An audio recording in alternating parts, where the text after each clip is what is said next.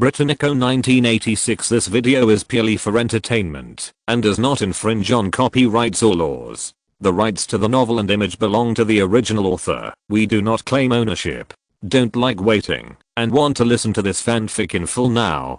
Subscribe to our Patreon, where you'll find the best fanfics. Chapter 251. Have you finally remembered the purpose of coming to Italy? In fact, black silk is something that can only be understood after in-depth study. There are many types of black silk. Not all black stockings are black stockings. This is a very general title. For example, for ordinary black silk, in terms of transparency and thickness, Alan prefers 0D thickness, which is the kind of shallow layer of black that seems to be absent, hazy and looks very sexy. Above this, the 10D thickness is okay and slightly dark, but starting from the 30D thickness, it becomes darker as you go further. The thickness reaches 80D. Just like ordinary black cotton socks, this feels a bit like playing black pearl, which is boring. In addition to this kind of ordinary black stockings, Alan also prefers black stockings. With the addition of the word fishnet stockings, the feeling of this kind of black stockings is completely different from ordinary black stockings. Black fishnet stockings are not worn by ordinary women in Europe.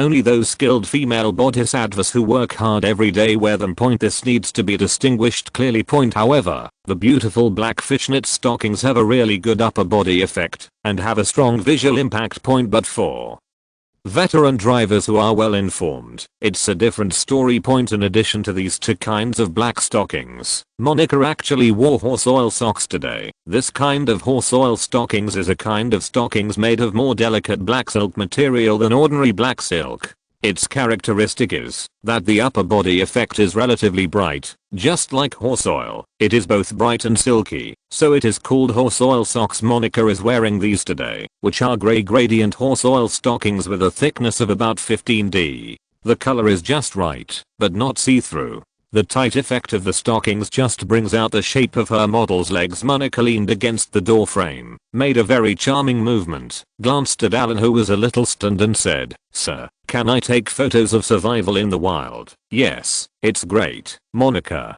is dressed as she is now. She wears a short-sleeved blue Italian team uniform on top and these gradient horse oil socks underneath. Not to mention surviving in the wild, she can survive anywhere. Alan is now unable to wait until she can neither survive nor die. Then, why did you go to Australia to find that Nicole Kidman, and why didn't you come to me? Monica smiled and continued to ask Alan. She was really a little jealous, and she had the courage to ask Alan today. Monica has been paying attention to him since the show Survival in the Wild started broadcasting. Although Alan didn't show much face in the film, he only pretended to interview him once in the first episode.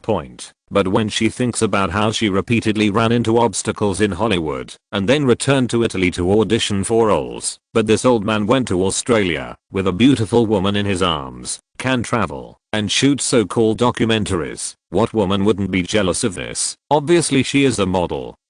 But in terms of figure and appearance, how can she not compare to that Nicole Kidman, except not as white as her? In other places, Monica thinks she can kill Nicole Kidman instantly in all aspects. Don't underestimate Alan's influence now. Although the box office of the few movies he has made seems to be only average and not very popular, his videotapes have been selling. There are many people who are quite boring. Some fans of his movies don't like to go to theaters to watch them. They like to wait for the theaters to release them, buy a videotape, close the curtains at home, turn down the TV volume, and watch it by themselves. The previous 8-episode mockumentary, Survival in the Wilderness, was broadcast on television, but its influence was no less than that of a big budget movie.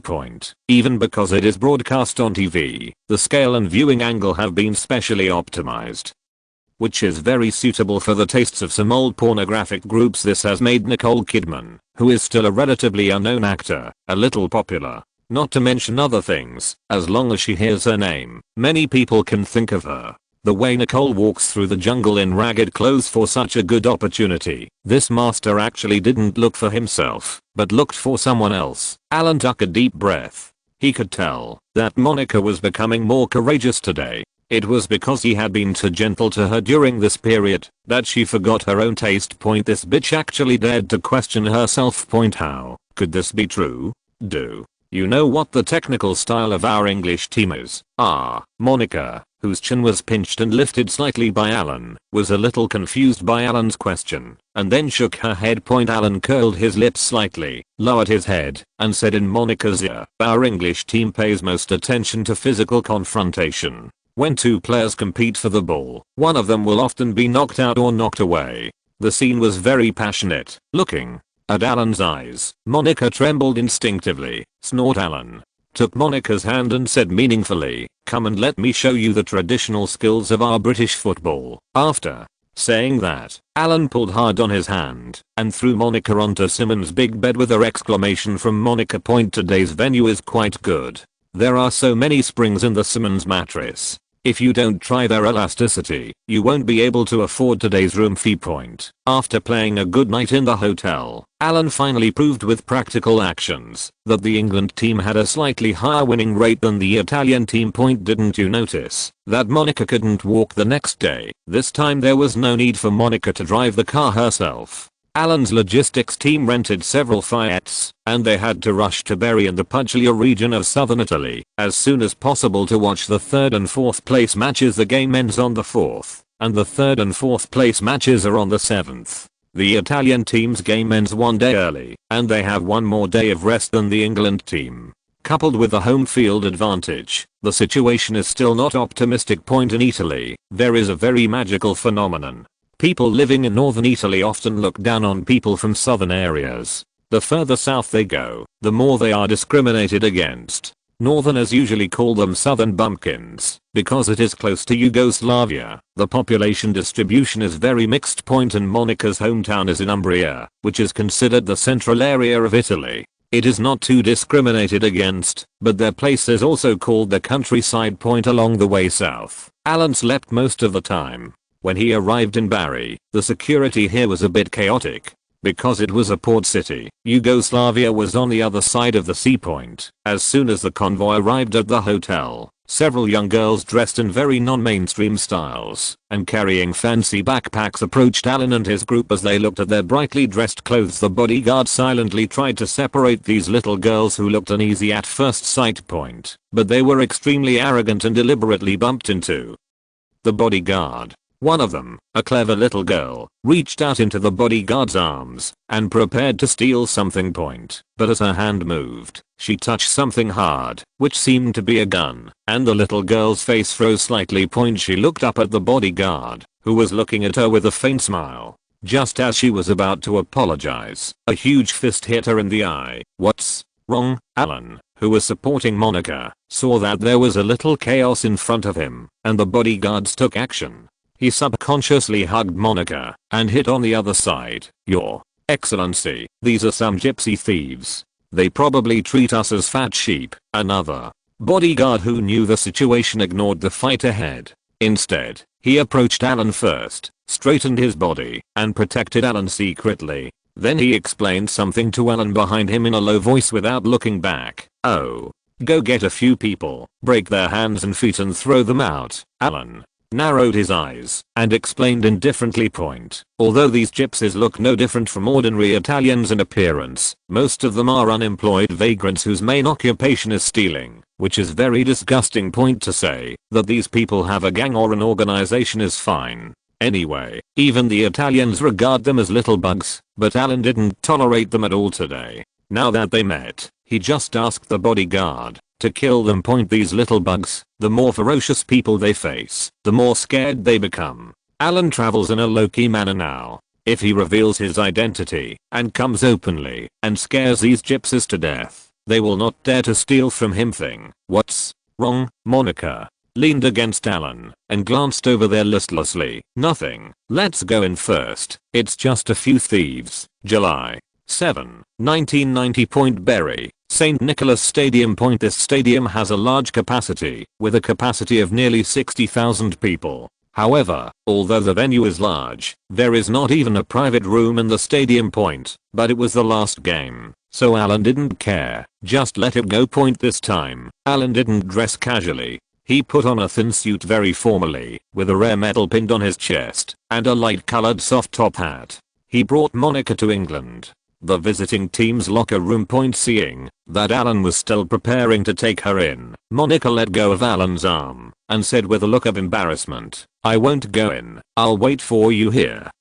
Alan thought for a while and figured that Monica thought the players in the locker room were dressed casually and didn't want to go in. Alan didn't say anything more and nodded to the two bodyguards, telling them to keep an eye on Monica from outside. Bobby Robson put one hand in his pocket and looked at the tattered stickers on the locker room. The tactics have been laid out. Today is the last game of this World Cup.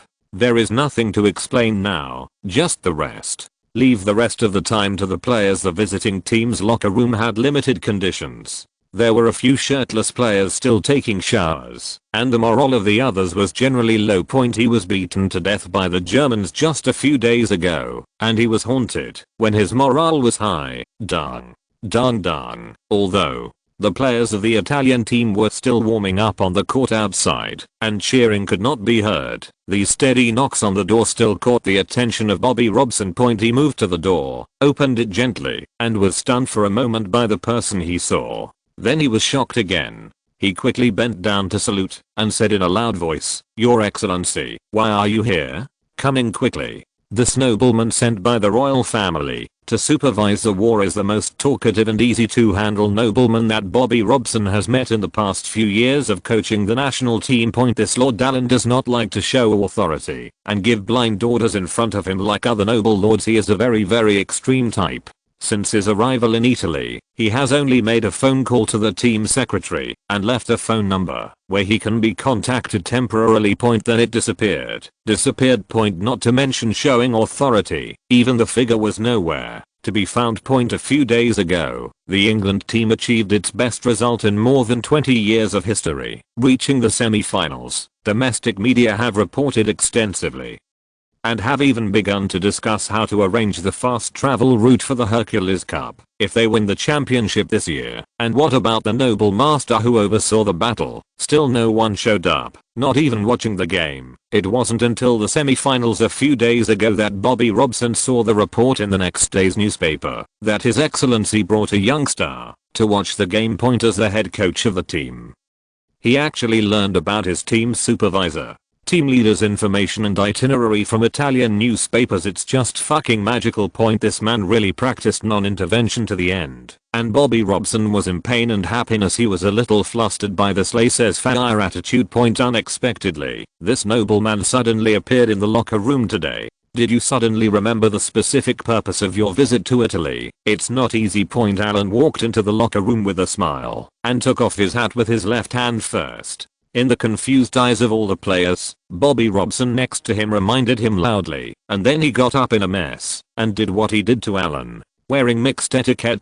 For civilians, it is really not easy to see a real traditional hereditary noble at such a close distance. As a result, Alan's appearance made some players who were fearless on the court and used swear words a little frightened. This was the most traditional class oppression, leaving them with no desire to resist. Don't be nervous. Today is the last game. I'm here to see you. As Alan spoke, he nodded to the head coach next to him and said, "Bobby, you did a good job leading the team to the semi-finals. Your Excellency, you have given me the reward. This is all my responsibility." Young people cannot appreciate the benefits of meeting this excellency, but Bobby Robson still knows it very well and is cautious when talking to Alan. "If you have credit, you have credit. I will give you credit in my work report when I get back. However, before that, I need you to write a work report and submit it to me, and then I will write a report as appropriate." Although Bobby Robson also started out as a player, after being a head coach for so many years, he still understands the ways of the world. These words of Your Excellency are, let yourself take credit. This is so compassionate, Mr. Alan is awesome. As expected, he is my brand in the British aristocracy. Look at the way he does things. Bobby Robson, who had complained about Alan's disappearance just now felt that Mr. Alan was the wisest manager. He did not disappear, but gave full trust to his subordinates and gave him the greatest support. "Okay, Your Excellency, I will start writing the work report tonight." Chapter 252. The kick is humane. Alan looked at Bobby Robson, who looked excited and smiled. His information channels are certainly wider than those of a football head coach. As far as Bobby Robson's performance in leading the team this year, there is still hope for him to get a lordship, as long as someone puts the message forward. Anyway, the domestic economic situation has continued to be sluggish in the past 2 years. In this case, cultural and sports activities are very eye-catching of point, and achieving the best results in more than 20 years this time was just a gimmick. Alan could just write a sentence on the report, and it would help him win the knighthood. And with this kind of advanced knowledge, we might as well use it directly to pay a favor to Bobby Robson. Patting Bobby Robson on the shoulder, Alan said softly, "No matter the result of tonight's game, you just need to play well and show our British style, and you and I will apply for a knighthood for you then, Bobby." Robson's eyes widened, and his body was instantly covered with goosebumps. At this moment, he even suspected that he was hallucinating. Does Your Excellency want to apply for a knighthood for yourself? Not only was Bobby Robson stunned, but also the players who had been listening to the two of them talking were so shocked by Alan's words that their breaths froze. This is a title. Such a noble nobleman shouldn't just use it as a joke, right? Is the head coach going to be a jazz coach? This so enviable. At this moment, in the eyes of these players, this handsome blonde nobleman was like a shining golden man, so dazzling and desirable to look at. Alan looked at these little bumpkins, as if they were shocked. He smiled and said to the players, "Don't be envious. Bobby has done well in leading the team this time. As for you, just try your best in today's game. I won't. Results are required. No matter whether you win or lose the result of today's game, after the game is over, you can go to Milan for 3 days. I will cover all your expenses in Milan during these 3 days." Oh, a gentle voice of questioning just arose and was interrupted by a louder cheer. In the blink of an eye, they couldn't get the title, but they didn't expect that Mr. Allen would be so generous and instead give them financial rewards. 3 days in Milan. All expenses are included. This includes all expenses for beauties, hotels, and shopping. He is indeed the well-deserved Earl of Carmarthen. Look at his magnanimity. Alan simply said these few words, then patted Bobby Robson, who was still immersed in the confused mode, and said, "Okay, I'll leave the rest to you. I'll go up first." Only then did Bobby Robson come back to his senses. He looked at the excited players in the locker room, and then at Alan, who had a gentle smile on his face. He felt mixed emotions. He felt like he was recognized. But what's more sad is that I'm going to get a knighthood just like that. Bobby Robson is even a little philosophical at this moment. "Your mightiness. Okay, no need to send it off. You can rest for a while and prepare for the game." Alan patted Bobby Robson hard on the shoulder again and opened the door to the dressing room. Although there are no boxes in the St. Nicholas Stadium today, the highest viewing area in the middle is still separated by a small area. The Italian official also sent several heavyweight officials to watch the game on site. Alan took Monica to have a few polite words with him, mainly to introduce Monica to them. This chick is doing really well these days. The two of them were competing in the hotel that day to compete on soccer skills. Monica was obviously sore all over and was knocked to death, but she didn't say anything, but she still shed tears when she should. Alan also took this opportunity to show her face and say hello to her, just like when he brought Nicole Kidman to the welcome banquet hosted by the governor in Australia. Although the effect may not be very great, at the very least, she can put Monica's name on the list, and ordinary people here won't bully her when they hear her name. Monica held Alan's arm throughout the whole process. When Alan introduced anyone to her, she would smile and nod, not saying much, and focusing on Alan. After dealing with the basic social interaction, Alan came to the second floor stands and looked at the players from both sides, who had already come out to exchange team flags. He remembered that he was in the locker room just now, and so many people were cheering when they heard his reward conditions, but only the little fat guy Gascoigne sitting in the corner didn't move. Photos of this little fat guy crying on the sidelines after the team lost to Germany a few days ago spread all over England in an instant, which made him famous, but it was of no use. He couldn't play in the last game. "I can only watch my teammates go up from the sidelines." Alan looked at the braided player in the Italian team, Baggio. This is a player who impressed him very much. He is known as the Prince of Melancholy and is extremely famous watching these young players shaking hands with each other and changing team flags. Alan took a deep breath. The reason why he stated the reward conditions first was to appease the players. England cannot win today's third place match. It's not a question of whether they are strong enough, but the Italian team is the host of this World Cup. It wouldn't matter if the host country is not very good, but has no reputation or achievements, but the Italian team is at its peak right now. They didn't win the championship, but they finished third. Their method of operation is much smarter than the Koreans' upright and shady tactics. Realizing that the two sides did not score in the first half, and each scored one in the second half. Seeing that the game time was running out, the two sides were about to enter a brutal penalty shootout again. The Italian team coincidentally received a penalty kick in the 86th minute. Defender Salvatore Schelesi made an immediate impact. The score of 2:1 remained until the end. The home team goes first and the away team goes last. The Italian team finished third in this World Cup, while the England team achieved its best result in more than 2 decades. Monica had been watching Alan silently. Since there was no private room, Alan was watching the game very seriously this time, but his attitude was a little different from the last time they were in the private room. Even if the Italian team won a penalty kick and the ball was scored, Alan did not express any dissatisfaction or annoyance. He just sat there, smiling, until the game was over, then stood up and motioned for him to come along. Monica looked at Alan with some confusion and said, "Why don't you seem to care about today's game at all?" "Don't care." Alan smiled and glanced at Monica, then took her to the side to say goodbye to the Italian officials. What's there to care about? He already knew the result of the game. This is a very traditional way of being human. There is no difference between third and fourth place for the England team. They are not champions anyway. And whether there is honor or not, for the host Italian team, it is a matter of face. One doesn't care, the other wants to save face. Do you still need to guess the result of this game? The two sides did not play match fixing or tacit understanding, but played in a humane manner. Didn't you watch the penalty kick? Didn't both sides have any objections? If a person falls, he falls well, and the referee has no objections to the penalty, so that's fine.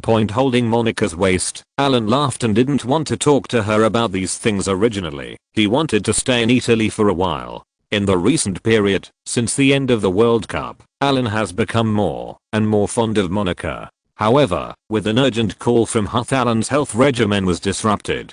Nothing specific was said on the phone, but Alan understood what Huth said. The smell of gunpowder in the Middle East was getting stronger and stronger. Huth was a little worried about Alan, who was still in Italy, and urged him to come back as soon as possible. A little reluctant, Alan called the bodyguard to bring over the small box he had prepared. The stogger over inside Monica's apartment. "What's this?" Monica stared blankly at the small box handed over by Alan. "It's for you. I'm leaving. I will leave a few bodyguards behind. They will take you there then." "What?" Monica was confused by Alan's sudden farewell and confused by the contents of the box. The small box is very delicate, but there is only one key inside. There is only one key. Alan hooked his fingers and motioned for Monica to come and sit next to him. He picked up the key in the box in her hand, waved it in front of Monica's eyes and said, "You have done well during this period. This is what I reward you for. Although it's good to stay in Monica's small apartment, it's okay to live here occasionally. If he lives here for a long time, Alan will be suffocated. He is not suitable for such a life. Even an apartment like Monica's is better than what many ordinary people live in, but even so, Alan can't stand it. He is used to enjoying it, and coming here is equivalent to experiencing life for him, isn't your hometown in Umbria? This is a house I bought for you in Perugia.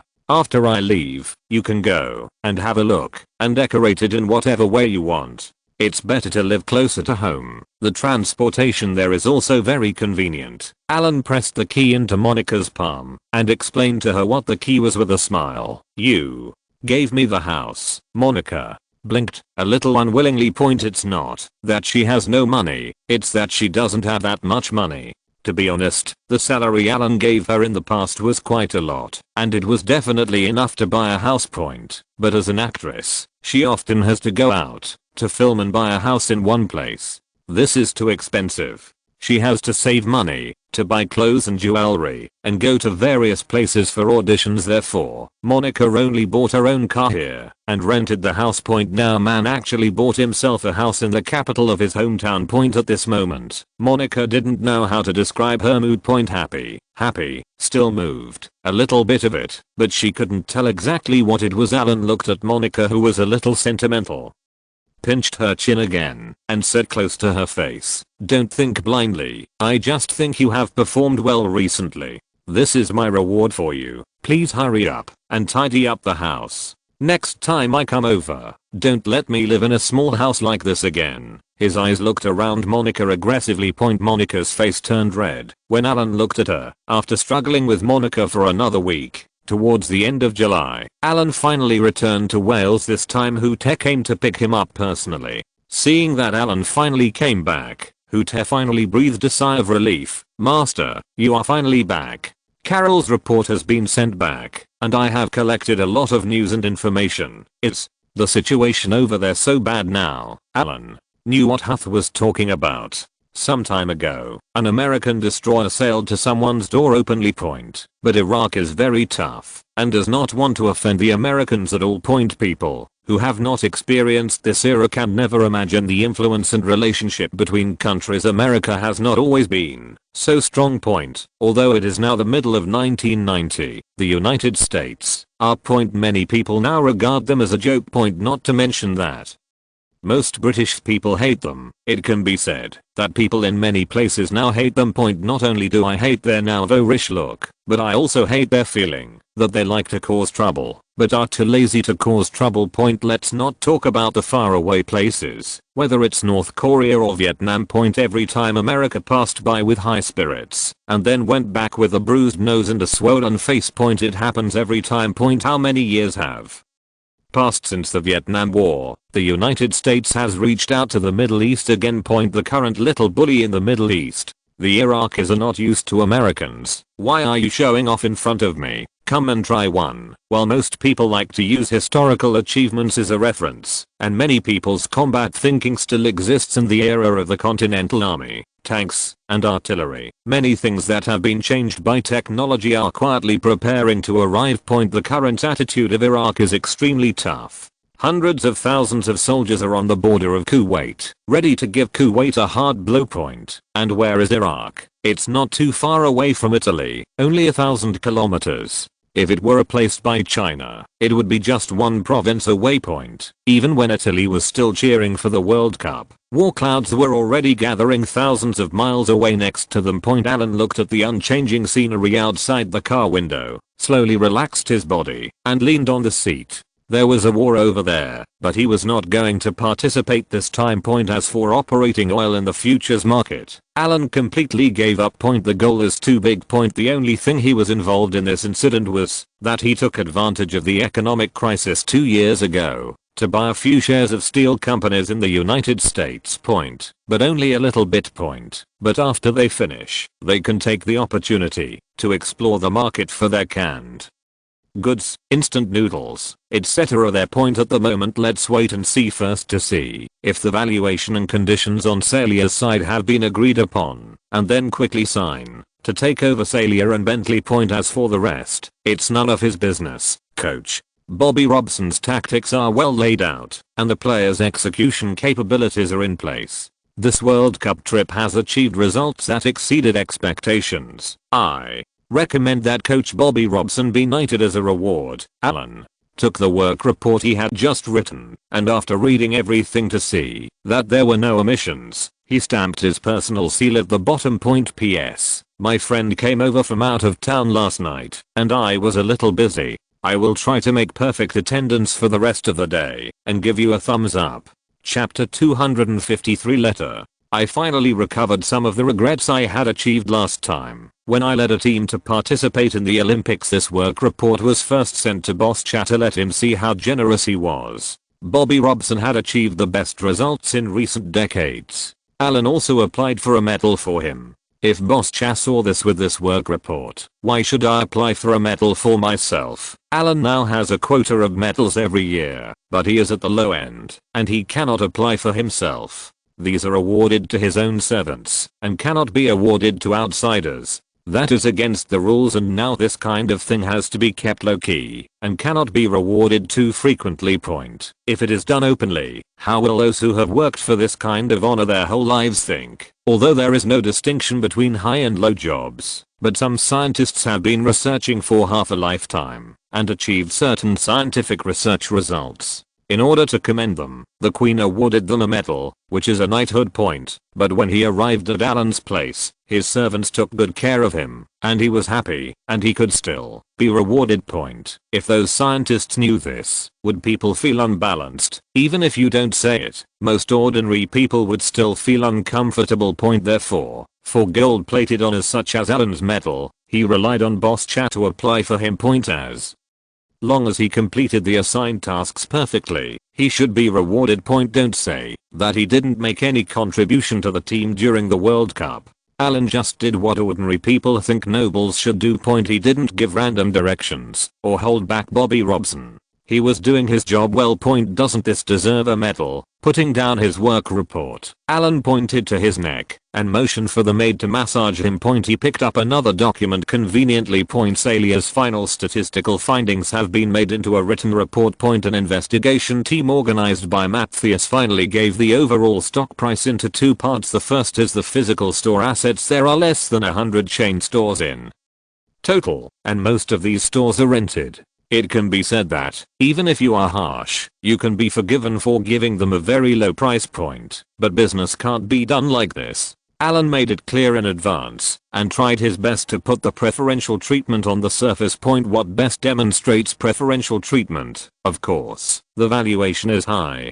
If Masagaki Yasuhiko, Salia's boss, can fully feel the kindness of Master Alan, only when people are happy can they work better for him. Point. Therefore, Salia's nearly 100 chain stores were finally valued at prices ranging from £50,000 to £100,000. Each store would be priced a little higher accordingly. The overall total price was finally estimated at £7.43 million.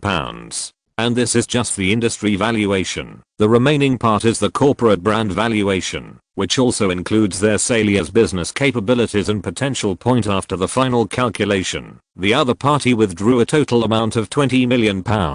This figure may not seem large, and it is not as much as the price of Alan building a super yacht. Point, but it is not easy for an ordinary citizen of an island country to build such a large foundation in more than 10 years. Salia itself is now experiencing financial difficulties, and their current model is small profits, but quick turnover. But this small profit, but quick turnover can only be achieved when there are many stores and large sales, and the profit prospects will be considerable. Point. It is expected that with less than 100 stores currently, it can only maintain a small profit. Point. At this current valuation, as soon as Alan injects capital, Salia can immediately use the money to continue to expand and take the scale of the company to the next level. Point. Looking at what was negotiated in the documents, he holds 55% of Salia's shares, but in order to give preferential treatment to the Masagaki family, Alan needs to invest £11 million in capital, and in the end, Masagaki Yasuhiko will continue to be in charge, the operations officer and manager of the Salia brand. Alan sent several financial and inspection personnel to take care of the remaining work. Point. As long as the financial power is obtained, things can start slowly in the future. All that is left is to let the other party select the people first and send them to Daying, so that Alan can quickly organize new employee training or poach employees after signing the instructions that he agreed with and then signing his name. Alan didn't have to worry about the rest. Point. After taking down Salia, Bentley is the only company that is currently troubling Alan. Point. The little demon in the temple is very windy. If we wait for a while, the personnel problem will not be solved. Point. Thinking of this, Alan squinted at the documents on the table. The Irish mob had not appeared for a while. It seemed that it was time for them to show their faces at Bentley and clean out those old stubborn employees. Alan just doesn't want to use such strong methods. It's not that he can't use them. Okay, that's enough. Let's go and rest outside. Alan patted the small hand pressing on the back of his neck and signaled the maid not to press it. Point. When he got home, Alan was still a little unaccustomed. He didn't want to go to bed so early today, so he rang the bell. to notify the servant outside and ask the kitchen to cook him something to eat. While waiting, Alan sighed. What he was most afraid of was that every time he came back from playing, he would have a headache every time he faced various documents piled up on the table. This feeling is like when I was a student. I finally took a winter vacation or summer vacation and then went out to travel happily. After playing around and returning home with souvenirs from various places, I realized that I hadn't done my homework during the winter and summer vacations. The key is that there is no one who can help him read the documents he needs to deal with now. Thinking about Xiao Shitao's graduation, Alan missed Xiao Shitao very much at this moment. He had been away from home for several years. This former attendant of his was a good secretary. When Xiao Shitao came back in the future, he would ask him to set up a team of assistants to go through some documents that need to be handled by him first, classify them into categories, or make a concise summary so that it will be much more convenient for him. Unlike now, it is obviously a very simple matter and he only needs to agree or disagree, but because of the time or lack of understanding of many things, Alan has to read the information from beginning to end every time. Every day is boring and boring. Pick up the family financial report for the first half of this year and start from scratch. The performance of wool textile mills has tripled, and this is not counting last month's World Cup sponsorship. It has been sponsoring the Manchester United team uniforms, plus some other blankets, wool socks and other products. As long as the quality is reliable, the reputation is slowly rising. In addition, this year, Boscha has received the Crown Prince certification, and the product's sales have completely opened up. Looking at the records on the file, Alan wrote a small suggestion at the back. Don't continue to expand the scale. Find professional experts to help us optimize the industry and products, and develop on product quality, not on quantity. This is Alan's long-established strategy, to focus on high-quality products rather than quantity. As long as we take advantage of the remaining heat of this World Cup to completely build our reputation, we will slowly optimize our products in the future, increase the profit of a single product, and stabilize it for a few years, and then ask Boscha to help us get a Queen's certification, and then the factory will heated completely. Still, dang. There were several knocks on the door, and Hute himself pushed the dining cart in. Seeing Alan still looking at the documents, Hute's face was relieved, but also a little worried. The young master's temper has gradually softened over the past 2 years, and is no longer as extreme as before. The focus of work has gradually shifted, and the focus of play has gradually shifted. It's not particularly big. Just like now. At this time in the past, if there was no woman at home, the young master would usually go to bed. How could he continue to work and read documents? Master, it's time for you to rest. Hearing Hute's voice, Alan raised his head and glanced at Hute, then glanced at the dining car, nodded and told Hute to sit first, and then he finished reading. Several other factories, not to mention the Australian ones, are just getting on the right track. Here in the UK, the food factory is still the same, half dead. Since the canning production line was brought to Australia, the food factory has a lot of free space, and the product line has become more and more single. They only produce some candies, and they can barely be self-sufficient. Alan had just inspected the remaining pharmaceutical factories some time ago, and there were no problems. The drugs could be sold after thorough testing. Whereas radio factories and instant noodle factories are extremely profitable. These things are urgently needed in China, especially radios. Due to low wages and low labor costs in China, even if some materials for the production of radios need to be imported, the cost of producing radios is far lower than that of most foreign radios cost. This thing is a proper demographic dividend. It can not only help others create more jobs and support workers, but Alan can also make money. Not to mention the instant noodle factory, which sells very well whether on trains, at major stations, or in office buildings nowadays. People in many parts of China need to go out to work, and they take a long time by train or bus. Let's buy food. Whether it is expensive or not, we cannot say. Whether it tastes good or not. Instant noodles can solve this problem very well. If you want spicy food, buy spicy food. If you don't want spicy food, buy braised beef or fat beef in sour soup. Buy whatever you like. Point eating this thing is just for convenience, and in office building areas, office workers with a little money can also follow the trend and eat a deluxe version of instant noodles, the kind with meat buns. Although the ordinary low-end products of Alan's delicious brand instant noodles can only be compared with the ordinary instant noodles of China before, the advantage is that the packaging is more exquisite. But high-end. Instant noodles are simply overwhelming in China. This kind of thing where what you see is what you get is very precious these days. Who would have thought that the picture on the package of instant noodles would actually turn out to be the same as the picture after opening it? The key is that it is really willing to put meat. In China in the 1990s, there were already high-rise buildings in some places, while in other places people still had not enough to eat. This is not an exaggeration at all. The channels for material circulation are very poor, and there are very few types of materials. It is not easy to have instant noodles with such practical ingredients. This luxurious version of instant noodles is even exported to Japan and South Korea.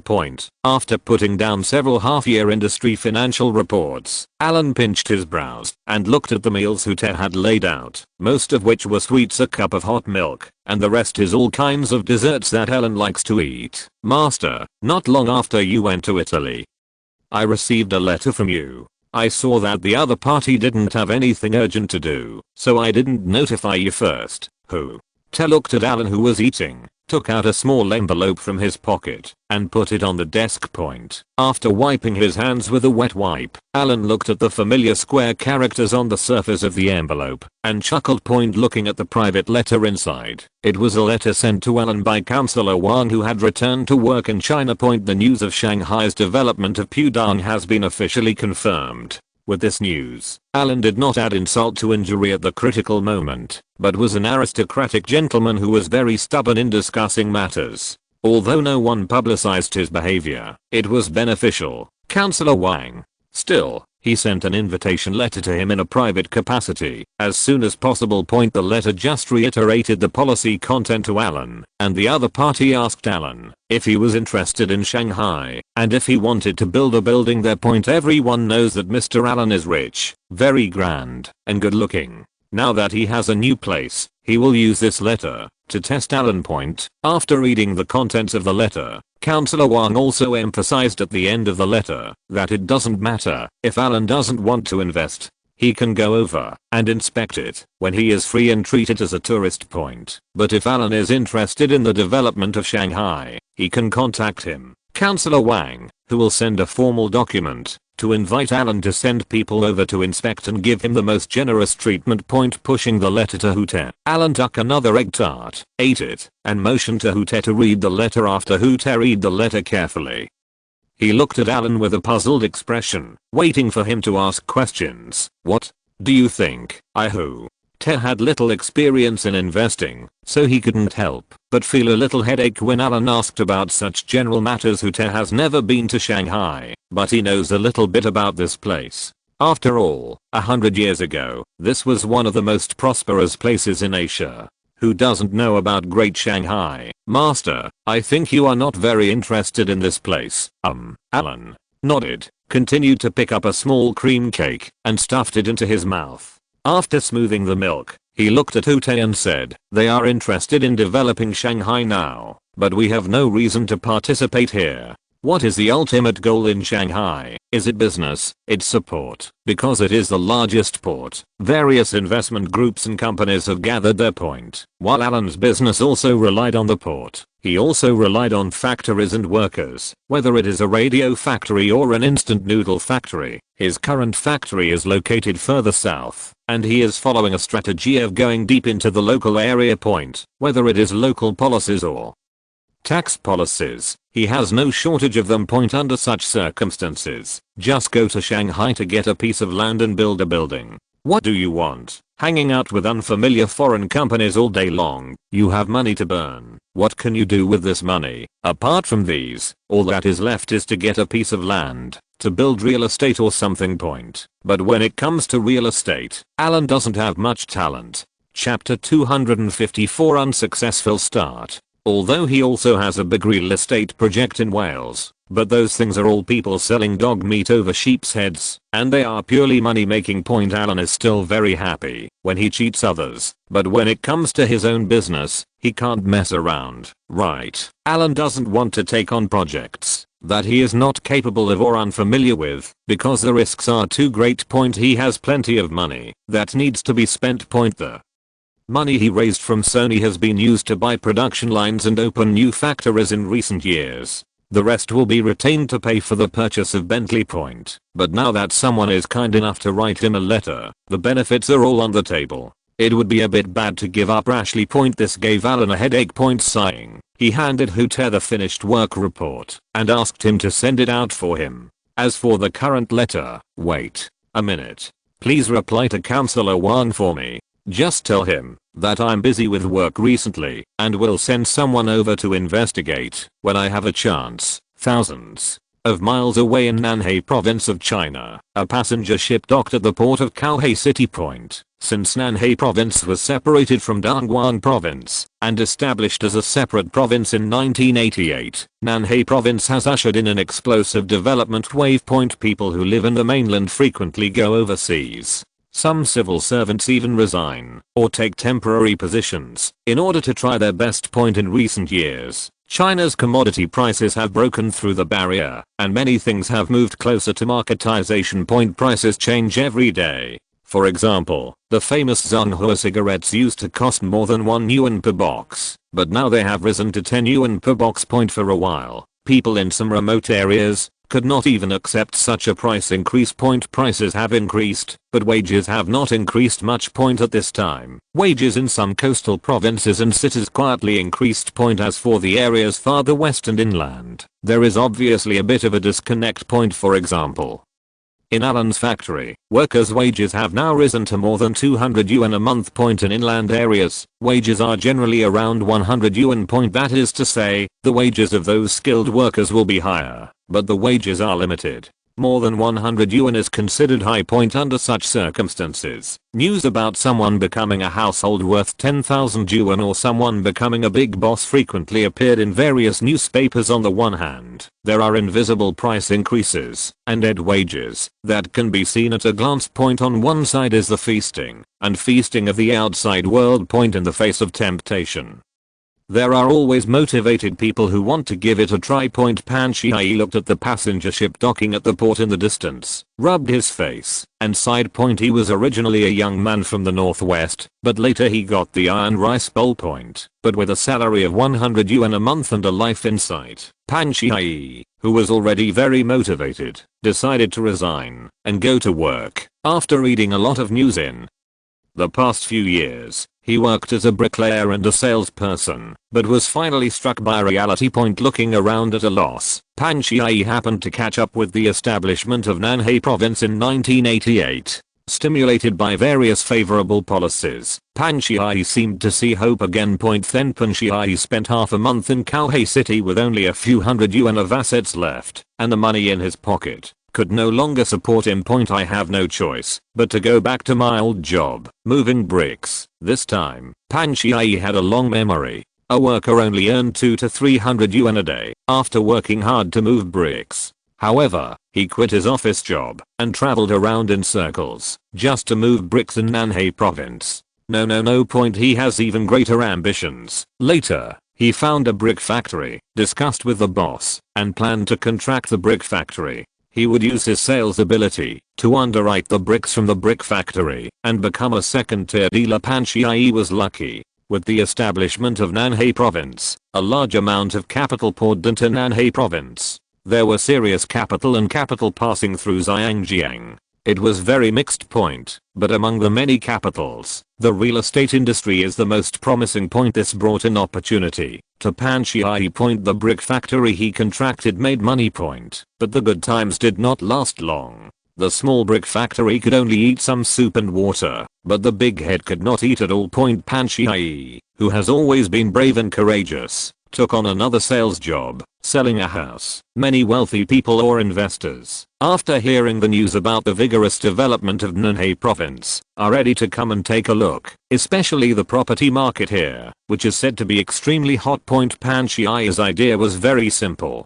He squatted at the port to see if there were any fat sheep among the new guests. According to his several years of sales experience, he has the experience to find those potential sheep from the crowd at a glance. That is, customers looking at the passengers coming out of the port. Suddenly two people caught Pan Shiai's attention. They were two people dressed in suits and leather shoes. There were 5 or 6 people wearing them, especially the middle-aged man in front, who was wearing gold-rimmed glasses and had an elegant look on his face. The young man following him looked like a secretary or assistant. The clothes these two people were wearing didn't look like cheap goods. They looked confused when they came out of the port. While they were taking a taxi, Pan Shiai pushed up his glasses and walked up to them. "Boss, are you coming to the South China Sea for a trip?" The middle-aged man wearing gold-rimmed glasses frowned and looked at the young man in front of him.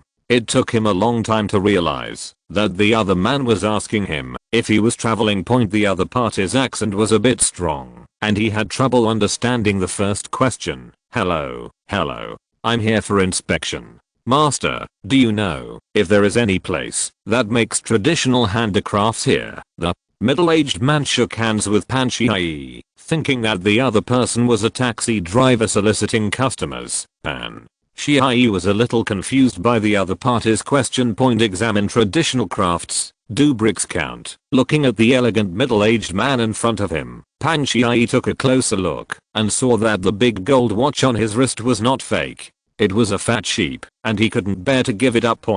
But when it comes to traditional crafts, he really doesn't know much about them. Gritting his teeth, Pan Shiai suddenly remembered the coconut sculpture he had seen on the roadside before. "Boss, I do know a few traditional handicrafts, but some of them are traditional handicrafts of the ethnic minorities here. It's hard to introduce them in a short time. You might as well do it." After listening to Pan Shiai's words, the middle-aged man nodded with enlightenment, took out his wallet, and handed Pan Shiai 10 Unity cards. "Can you be our tour guide? This is the deposit." Pan Shiai looked at the other party and took out a handful of Unity without blinking, confirming what he thought in his heart. These are fat sheep, and judging from their accent, they look a bit like people from Zhangjiang, driving his own broken van and picking up 2 tourists. Pan Shiai talked while driving. The middle-aged people did not hide anything. They bluntly said that they were inspectors of a certain company in Zhangjiang. The task assigned to them by their boss was to inspect all parts of the country to see where there were any traditional handicrafts worth discovering.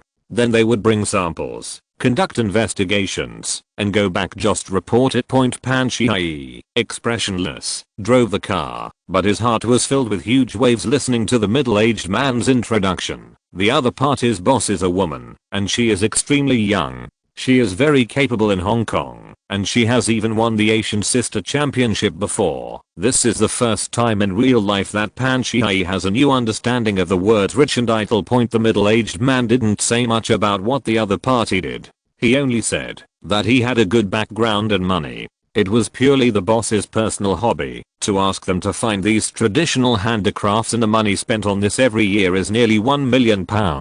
If you convert this slightly, wouldn't it be tens of millions of dollars? Spend tens of millions every year just for personal hobbies. This is really rich. If I do a good job as a tour guide this time and get to know the other party can buy some houses from him in the future. And the kickback. Thinking of this, Pan Shiai felt even hotter. In Wales in early August, the temperature was rising steadily. At this time of year, Alan couldn't help but want to go on vacation.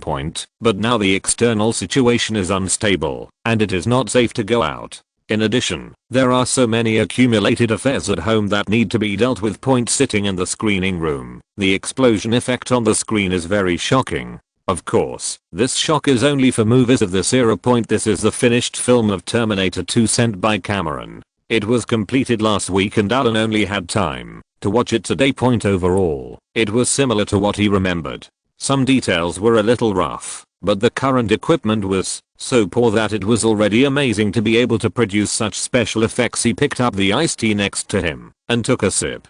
Just as he put down the cup, there were slight footsteps behind him. Alan looked up at Ute, who had just entered. "Master, His Highness's reply has arrived." Huth handed a small envelope to Alan. Opening the envelope, there were only a few words on the letter. It was an invitation. Boss Chad asked Alan to go to Highgrove Manor for dinner tomorrow.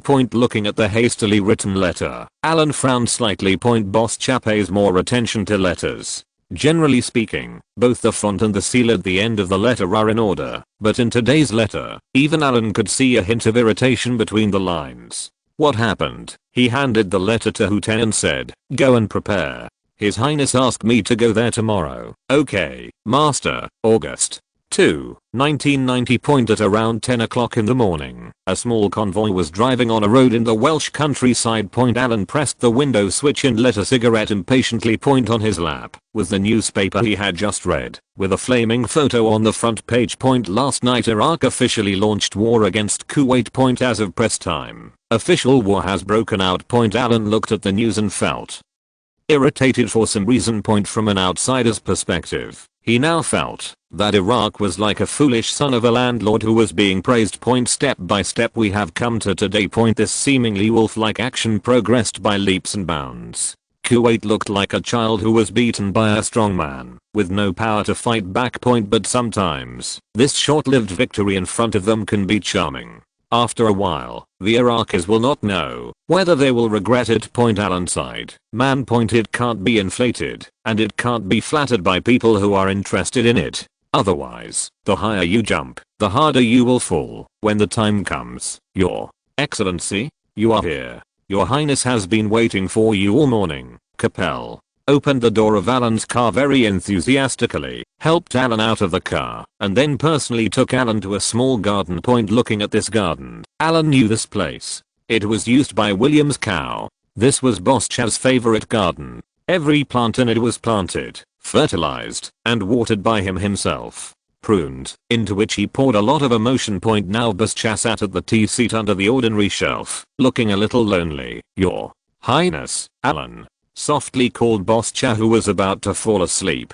"Oh, Alan is here. Sit down, Boss." Chad pinched his eyebrows with his hand, looking a little melancholy. Alan poured himself a cup of tea and waited for Boss Chad to speak. "It seems that I didn't make a mistake today. There is a high probability that I was caught by Boss Chad and came here to chat and talk to." Sure enough, as soon as Alan took a sip of tea, Boss Chad spoke. "My business empire is over." Alan almost spit out the tea in his mouth. "What did you think it was?" Without looking at Alan's expression, Boss Chad said to himself, "Didn't you sponsor the team? The Queen happened to see the report on the team a few days ago and asked out of curiosity. She also sponsored the brand I founded new." Alan raised his eyebrows. There was something going on here. As long as he didn't make a mistake, his interest in eating melons would greatly increase. "Why, boss?" Chad sighed again and said, "I just like to grow something and then sell the crops I have worked so hard to make into products.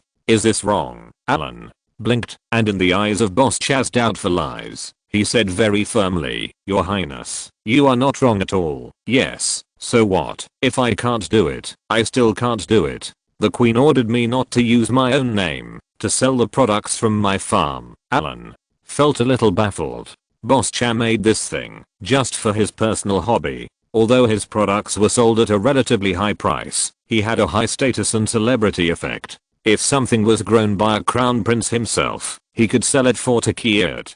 Can't it be higher? It's not like I'm forcing others to buy it. Seeing the confusion in Alan's eyes, Boss Chad looked up at the sky and said with a look of despair, "I was complained, and the letter was sent to the Queen, saying that the products I sold were falsely advertised." It was this kind of weird reason. When it came to false propaganda, Alan remembered the samples that Capel sent to him at the beginning of the year.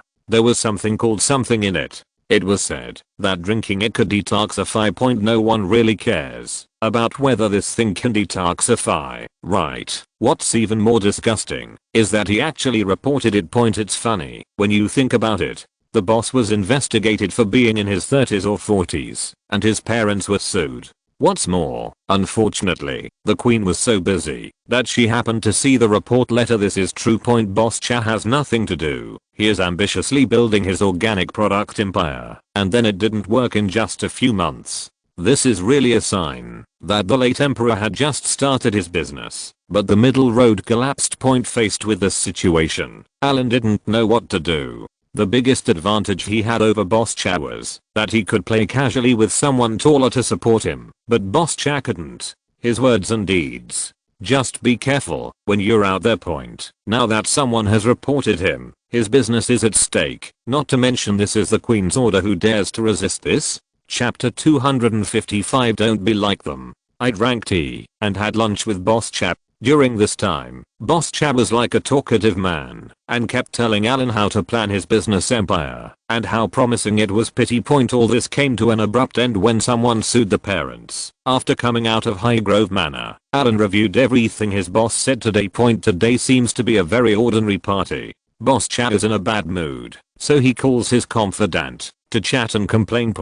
But Boss Cha's words still revealed a lot of information. First, at least many British people don't believe in detoxification. Check out the Detox oral liquid from the boss. Besides being expensive, it contains some real ingredients. But the bad thing is that this kind of thing has the meaning of conditioning like traditional Chinese medicine. The method is a bit too advanced, and these ordinary stupid people don't believe in this kind of thing. If we want to develop this kind of health products here, vitamins, deep sea fish oil and the like are more marketable. But this does not mean that these things created by Boss Cha have no advantages. Boss Cha's words today gave Alan a lot of inspiration, such as how to make high-end products. The retail price of the same bottle of Jam is only a few pounds outside, but the boss ZHA dared to sell a bottle for more than £10. Why? It's the concepts he mentioned, such as organic and pollution-free, plus his own identity. Just like this health supplement. If it doesn't work in Daying, what about other places? For example, Japan and South Korea. Alan thought of the turtle essence from the past. Anyway, it was an oral liquid developed using old turtles as raw materials. Regardless of whether it was effective or not, it was a big blow. Sales are in the hundreds of millions or tens of billions every year. Later, the production factory was exposed. It was said that so much oral liquid was produced that not even a single turtle was used up. Even if it is such a deceptive thing, it still makes money. Then, if you bring the concept of Boss Cha to Asia, especially East Asia, wouldn't that be a massacre? They make some rubbish health products that have no effect at all. When the time comes, I will make a healthcare product, something real and effective. I won't tell you whether the effect is good or not. First, the medical professors from Oxford University and several Nobel Prize winners came to me. They all gave me their names. The medicinal effect is blown out. Then build a factory and make quick money. As for complaints, I checked my boss just because I had an idea, so I was reported. If it were Alan himself, who would dare to report him? Even if it is reported, so what? I'm planning to buy some effective healthcare products, but you said it has no effect after using them. That's a problem with your physical constitution, or the amount you use is not enough. This is a customer problem, not a product problem. In the past few years, Alan's industries have been asset heavy, hiring a lot of people and investing in factories and training workers. These things of his are all in a stable way. The wider the way the product is sold in the future, the more stable the money will be. This is all based on waiting for time to slowly develop.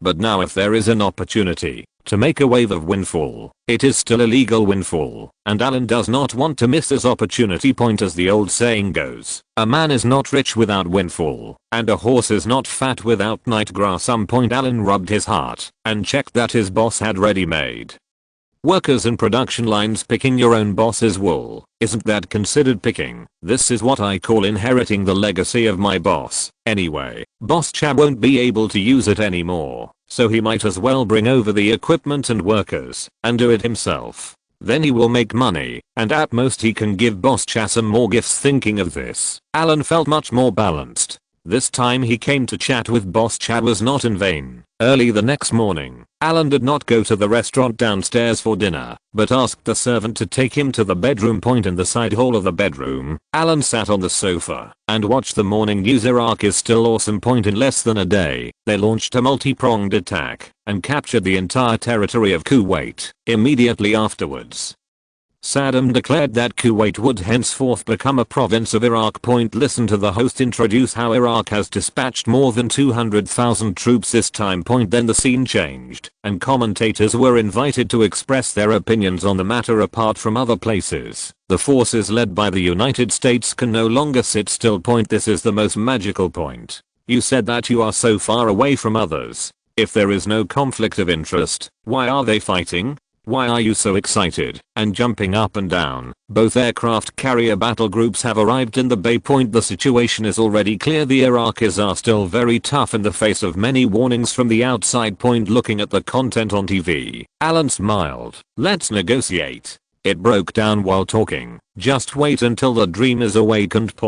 But seeing the Yankee jumping up and down again, Alan was still very irritated. After breakfast, Alan, who was bored, got in the car and arrived at Lanelli Port. The current factory here is half constructed. 10 kilometers northwest of the city of Lanelli Port. This is where Alan drew the factory building for Sangsing construction. The door is not hung yet. After receiving the helmet handed over by his subordinates, Alan saw a Korean training several Koreans from a distance, while Lee Zarang stood aside and watched this scene. What's wrong, Lee? Zarang was watching the excitement with great interest when he was suddenly startled by the sound coming from behind him. The stiff neck slowly turned around, raised his head slightly, looked at Alan's familiar face, twitched the corner of his mouth and said, "Your Excellency, I'm looking at them." "What mistake did you make?" Alan didn't want to listen to Lee Zarang's explanation. He could just be lazy. If he was lazy, no one could ask him to work honestly all the time. But as long as something went wrong in the factory in the end, he would have to take responsibility. "I just arrived. I seem to be lazy and noisy." Seeing Alan coming over with several bodyguards, the Korean who stood in front of several Koreans and scolded them arrogantly glanced this way. This sight almost scared him to death. He doesn't know the others, but he still knows the Excellency in front of him. Without him, he would not have been caught and reduced to where he is today. Now I finally see the real owner. This person is not angry or hateful subconsciously, but is afraid. He didn't know why. He was just scared. His legs couldn't control his movements. But the more you fear something, the more it will come to you. Seeing this gentleman walking this way with a smile on his face, he then walked up to him. "What's going on here?" Well, the Korean who was training the people was made thirsty by Alan's question. He swallowed and said, "They are lazy at work." Alan smiled very gently, with some admiration for this training Korean in his eyes. "What is this?" "This is a prototype of a good dog. You can tell me which ones are lazy." This, and him. After glancing at the Koreans who were pointed out, Alan put his hand on the shoulder of Lee Zarang who was following him and asked softly, "Do you know what it means for us to be lazy in front of me?" Lee Zarang looked at Alan now. He was smiling, but Lee Zarang just felt something was wrong, and he had a bad feeling. He shook his head and looked at Alan blankly. "There is a price to pay for being lazy, and this is my territory. What kind of price do you think I will make them pay?" Alan's big hand slowly placed on Lee Zarang's neck and tightened. His action made Lee Zarang stiff with fear. Before he could think more, he saw Alan making a gesture to the bodyguards behind him. Then the few lazy Koreans who were just pointed out were picked out from the crowd by a few strong bodyguards. Like chickens, there was a lively crowd just now, but now it seems like someone has pressed the mute button. Facing these few people who were taken out, no one had any objections. Many people even lowered their heads honestly and did not dare to look this way. Alan seemed to hold Lee Zarang's neck with his hands and slowly walked to the open space of the construction site in the distance. The dug foundation has not yet been backfilled, and reinforced concrete has been poured into the 2-meter high foundation. Alan held Lee Zarang's hand. With a pop sound, a small pistol was placed in Lee Zarang's hand. Lee Zarang was scared to death by this thing. When he saw the gun now, he would think of the time in Seoul when he went to apologize to Alan and was scared to death. "Go and kill them, Alan." smiled and looked at Lee Zering, his eyes full of encouragement. When raising a dog, you need constant training. In addition to training, the dog must also fully understand who is the dog and who is the owner. In addition to these, there are only other insurance methods left, such as black materials. Lee Zering held a gun and looked tremblingly at the 3 lazy Koreans in the distance, as well as a bodyguard who was shooting here with a camera. He looked at Alan again, who was smiling, but his smile made him extremely scared. Go.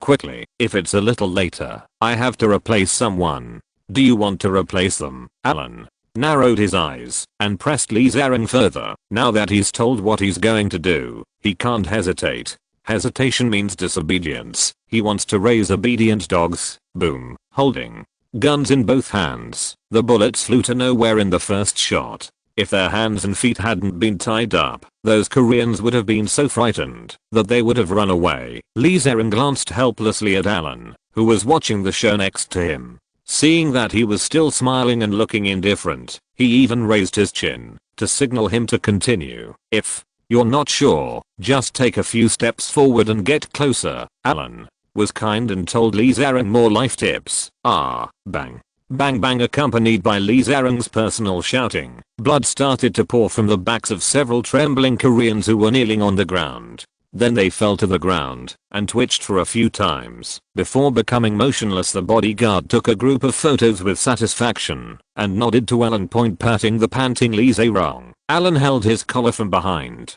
to make Lee Zering stand up straight and said softly, "Next time, when I ask you to do something, you'd better do it quickly. I'm very patient. Limited. Understand? Understood. Understood, Your Excellency." Lee Zering looked at Alan, who was smiling from beginning to end, swallowed again, did not dare to look into Alan's eyes, and quickly lowered his head. After speaking, pulling Lee Zering towards the factory area. There weren't many workers along the way. The foundation had just been laid and it still had to be laid for a while. There should be some people left here to clean up the garbage these days, and they could only do this kind of unskilled work. So that the Koreans who were arrested came over to do it. Pointing to the building materials piled up in the distance, Alan said to Lee Zering next to him, "Don't be lazy like those people, and do things seriously. This is a factory established by our 2 companies. If there are any mistakes or omissions, you should report to me as soon as possible. Especially supervise your father, and don't let him use bad equipment to deceive me. Do you understand?" "I understand. I will supervise carefully." Lee Zering looked at Alan and made assurances again and again. He has never experienced anything like this since he was a child. At most, it was just bullying ordinary people or playing with women or something like that. But compared with Alan's extremely cruel methods, the things he did in the past were like playing house. This man who had just asked him to personally execute 3 lazy Koreans turned around and told him not to be lazy and to supervise them carefully. This kills the chicken to scare the monkey. So scary. Although Alan asked him to supervise whether his father had sent bad equipment, let alone asking him to supervise his father now. Even if he asked Lee Zering to go to the grave to supervise whether his grandfather had committed any crime underground, he would still have to go. Snort. Seeing the honest Lee Zering being beaten, Alan nodded with satisfaction. This is how people are. Some people cannot be dealt with by conventional means. The more cruel you are to them, the more they will respect you, and vice versa. The more generous you are to him, the more he will bite your nose and face. Now this is Wales, Carmarthenshire. Here, as long as Alan rebels openly without knowing it, he can do whatever else he wants. He can do whatever he wants with a little Lee Zering. As for these Koreans, from the day they were arrested, all their property and documents were gone, and they were now unchecked. Squeezing them to death is easier than squeezing a bedbug to death. Alan was planning to leave an indelible shadow in Lee Zering's heart during the 2 years he was supervising the work, and make him just treat him like a dog. After looking at the progress of the factory, Alan sat in the car with satisfaction and prepared to go home. As for what to build first after the factory is completed, the first step is to produce the simplest game console. Aren't you going to get the copyright to Tetris soon? Let's first produce a game console that only has this kind of game and make it as simple as possible. As long as the production cost is kept low enough, this thing will be no less profitable than a high-end game.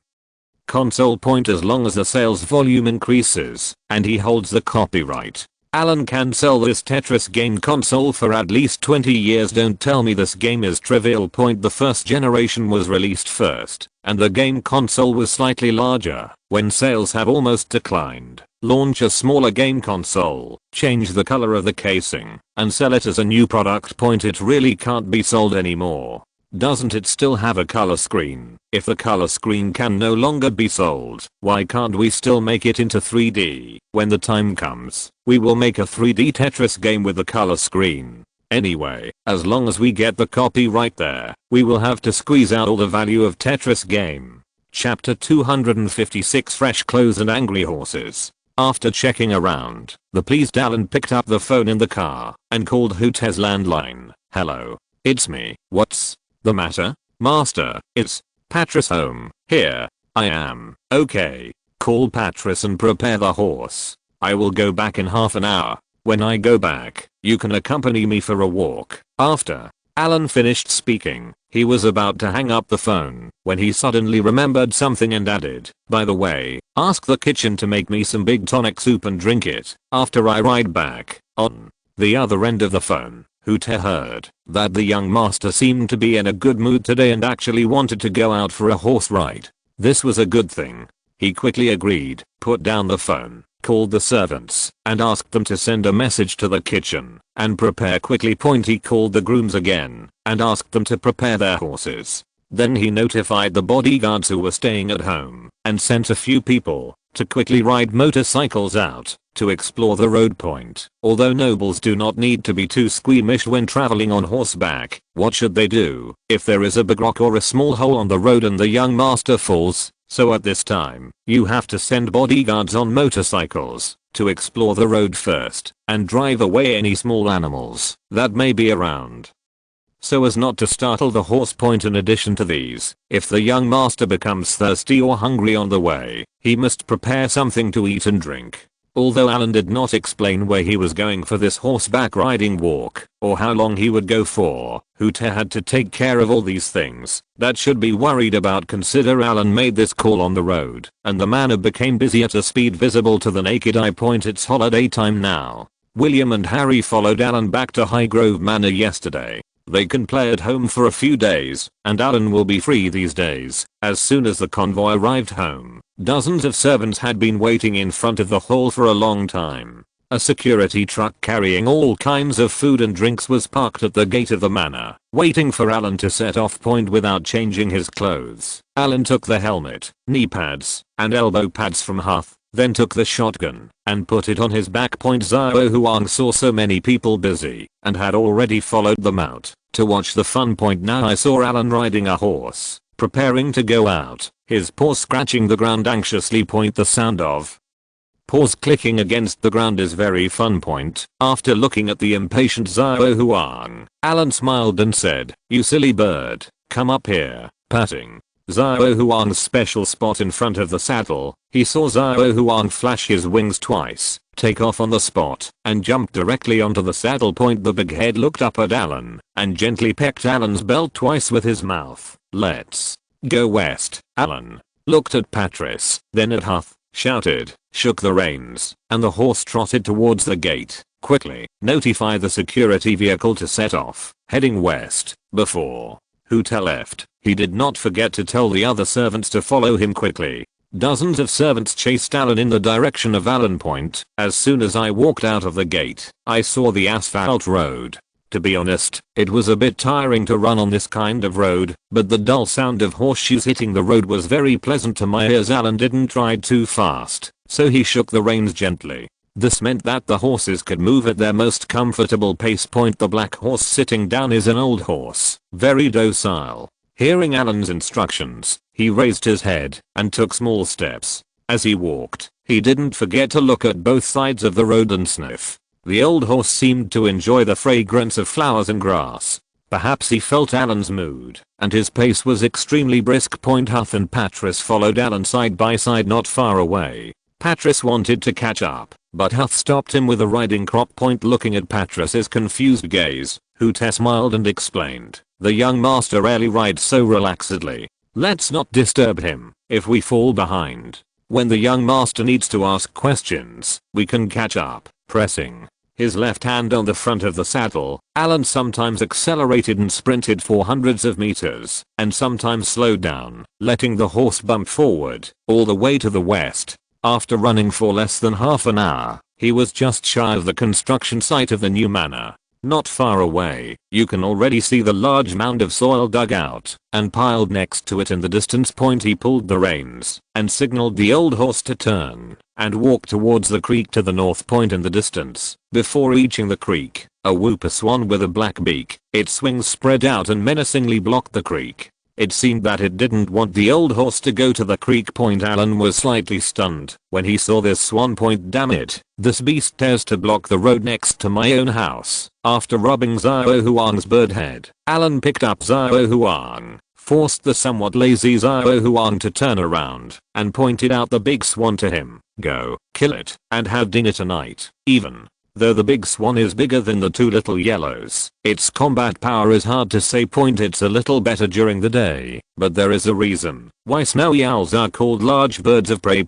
Let's not talk about anything else. Let's talk about Xiao Huang's claws. The hard, hook-like claws on the front are 3 to 4 centimeters long as a child's fingers. In addition, this thing flies silently and is best at sneak attacks. Even if it can't be beaten head-on, the snowy owl is very vindictive. If it can't be beaten during the day, it will come at night. Unless it can't sleep, the darker the sky, the stronger the combat effectiveness. Think about that scene. In the middle of the night, suddenly a big white fat man rushes towards you with an impact of nearly 100 kilometers per hour and grabs you.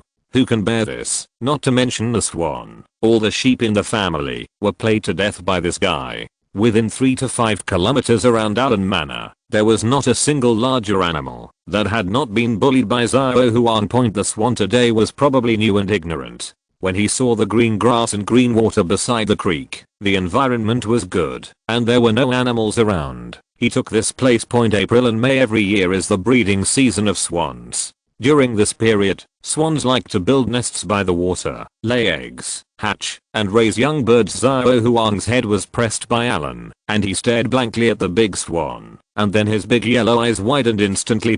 This is its territory. After living around here for so many years, how long has it been since you saw an alien bad dare to challenge you? As soon as Alan let go, Xiao Huang made a swish sound, suddenly flashed his wings, and flew into the sky. With the camouflaged color of its feathers, it didn't take long to see where it was flying. Uten and Patris followed Alan and watched him stop his horse not far from the stream. Then they caught the horse's belly and followed him. They happened to see Alan directing Xiao Huang to find trouble with the whooper swan. Patris looked at Alan speechlessly and then looked at Ute, who was not surprised. Whooper swans are protected animals, no matter where they are. They are often seen along the Thames River, especially in London parks, where there are more of them. Because of the protection, the whooper swans over in London, especially the ones in the park, every whooper swan is like a bully. Ordinary pedestrians pass by them, and if you don't throw them some bread or other food, these bullies will dare to chase people and peck them, which is very arrogant. But when they arrived in Carmarthen, no one cared about them here. The man in front of him was responsible for protecting these animals, but he was guarding himself and no one could see him, so no one could do anything about him. Patris has never eaten swan since she was a child. Just when I thought of this, I saw the big swan opposite with its wings spread out and menacingly. Before I could look back, there was a sharp click, and the swan's head suddenly tilted to an extremely weird angle. The menacing momentum just now disappeared in an instant. No more. He staggered forward 2 steps, fell to the ground with a plop, twitched twice and stopped moving. Only then did Patris see clearly that it was the owl raised by the young master. It had just swooped down from the sky, as if giving a blow to the whooper swan. Just like that, the whooper swan's neck was broken. When the whooper swan on the ground stopped moving, Xiao Huang slowly flew to the whooper swan and pecked it a few more times with his beak to test the whooper swan to make sure that it was really not moving, just swaying, shouting, and shaking towards Alan, as if to take credit. Ha ha ha, good job. This whooper swan weighed 10 or 20 pounds by visual inspection. Xiao Huang would definitely not be able to pull it, so he could only stand next to the prey and call Alan point. After being a foodie for such a long time, he was finally able to help the family with food. Alan was in a good mood, jumped off his horse, turned around and waved to Huth and Patris behind him. Have someone build a bonfire nearby and help me bake it. Alan sat on the grass, took off his shoes and socks, and walked barefoot to the stream. The cool stream flowed beside his feet, which felt very good. Master, what would you like to drink? Sprite. Where are the cigarettes? Bring them to me. Alan didn't mind being dirty, so he just sat on a small stone by the stream, stepped on the water, and waited for Hute to come back with what Alan wanted. Alan lit a cigarette, pointed to the manor in the distance and asked, how is the construction schedule going? This is his new home, and Alan is quite concerned about it. Over there, the underground storage room is being dug. The scaly one is relatively large, and it will probably take some time to dig. Huth pointed to the place where large mounds of soil were piled up in the distance and introduced it to Alan. In the basement of the new home, Alan asked that the delivery truck could be driven directly into it. It's better to say it's an underground storage room than an underground parking lot plus a basement. Just think about how deep this needs to be dug. 6 large excavators have been digging for more than a week. It's not that we can't add more excavators, but if there are too many excavators standing below, they will not be able to operate. Alan nodded with satisfaction. Now the old manor at home is almost full of things. He is a bit of miser, and he is reluctant to throw away those old weapons and equipment. They have been painstakingly collected by the old earls of the past generations, and every bullet is the hard work of the Hill family. Alan is also planning to bring back some fun things in the future. For example, if there is a new model now, what is it called? It seems to be called Challenger. That's probably the name anyway. Alan thought that tank was quite handsome and planned to get one back in the future and keep it at home as a toy. How can these big guys be stored in a large underground warehouse? That's right, Patris. Upon hearing Alan's call, Patris, who was staring at the big fat bird's eye Ohuang in a daze, quickly responded, jogged 2 steps, walked behind Alan and said, Master, I'm here. Has all the money in Australia been received? The contract was signed with Salia a few days ago, and Alan still wants to provide them with beef. He has kept his promise. Taking advantage of his good mood today, and Patris being at home, he asked the Australian side follow-up, all the matters over there were taken care of last month. I've submitted a work report to you. Patris was a little confused by the question. He had already handed in the work report. Why did the young master still ask? Unexpectedly, not only did Alan feel embarrassed by these words, but Hute, who was standing next to him, subconsciously took a few steps away from Patris. The work report has been handed in, but didn't the people reading the report go to Italy to bring glory to the country? Now that I ask, is this still unclear? This proves that the young master has not read those documents in the past 2 days. You, Patris, are so brave. You expose the young master's laziness in just 1 sentence. Just wait for your death. Alan's smile was a little stiff. Damn it, if you hand over the work report, I can't ask any more questions. Isn't that why we haven't had time to see it yet? Alan narrowed his eyes slightly and stared at Patris expressionlessly. Looking at Alan's expression, Patris also came back a little bit. After swallowing his saliva and looking at the caring look on Hute's face next to him, Patris panicked a little and said something wise in a hurry. Master, I suddenly remembered that the work report I wrote was a bit sloppy, and it was my fault. I will repeat it to you again, and you can correct it. Alan raised his eyebrows. That's right. It's not me who has a problem, it's your work attitude that has a problem. Speak. Why? Patris rubbed his hands, thought about the contents of the work report, and began to retell it to Alan. In the Northern Territory of Australia, Alan invested in a small and medium-sized steel factory, as well as a cannery, a tinplate factory, a slaughterhouse, etc. These were inspected last year, but the doorway here is not as simple as investors investing in it, and people selling you things. That is the model of an ordinary businessman. Can a nobleman do business in the same way as an ordinary businessman? For example, if Alan purchases beef in the Northern Territory, the Australian governor will, in an official name, Formulate rules so that the natives must sell to the buyer established by Alan. Not selling. If you don't sell your cow, it will rot at home. Not only must it be sold to his family, but the price must be kept to the lowest point originally.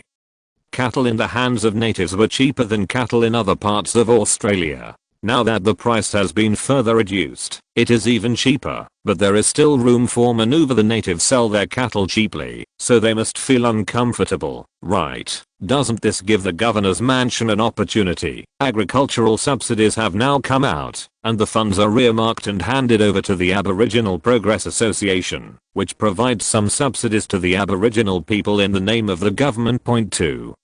By 2 and 1 added up, in the end they even made more money than they used to sell beef. In the end, the natives made money, of course they were happy, and the price of beef received by Alan was low.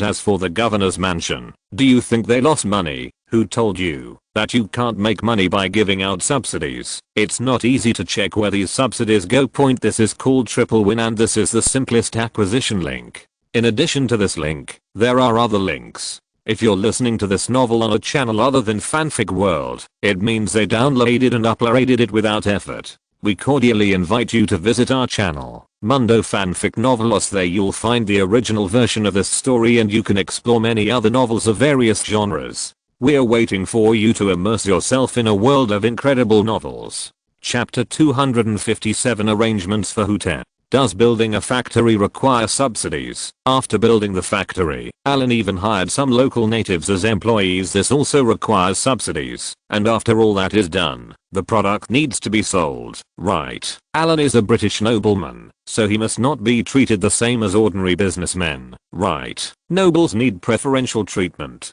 Even if the Australian government does not explicitly issue documents stating that nobles need preferential treatment, there must be documents with the corresponding meaning. This is called hidden preferential treatment. Factories like these that sell products abroad should receive subsidies. They are increasing economic income for Australia, so shouldn't they receive some subsidies? Prices are lowered from the time of purchase, subsidies are provided during production, and finally subsidies are provided when goods are sold.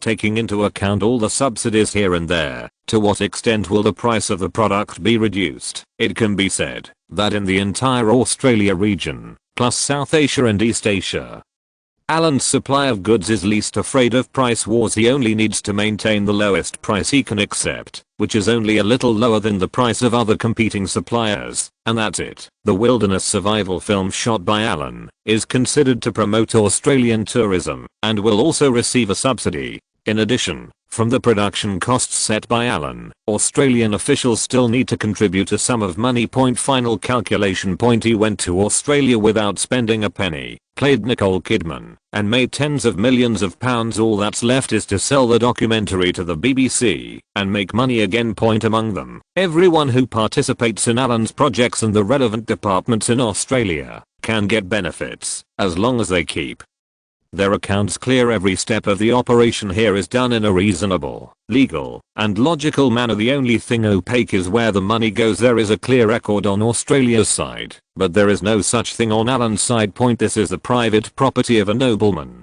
Outsiders cannot check his accounts, not even anyone. In other words, as long as Australia's accounts are done well, there are too many things that can be done here. No matter where the money went, or how much it went, even if Interpol came over, they wouldn't be able to find out. In the end, we could only find out that everything was reasonable and legal. This is the business method of nobles by participating in his project. Everyone from all departments up and down can get money and benefit. This only a fool would not play with him. And if the money comes to Alan, it will be easier to handle. He also owns a film and television company, 21st Century Earl Pictures, Sony. This is no joke. This year's Terminator 2 has been completed. Although the total investment is less than $100 million, the production cost for external publicity and accounting is nearly £200 million. This does not mean that only £100 million of black money can be laundered here and abroad. Once the movie is released, it can be released all over the world. By then the movie will be released in Australia. After making money after the release, if you want to take these box office funds away, you must pay taxes, right? What should I do if I don't want to pay taxes? Invest in local companies and spend a certain amount of money without paying taxes. These companies that need investment can be companies in the name of someone who participated in Alan's projects in Australia, or in the name of their wife. False valuation, capital injection. The money circulates in a circle, and eventually it ends up in the hands of the person who deserves the benefit. Reasonable, legal and safe. Over time, the more cooperation we have, the closer the relationship will be, and the more we will earn. Alan's money was laundered directly through film and television projects anyway. He is a noble. As long as he has a legal source of money, who can keep an eye on Alan Chair every day. Do you really think that the noble lord currently sitting in the British House of Lords is just doing nothing? If you dare to investigate the private assets of a nobleman today, and you dare to rebel tomorrow, whoever dares to play like this will not be facing a problem with one or two noble masters, but with all the nobles, no matter how stubborn a person is. Facing such a force, he will die without a burial place. He lit the cigarette and took a slow drag. Alan listened to the work plan arranged by Patrice and nodded with satisfaction. If you leave everything to your servants, it will be much easier for you. Although this money is not as open and honest as those very visible corporate stars, but in the final analysis, it's all about making money. Don't worry about how I make it. As long as it's legal and no one talks about it, that's fine. It's better to keep a low profile with noble money. Alan really likes this kind of thing, where everyone can sit in a row and eat fruit. Whenever something goes wrong, the person who needs to worry most is not him, but the person who caused the trouble. For every additional step in the process, there is one more person to clean up the mess for him. Alan doesn't have to worry about anyone reporting on him or doing other evil things. He can completely treat himself as a big boss. Those who participate in these things are the small bosses who guard the small steps leading to him, the big boss. Very good. This program of ours can be made into a series of documentaries in the future. When we go back, we can summarize it and make a plan for this kind of thing. You can help me choose as many Commonwealth countries as possible. When I'm free, we will go to various places. Help them promote tourism, revitalize the economy, build factories and build relationships. This routine is very fun. When Alan becomes more famous in the future, there will be no shortage of Commonwealth countries that actively invite him to visit and inspect. As long as he follows this plan, this is equivalent to his long-term meal ticket. Publicly funded vacations and reserved programs. The swan was roasted, and Alan rewarded Patrice with a swan leg in view of Patrice's recent hard work. This made Patrice, who had never eaten a swan, almost cry. He tore a strip of meat from the swan's leg and threw it to Xiao Huang, who had been staring at him. This thing is now fat all over and has something in its mouth. Xiao Huang doesn't like to eat ordinary raw food. He likes to eat the meatballs fed to him by Alan the most. When Alan eats something, whenever he sees it, he wants to taste it. It occasionally goes out to bully other small animals around the manor. It is just for leisure. If it is killed, it will be killed. It will not eat itself. Letting Hut sit next to him, Alan took a swan leg that was one size smaller than his entire forearm and took a bite. This thing is much more delicious than stewed goose. The meat is very chewy and fragrant. It is worthy of being the top ingredients in Europe in the past. Although British food is not delicious, they have a strong ability to appreciate food. When you are free these days, please contact Butler Capel, who frowned, but did not speak in a hurry, but waited for Alan to continue explaining. His Highness's commercial brand can no longer be used. Alan looked a little melancholy inside. Oh, how long has it been? Who? Was still a little confused when he heard this news. It only takes more than half a year, right? Capel sent samples at the beginning of the year, and his young master also brought these things to sponsor the England team. Huth personally handled this matter. At last. This year's England team is also very competitive. It performed well in the World Cup, and its sponsors also benefited from it. Why is it that the brand has just started to gain momentum and now it is discontinued? Alan looked at Ute's puzzled expression and briefly explained how Boss Chad was unlucky enough to be reported and then ordered by the Queen to stop participating in this kind of business practice. Point 2 knew Alan's temper very well. In the past. What would the young master do about this kind of thing? First of all, if nothing else, whoever made the report must be caught first. It was a moment of pleasure to report it, but the whole family was cremated afterwards. This is no joke. For the sake of face, Boss Cha will definitely not get along with these people who reported the case. But Boss Cha has subordinates. He doesn't care, but these subordinates will give him such a tone.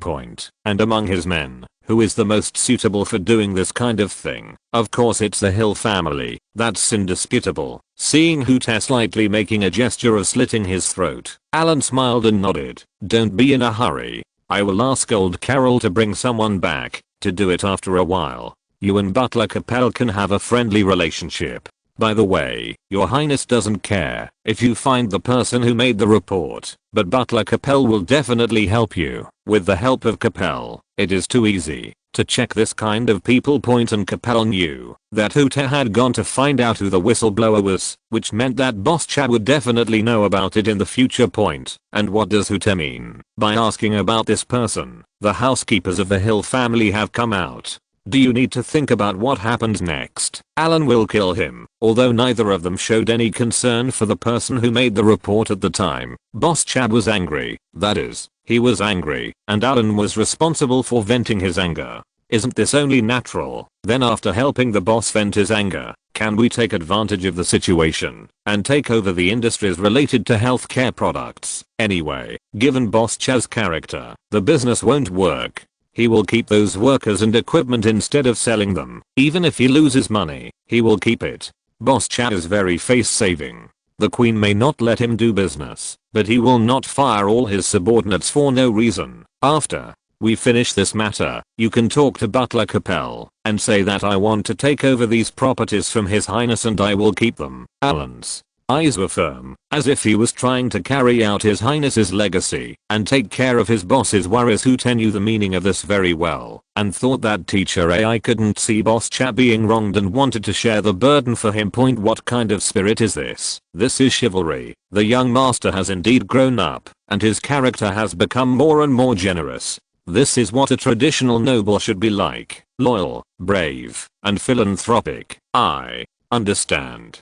I'll make an appointment with Butler Capel in a few days. Hooter looked solemn and nodded. By the way, what does Capel like? I remember you said before that he likes to study biology. What kind of mammals? Hooter, who looked serious just now, was confused by Alan's question. Well, it seems so. Sir Capel is also a visiting professor at Cambridge University. Alan threw the swan leg bones into the creek after eating the meat, wiped his mouth, frowned and thought for a while. From the corner of his eye, he saw Patrice carefully eating the swan legs next to him. He suddenly remembered something and hurriedly asked, Patrice, master, I'm here. Patrice was carefully tasting the swan legs, but Alan shouted and almost dropped the swan legs in his hand. I remember Bill Hayden seemed to have given me a specimen of some kind, saying it was some kind of extinct wolf. Alan remembered that there seemed to be a specimen of this extinct creature among the gifts given to him by Bill Hayden, the governor of 20. Anyway, Alan has no interest in this stuff and has never even looked at it. Yes,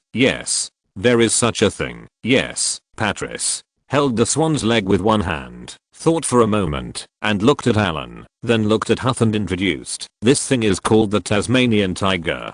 It is a local species unique to the surrounding areas of Australia.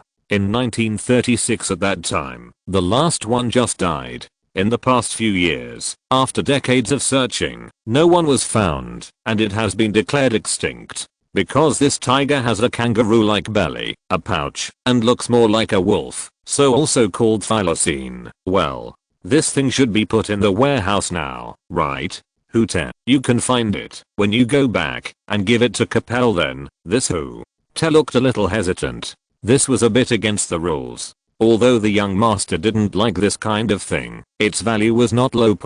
If someone else were to leave Australia and want to take a specimen of this extinct creature with them, then don't even think about it. Only the governor of Australia can get this thing, and even in Australia, it is probably a rare item. This is an extinct creature. Even if you want to find it, you can only find it from old folk hunters. You can imagine how rare it is. Haha, just say I gave it to you, and you give it to him. From now on, your relationship with him is not just for this one thing. Do you understand? Alan didn't care about this kind of thing. No matter how good it was, if it was left to eat dust in the warehouse at home, it would be waste. Things must appear where they should be in order to show their due value. Otherwise, these are all waste.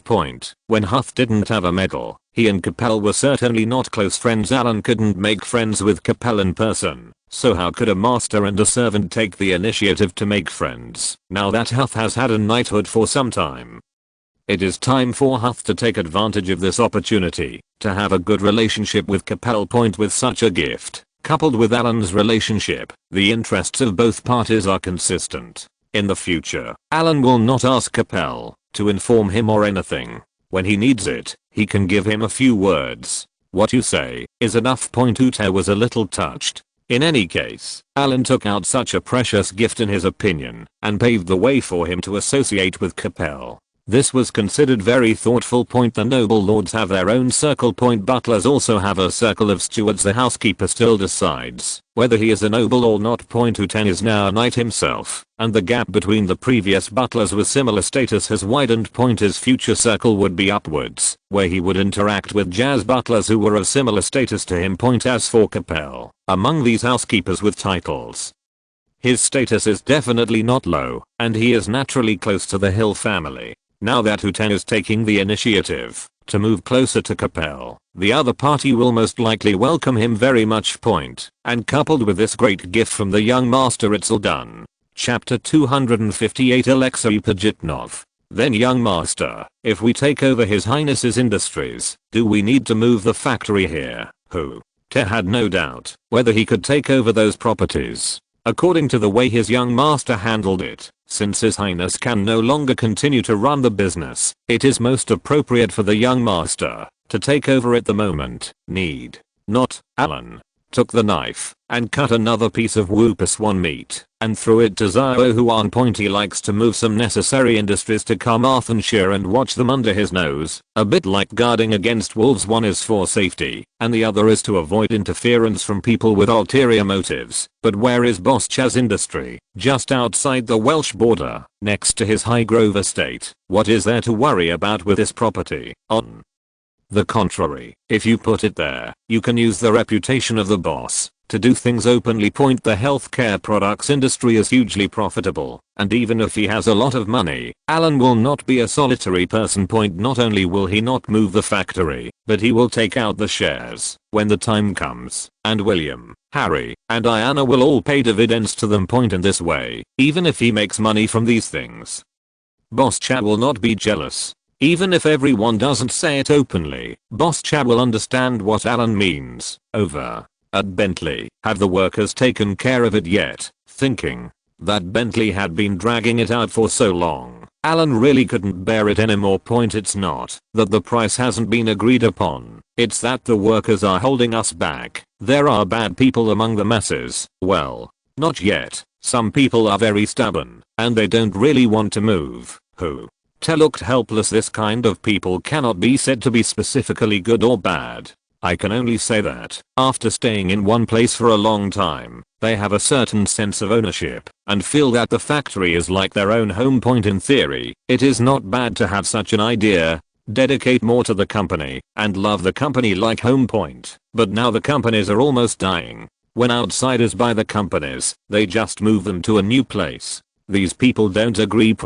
If they are not shareholders, they are simply workers with long experience. In addition, during the negotiations, the other party's condition was that they could not give up these workers. The most damning thing is that if a few of these workers disagree with the relocation of the factory, the entire acquisition will be stuck here. Now the two parties have negotiated the price, and Alan has even prepared Bentley's new factory site. But if the factory is not moved, he will not be able to continue operating. Fortunately, the money has not yet been given. Otherwise, he would have suffered more losses due to this kind of thing. The knife scratched the big swan's flesh. Alan squinted his eyes and became more and more angry as he thought about it. It seems that if we let old Carol come back this time, we have to show some color to these stubborn old guys. He is now accustomed to asking old Carl to send people from the United States to take care of things when it comes to Great Britain, and when there are things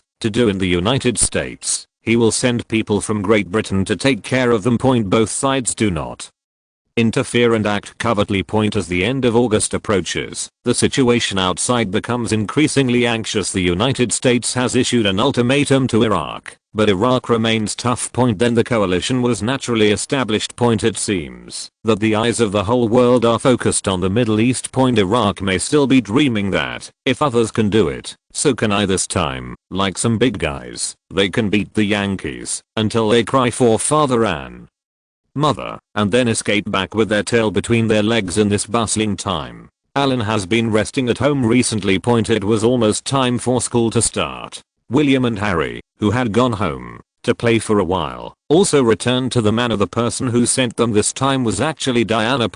After receiving the news, Alan, wearing extremely cool large pants, regardless of whether it was rude or not, hurried downstairs to greet Diana. "Hey, Aunt. I didn't expect you to send them back this time." Seeing Diana drinking tea alone in the living room, Alan wanted to make a joke with her, but seeing that Diana's face seemed a little haggard, Alan held back the words as he spoke. William and Harry went upstairs, and only Ellen and Diana were left in the huge living room. Today, Diana is wearing a pair of denim shorts and a very trendy top, a short-sleeved shirt with the Union flag printed on it. She looks like a rebellious female college student. Seeing Alan coming, he pointed to the sofa next to him and motioned for Alan to sit down. The two stared at each other for a long time. During this period of time, due to the hot international news outside, Diana rarely made news, but her own life was indeed not very good, and she couldn't bear it anymore, so she moved back to Highgrove Manor. "I spent a few days with my children." This time she would send William and Harry back so that she could come to Alan openly. In order to avoid suspicion, she couldn't go directly to Alan. If she wanted to see William and Harry, she had to apply to see them. Looking at Alan's white and tender body, still the same as before, and then thinking about herself, Diana stopped talking and fell silent again. Seeing her like this, Alan had a headache. He had said everything that needed to be said, but there were some things that he couldn't get involved in. "I heard a saying some time ago, and I think it suits you very well." "What?" After taking a sip of tea, Diana raised her head and looked at Alan. "TFK. Sometimes, if life is getting too much, you can change roles. For example, treat life as a job, just like you treat a princess like a job or a position. And, for some people, you can treat them as a job colleague." Alan didn't want to make it too obvious. It wouldn't sound good if such words were spread, so he would stop talking. There is no need to fight to the death over something. Everyone, please be open-minded and just treat each other as if you were working or co-workers. Everyone plays their own thing in private and doesn't bring things to light. The royal family pays most attention to face. As long as it's good for face, everything else is easy to talk about. They have lived together for so many years. It is impossible for them to not understand each other. Diana looked at Alan speechlessly. She understood the meaning of the words, but it was hard to say whether she could do it or not. If she could do it, she would have done it. A person like Alan is sometimes like a child who has not grown up. He is not married yet. Thinking of this, Diana was suddenly startled.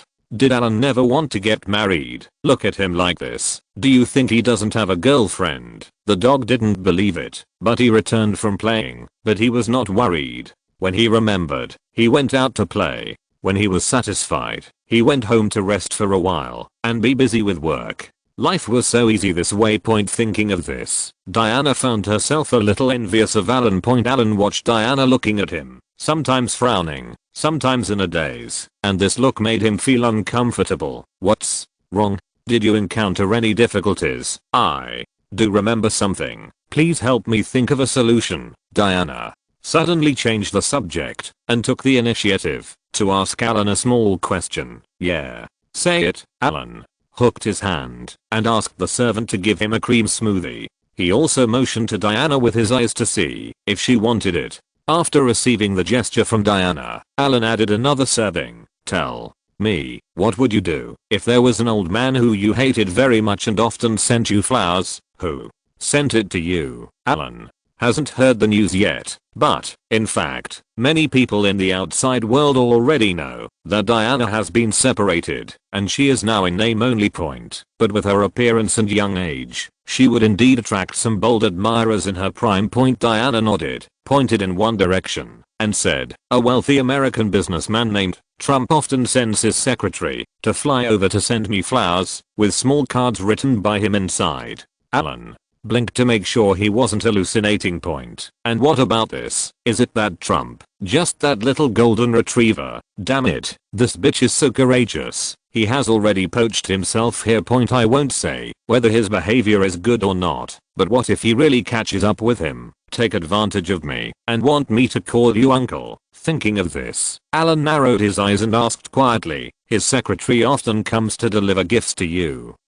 I understand. When you leave today, take my bodyguard with you. Next time he comes over, you don't have to worry about it. I will handle it. Something was wrong in Alan's eyes. When did these Americans dare to be so arrogant and reach out to the island of Great Britain? The formalities are still in place. It's just a temporary separation. In this case, due to emotions and reasons, Alan had to intervene. Mid-September 1990, Lithuanian border. After arriving here after a hard journey, Alexei Pajitnov blinked and looked at this place with some curiosity. He had never been to Lithuania before, but it was the first place to become independent. Although the situation has been calm for half a year, this small border town is quite desolate at this time, and there are no people on the streets. Several ordinary vans were parked on the side of the road. After seeing Chikli next to him, someone in the car rolled down the window and said, hello, Alexei, this way. Chikli's voice was a little sharp, and he shouldered the bearded Alexei Pajitnov next to him, and his eyes signaled him to follow him. After spending such a long time, the two of them finally got the tickets to get here. They walked here with great difficulty. After crossing the border, Chikli finally breathed a sigh of relief. As long as they came here, they would be safe for the time being. After getting in the car, several people in suits nodded to them, and the van quickly started driving towards the hotel they had booked. Chikli, why does it take so much trouble to sign a contract? Alexei Pajitnov looked at the contract in his hand with a confused look on his face. His good friend Chikli is a very interesting person. Since the two met in a dark bar last year, Alexei Pajitnov has a good sense of Chikli. This person is different from others around him who are so rigid and very talkative. When he is bored and drinking, he will often chat with him and cheer him up. Chikli seems to know a lot about some information from the outside world. Sometimes Alexei Pajitnov would also wonder if there was something wrong with Chikli.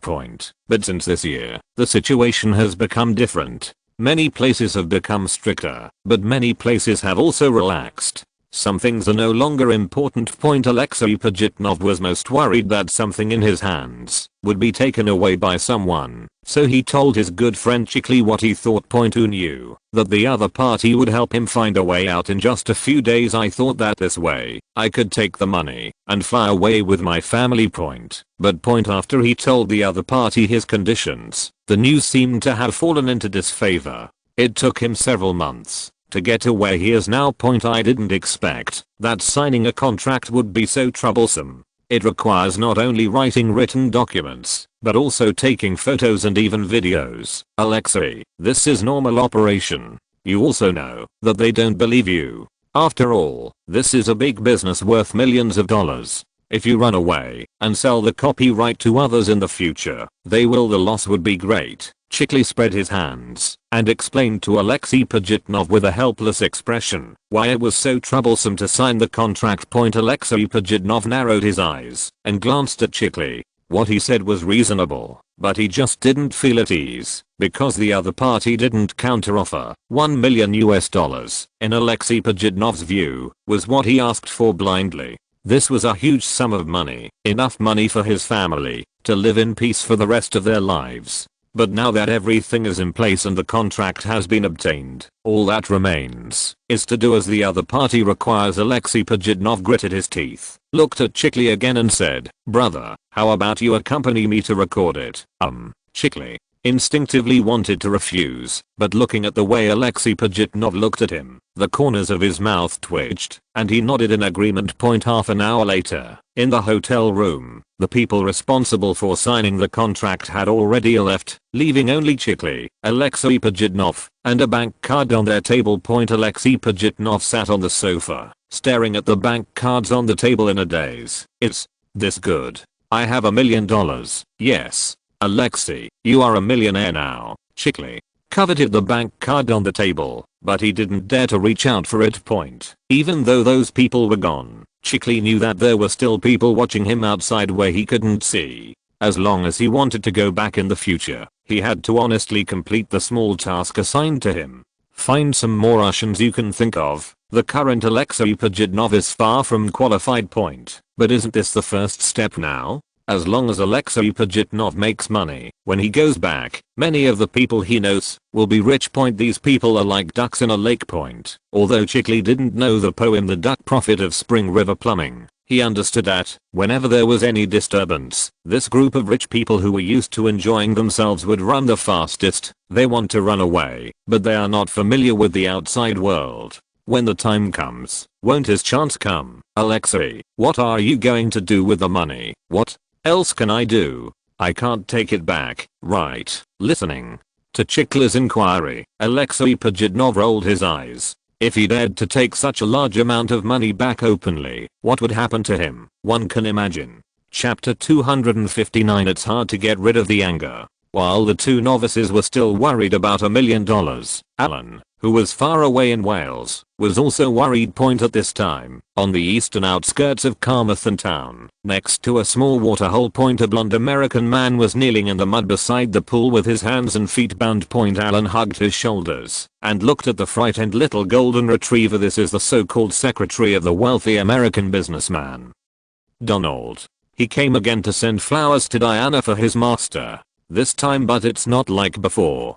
Diana has bodyguards around her, but the bodyguards in the past didn't care about these things. This time, Diana had several different bodyguards around her. When she saw him giving flowers, after asking about his origins, without saying a word, she held him up, put this person in the car, and finally came here. Looking at this place in the wilderness, there was a smelly puddle in front of him, with no village or shop in front of him, and the little golden retriever was panicking to death. Looking at Alan's indifferent eyes, he looked at Alan with a pleading look. Wasn't he just sending flowers? What do these people want to do? "I'm an American person." Boom. There was a muffled sound, accompanied by the scream of the little golden retriever. He lost his balance and fell down.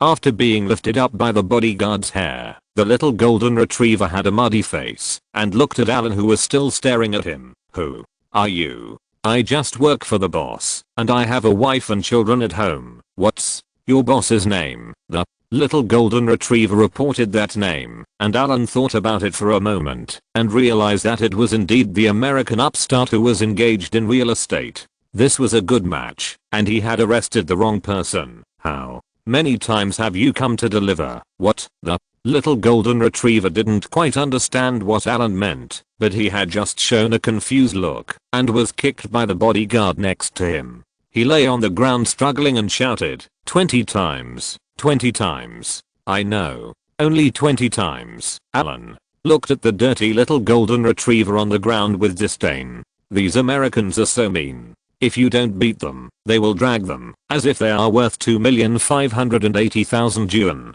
But if you beat them even a little bit, the cry will sound like it's like killing a fucking pig. Desire Bangs' tendency to yell and yell come from here. In the same vein. The only difference is that if you don't hit them, they also like to yell.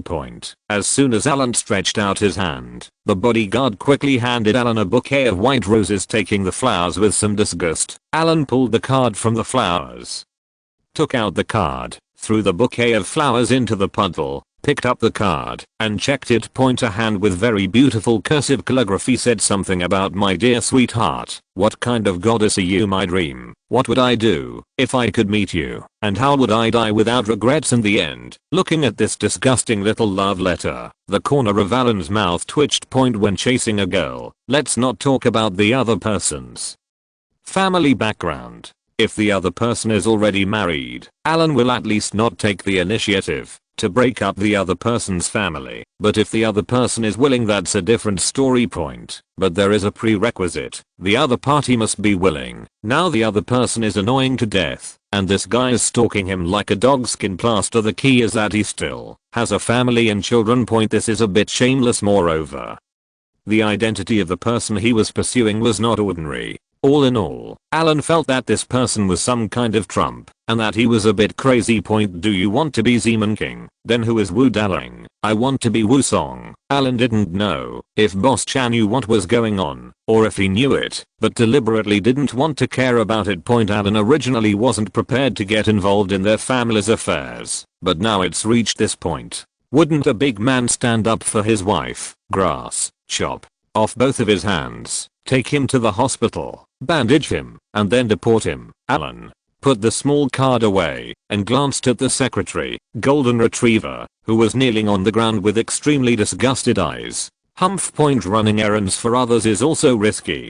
Faced with such a bold American, Mr. Allen always strikes hard. Chopping off two hands is a small warning to the other party. If he dares to send someone again, next time it won't be as simple as just chopping. Spare your life. Spare your life. Who are you? When the little golden retriever heard Alan's order, he was almost frightened and struggled to crawl to Alan's side to plead for mercy. Alan, who originally wanted to leave, turned around again and looked down at the little golden retriever on the ground. What are you looking at?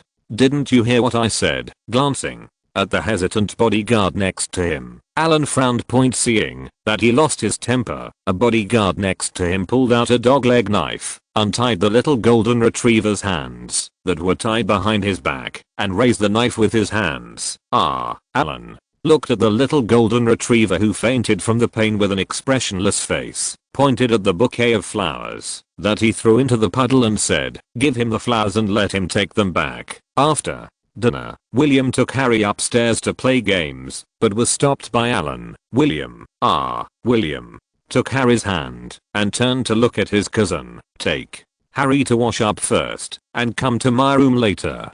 I want to talk to you too." William blinked and then nodded in agreement. Harry didn't react and pouted. He wanted to play games, but now he was stopped by Alan. He couldn't play games today. In Alan's bedroom, the two brothers William sat on the other side of the coffee table, and Alan sat on the sofa. Push a photo, along with the little card, to William. William, who is now 8 years old, is already a little adult, and should theoretically be in the rebellious stage.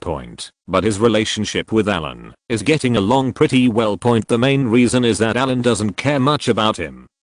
And Alan doesn't care whether his academic performance is good or not. For children, Alan, the cousin and guardian, is theoretically the ideal guardian. Look at this guy in the photo. Hearing Alan's words, before William could react, Harry picked up the photo and looked at it. The photo shows a family of 5, taken on a spiral staircase. The male host has dyed dark hair, but the hostess has blonde hair and has the most popular hairstyle in America at this time. 2 sons and 1 daughter. It seems extremely harmonious. Seeing this kind of photo, Harry curled his lips. No matter how ignorant he was, he could still tell that this was a photo of a family of 5. And he had rarely had family photos like this since he could remember. William snatched the photo from Harry's hand, glanced at it as well, and looked at Alan with some confusion. "Remember the man in this photo? Do you like him?" Listening to Alan's question, William was a little confused. Alan said with a serious face, "This man has a family, but he is pursuing your mother now.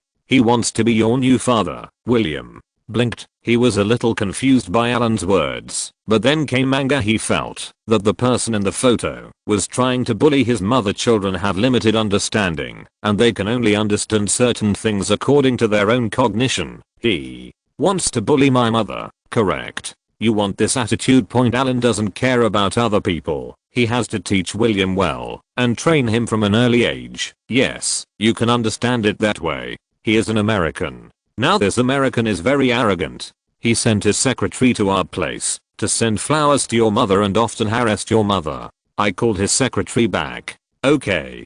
Kill them. William clenched his fists and punched back after hearing what Alan said, with a look of excitement on his face. He is greatly influenced by Alan and has a very serious violent tendency in his cognition. He can bully others, but others cannot bully him. Now I'm very excited when I hear that my cousin has beaten away the bad guys. Alan pointed to the things on the table and said, remember the person in the photo? His name is Donald. You are also a man. When you grow up and you meet someone who bullies your mother again, you have to stand up. Come out to protect your mother. Remember. Okay, take Harry back. Seeing that the effect had been achieved, Alan stood up and patted William on the shoulder, put away the things on the table, and led them out of the room. After personally sending William and the others back to their room, Alan came to the study. Looking at the information on the table, Alan sneered. This Donald King, who is now burdened with nearly $4 billion in debt, still has the heart to seduce good women. You are really stubborn. Crossing his legs, Alan flipped through his family's information, especially the photos of his family members. Looking at Alan was suddenly stunned. According to his original plan, he would show William the photo today and plant a small fruit in the child's heart, and that would be it. Next, give the note to Boss Chat to see what he plans to do. But now that I think about it carefully, it would be easier if Boss Chad didn't know about it. But if he obviously knew it, but just pretended not to know it, now that I handed him this little card, it would be clear Boss Chad, a person who loves face so much, would probably be pissed to death if Alan did this to him. Not to mention confidence. If there is such a commotion, many things will be disrupted. In this way, Alan vented his anger, but he also killed 1,000 enemies and suffered 800 losses. From a profit perspective, losses are not proportional to gains. People must be mature and cannot do things that are out of their minds when their foreheads are hot. Take the overall situation into consideration. So looking at the small cards on the table, Alan had a headache again. On the contrary, this card becomes more and more annoying as I look at it. If you don't let him go out, he will be angry in his heart. If you let him go, it won't be good for him. How to do this? The key is that the person who caused the trouble is far away in the United States, and he owes so much money, but he can still pursue a good woman and live a carefree life as if nothing has happened. Thinking of this, Alan couldn't help but think of how he owed so much inheritance tax a few years ago, and he was worried all day long. Now look at people. Damn it. Why is the gap so big between people? No, I just feel unhappy with him. This matter needs to be handled in a different way. Diana must get rid of her troubles and make Boss Cha look good. She must not be affected too much, and she must let out a bad breath. Alan slowly looked at the photos of Donald's family again. TSK. This woman named Ivana is not only Donald's daughter-in-law, but also a famous skier. Later she also worked as a model. Now she is middle-aged 40 years old, and she still maintains a good figure. According to the information, this virtuous wife not only often encouraged Donald, but also gave him many suggestions. She also guided Donald and introduced many relationships in the film and television industry. Donald was even given a few guest appearances in movies to build his reputation. How? Film and television industry. Is this woman still in the film and television industry? Alan narrowed his eyes and seemed to have a solution. Are women vain or not? Regardless of whether they are women or men, they are all vain under normal circumstances. It's just that everyone's self-cultivation is different and the degree of obviousness of their vanity is different. Some people are vain about their children. If their children do well in exams, they will brag to relatives and friends. Some people are vain about material things. A good mobile phone or a luxury car can satisfy their vanity. And some people's vanity is focused on themselves. They no longer care about material things, but care about themselves. For example, past honors and the like. As for a woman who is a famous skier and a supermodel. She will panic when she reaches middle age, and it is difficult for her to retain her appearance even with various skincare products. She would panic even more every time she saw her husband's pure eyes and soft attitude when he looked at her at the end of September 1990, on 59th Street in New York City, on the top floor of the Plaza Hotel, a landmark building next to General Plaza Point, since Donald bought it here in 1988 for more than $400 million. He converted the top floor into a super large presidential suite for his family to live in every day.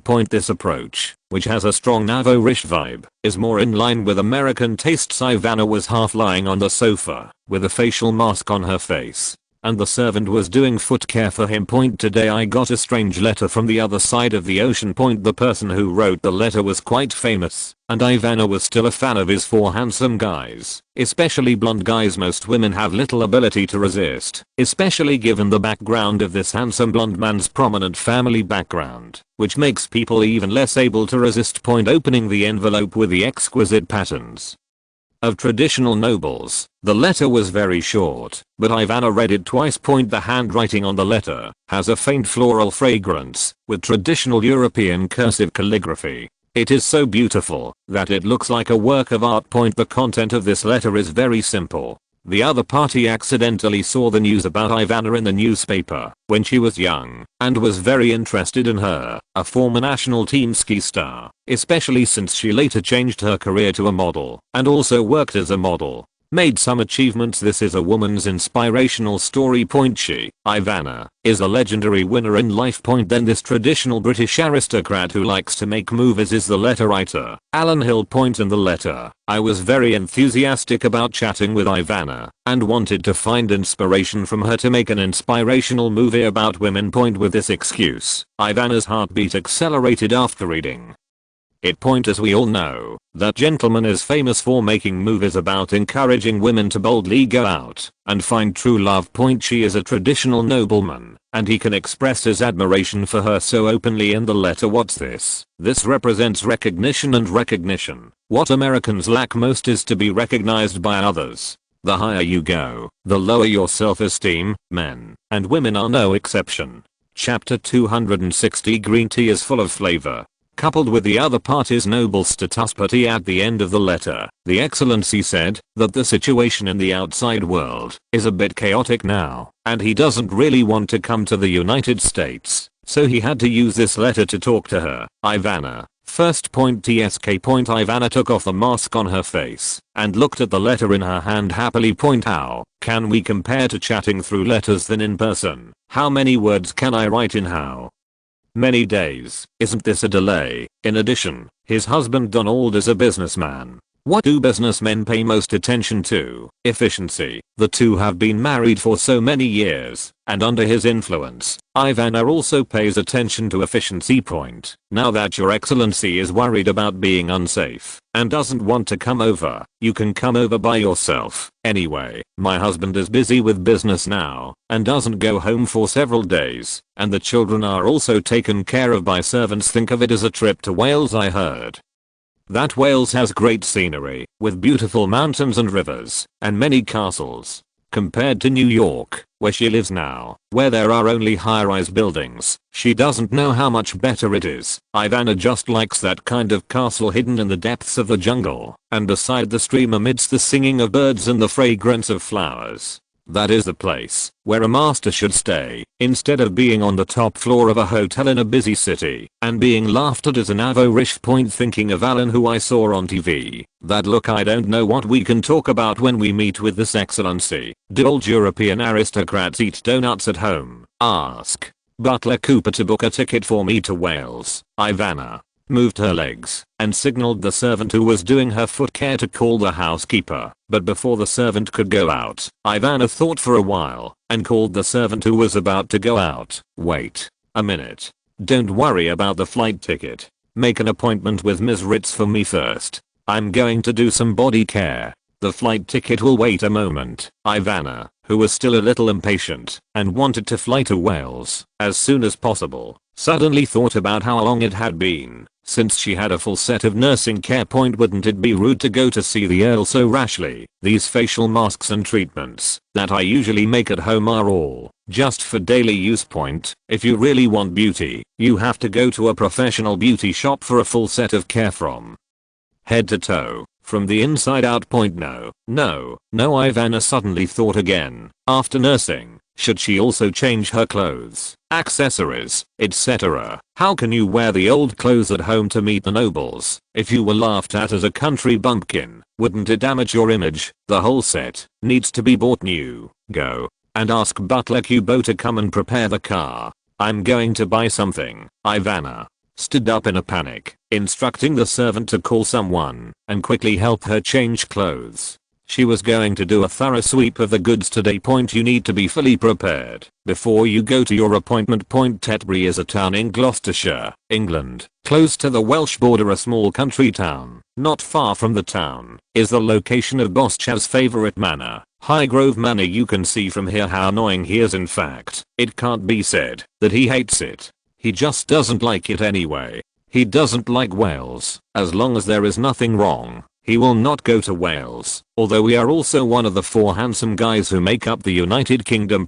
But the national identity of Wales is just a grand duchy, while England next to it is a kingdom, and Scotland to the north is also a kingdom. On a formal occasion, if Boss Cha comes to Wales, it is called a visit, not an inspection. Although this place is his territory in name, it still has to be called a visit. When William grows up in the future, if he wants to come to Wales to visit Alan, as long as he comes, then ask His Royal Highness the Prince to visit Wales and visit the Earl of Carmarthen. It sounds very foreign and strange, but this is the rule. Today is the day when Hoote made an appointment with Butler Capel. Boss Cha went on a business trip to Scotland to attend an event. Capel had time today. The two made an appointment in the town of Tetbury, not far from Highgrove Manor of Tea House. Old Jack's Tea Restaurant. This is a time-honored tea restaurant in the town. It is said that it has been open for nearly 200 years. Several generations of the family have been running this tea restaurant. The shop is small and provides the most authentic British afternoon tea. For them, stewards and stewards with titles, it no longer matters where you drink tea or the size of the tea house.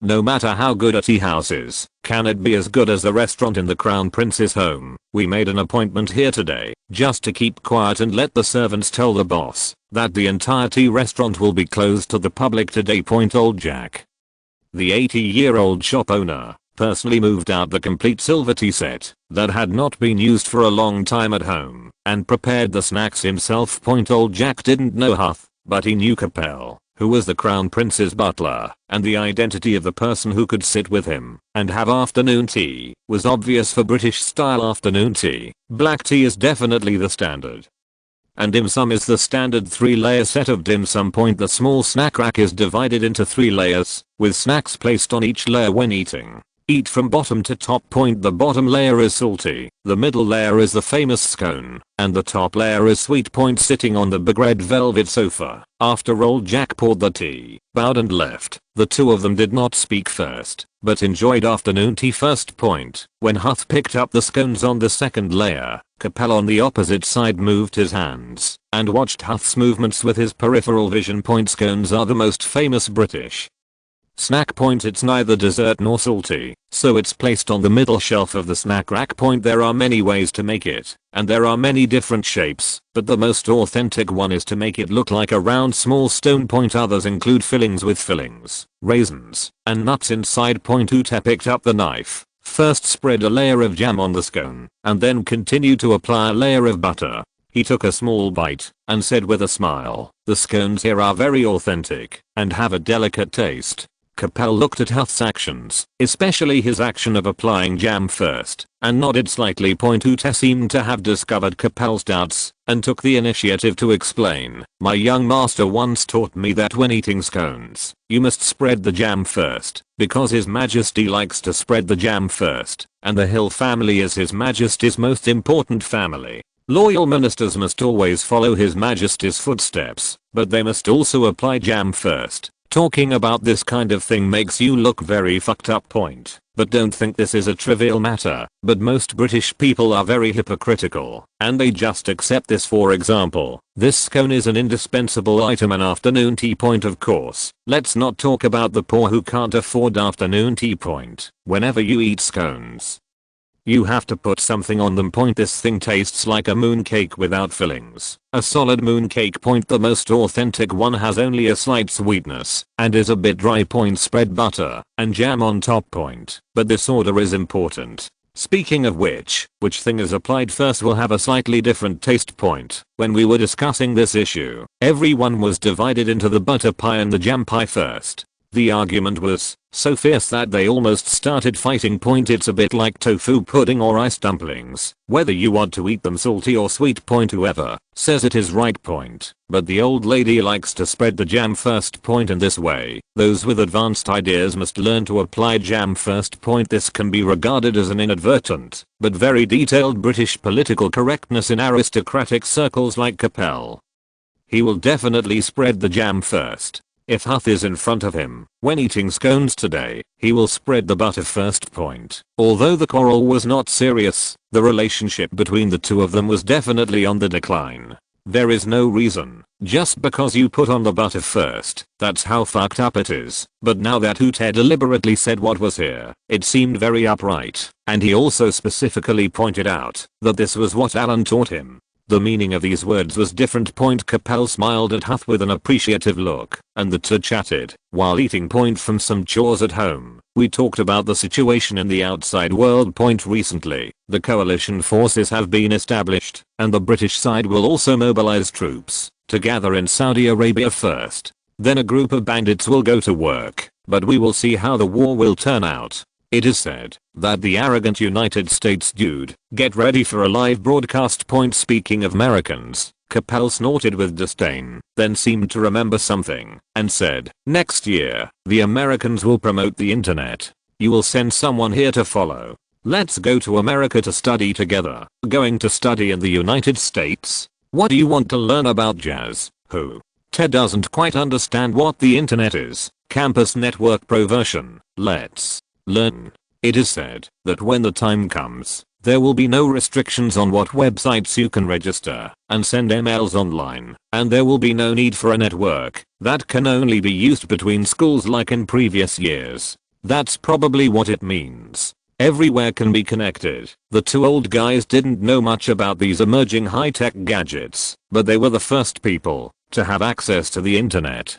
In the early stages of this thing, people needed to be sent to the United States to learn about it. Huth frowned. He was not interested in the internet. He just liked taking care of the servants at home. But Xiao Shitao should graduate from the Butler Academy next year. Xiao Shitao is young and is the young master's attendant. Let young people like Xiao Shitao study. When he gets old, he will stop joining in the fun. Haha. Okay. Thank you, sir, for the invitation. I will send someone when the time comes. Besides, sir, I'm here today for, as Huth spoke, his voice became lower, and he began to talk about the main purpose of coming today. In early October, Carol Leo returned to Wales in a very low-key manner, bringing an assistant with him. He got into the car sent by the manor to pick him up, and looked at the scenery on the roadside along the way.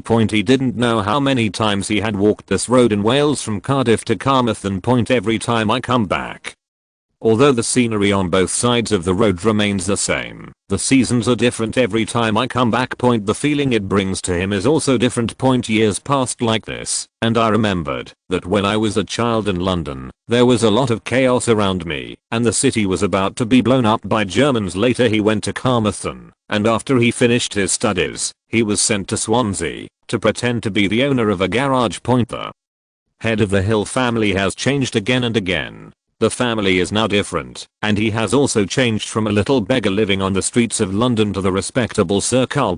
Half my life has passed in a daze, and I don't know how long I can continue on this road. In fact, Carol Leo himself doesn't like staying in Los Angeles. He feels that the pace of life there is too fast, chaotic, and impetuous. It was far less clean than the one in Wales, but Alan needed him to stay there and do things for him, and old Carl had absolutely no complaints. After looking at the driver, old Carol said, "How are you doing at home recently?" "All good." The driver answered briefly and concisely, and didn't say much else. Old Carl's fierce old face pulled out an ugly smile. These bodyguards don't talk much, and can say anything. This is already good. You're back. Let's rest at home for a while, and wait until Christmas is over before leaving. Alan was quite happy when he saw old Carl, who had just returned in the study.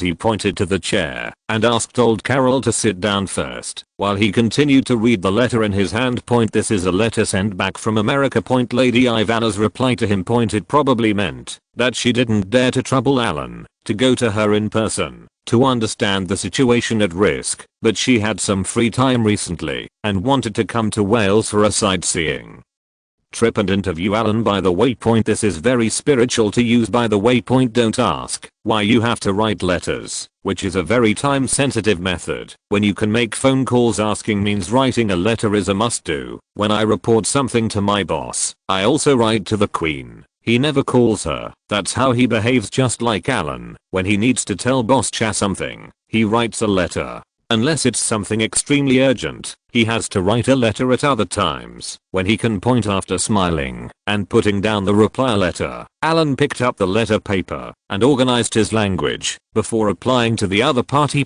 He took the initiative this time, and everything he said in the letter was very precise. If you can't go up and flirt, that's too low end. He starts from an artistic point of view. First brings up a topic, arouses the other party's interest, and then inadvertently praises the other party between the lines, and then express regret. It's like half talking, very seductive. A decent person, pure and innocent, will definitely not take the bait. But what if his appearance is also included? Do you think the cards in the British aristocracy are joking with you? Just like this Ivana, although she also expressed it very implicitly in her reply, even using words like "by the way, but you replied so quickly. It has already been exposed. If you pretend to be pretentious in the letter, it will be meaningless." Alan saw through this little routine at a glance.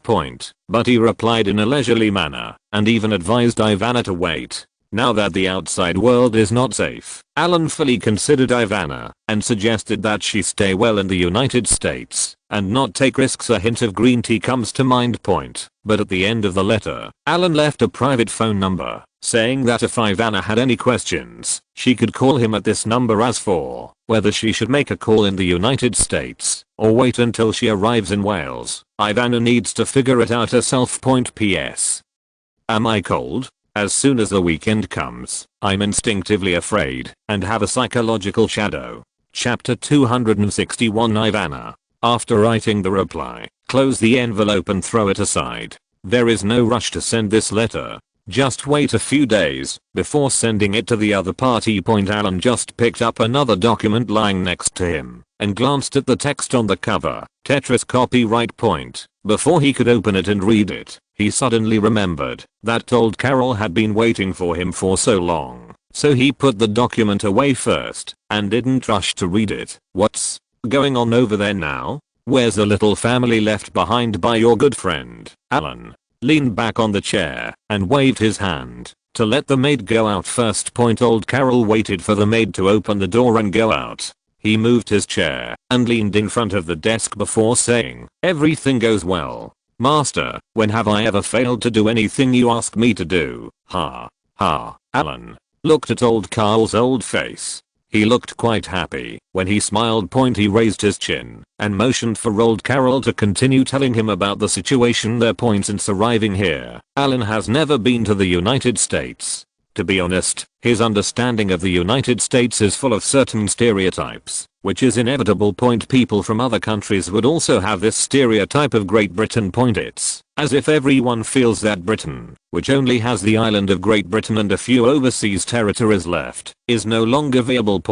But remember one thing, a skinny camel is bigger than a horse. Hundreds of years of accumulation will not be lost in a few years. Even if Fatty Qiu continues to prodigal, even if he wastes so much territory, Daying's remaining wealth will be enough to prodigal him for another 100 years. I saw that the critical moment was not reached. Such people are still very powerful in American families. It doesn't matter whether their family is a top family or not, and it doesn't matter what his achievements will be in the future. Let's just talk about the present point, carrying nearly $4 billion in debt. Just for that matter, what is the concept? He's not broke. It's just debt point in addition to debts. His family also has other assets. His father and his brothers and sisters are not ordinary people. $4 billion in this era is no exaggeration to say that it is more than enough to equip the smaller light aircraft carrier formation by a second tier destroyer like the super IH Allen transformed icon by nearly 40 ships. And looking around, how many countries in the world can produce such wealth? This is a truly wealthy country but for such a person, why did he send his secretary instead of coming himself? He is afraid. It's nice to like beautiful women, but he's not stupid. By provoking a wife and entering her territory. Who did you really offend? What ability does he have to resist? It wouldn't be a big deal to kill him, but it would be the lightest thing to suffer a little. And suffer a little.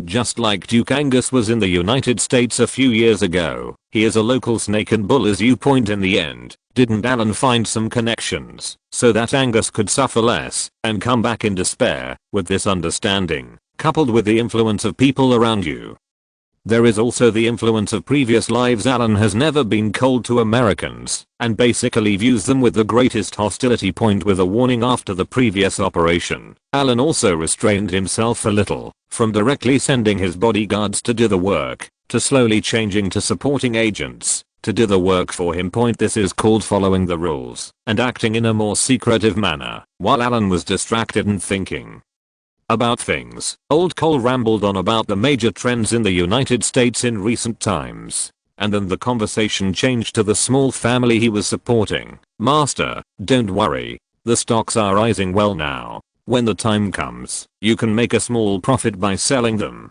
As for other things, I heard a few days ago that the base that sells them oil has recently experienced a decrease in supply. Reduced. Alan frowned. I remember last time, old Carol didn't explain clearly what the base was. It seemed to be an Air Force training base with many aircraft and various vehicles. That is to say, this kind of base has a lot of oil and can be easily transferred and sold. Now that the supply of goods has decreased, what is the most likely reason? There are probably fewer people in the base. Where have you gone? They were transferred to the Middle East, which needs a large number of fighter planes and pilots. After figuring out the meaning behind this, Alan suddenly felt that this kind of small family with some crooked ways could be quite useful sometimes. Although Alan is not too interested in this kind of news involving secrets or big trends, many issues can be reflected through their transaction information by chance. He nodded. These things were not urgent and had no benefit to him. When you come back this time, you need to rest for a few days. Are you ready with all the people? I brought them with me. According to your wishes, we left separately. The ones we brought back this time are all veterans. When it came to business, old Carol's expression changed, and he even straightened his waist. Well, when Hute comes back, let him explain the details to you.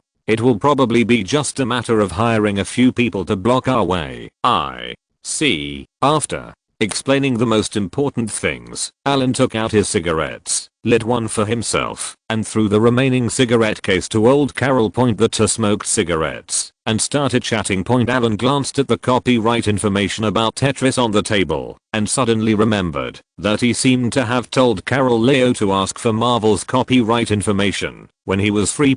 He is not interested in anything else. Alan is most interested in the two series Iron Man and X-Men. Iron Man has many selling points simply because it combines superhero and science fiction element. As for X-Men, it is more suitable to be filmed in the UK, especially the colleges and the like. It will be very suitable to film at Cardiff University. Apart from these two, everything else depends on the situation. If you have the chance, buy it. If you don't have the chance, buy it. Do you still remember what I told you about acquiring the copyright of that comic? Old Carol flicked the ashes of his cigarette and thought for a long time. He has been busy recently. Alan suddenly asked this, and he didn't react for a while. Master, regarding the copyright of this comic, someone on the other side has agreed to sell it, but their current chairman is named Stanley.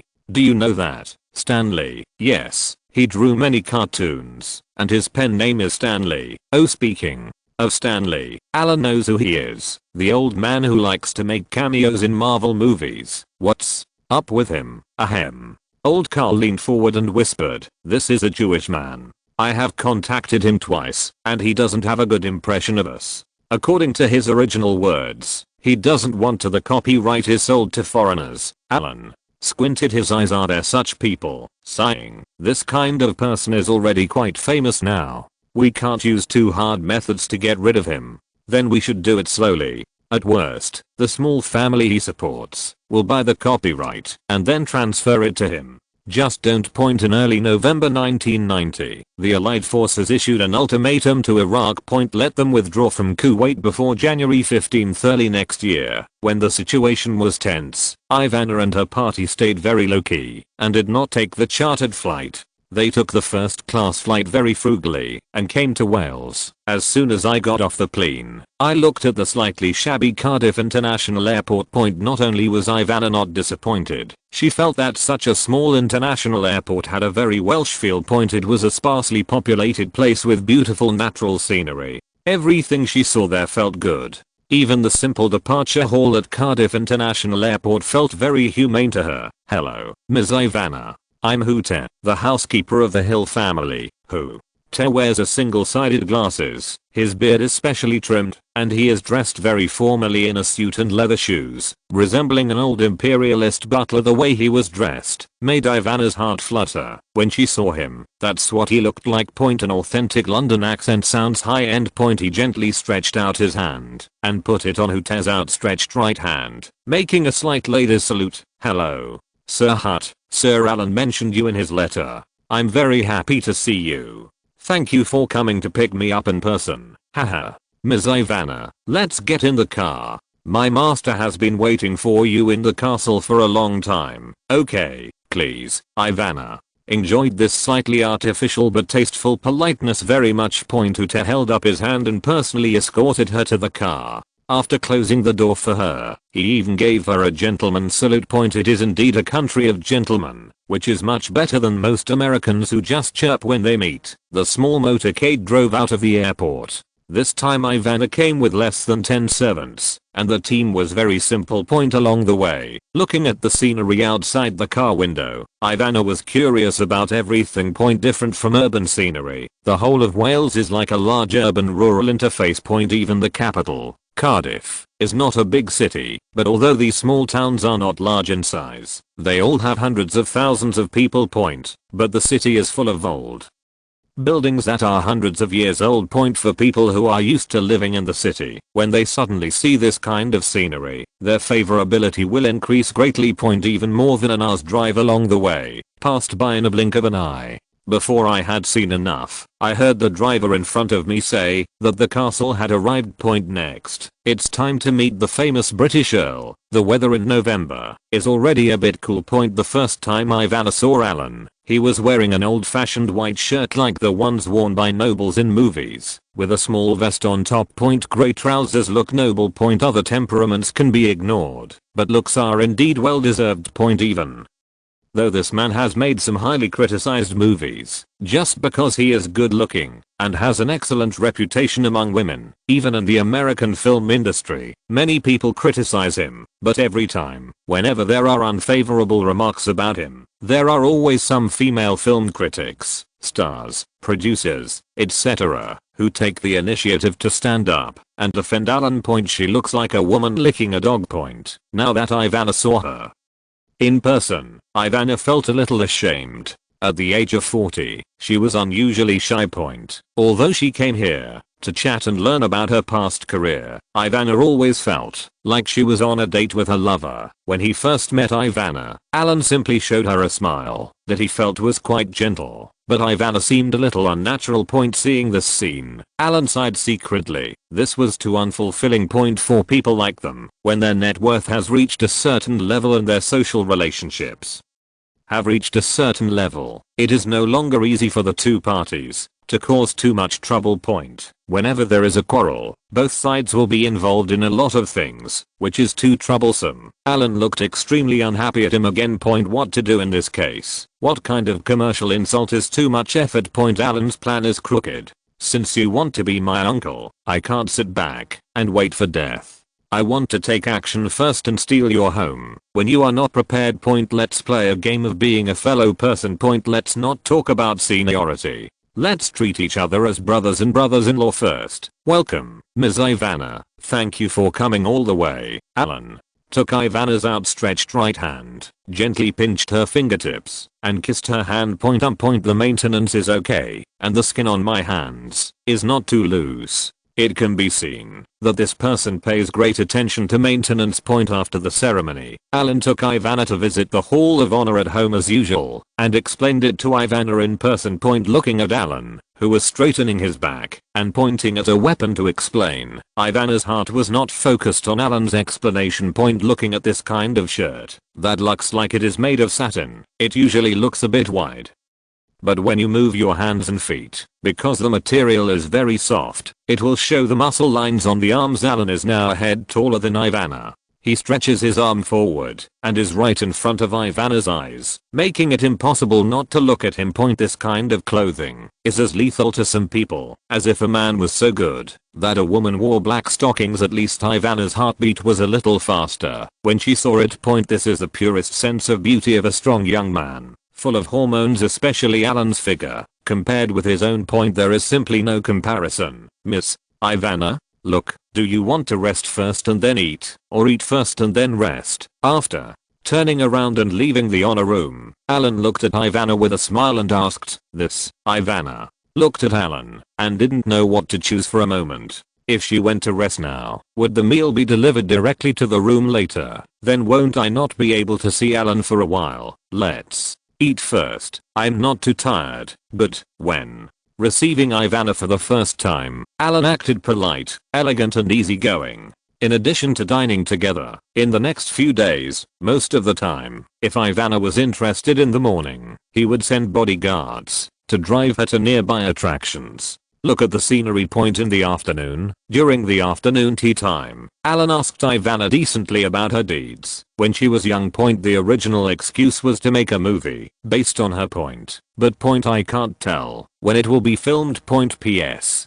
Today is Father's Day. I would like to express my gratitude to all the parents who provide food and clothing. I wish all readers a happy Father's Day. Chapter 262, Making a Game. In just a few days of contact, Ivana had a deeper understanding of Alan. Your Excellency acted just right. Sometimes I couldn't help but talk to him about a slightly larger topic, but the other party cleverly avoided it. It seemed like he really just wanted to find out information from her, but Alan's behavior made Ivana feel itchy every time he hooked her. It always made her feel like she could see, but not eat. This feeling made Ivana more and more uncomfortable as time went by. Today's afternoon he was held on the lawn outside the manor. The big white bird in the distance is said to be Alan's pet, and it looks like it has a holy aura. Ivana was wearing a floral skirt, kneeling beside the table, watching Alan pour her tea himself. Alan, what are your usual hobbies? After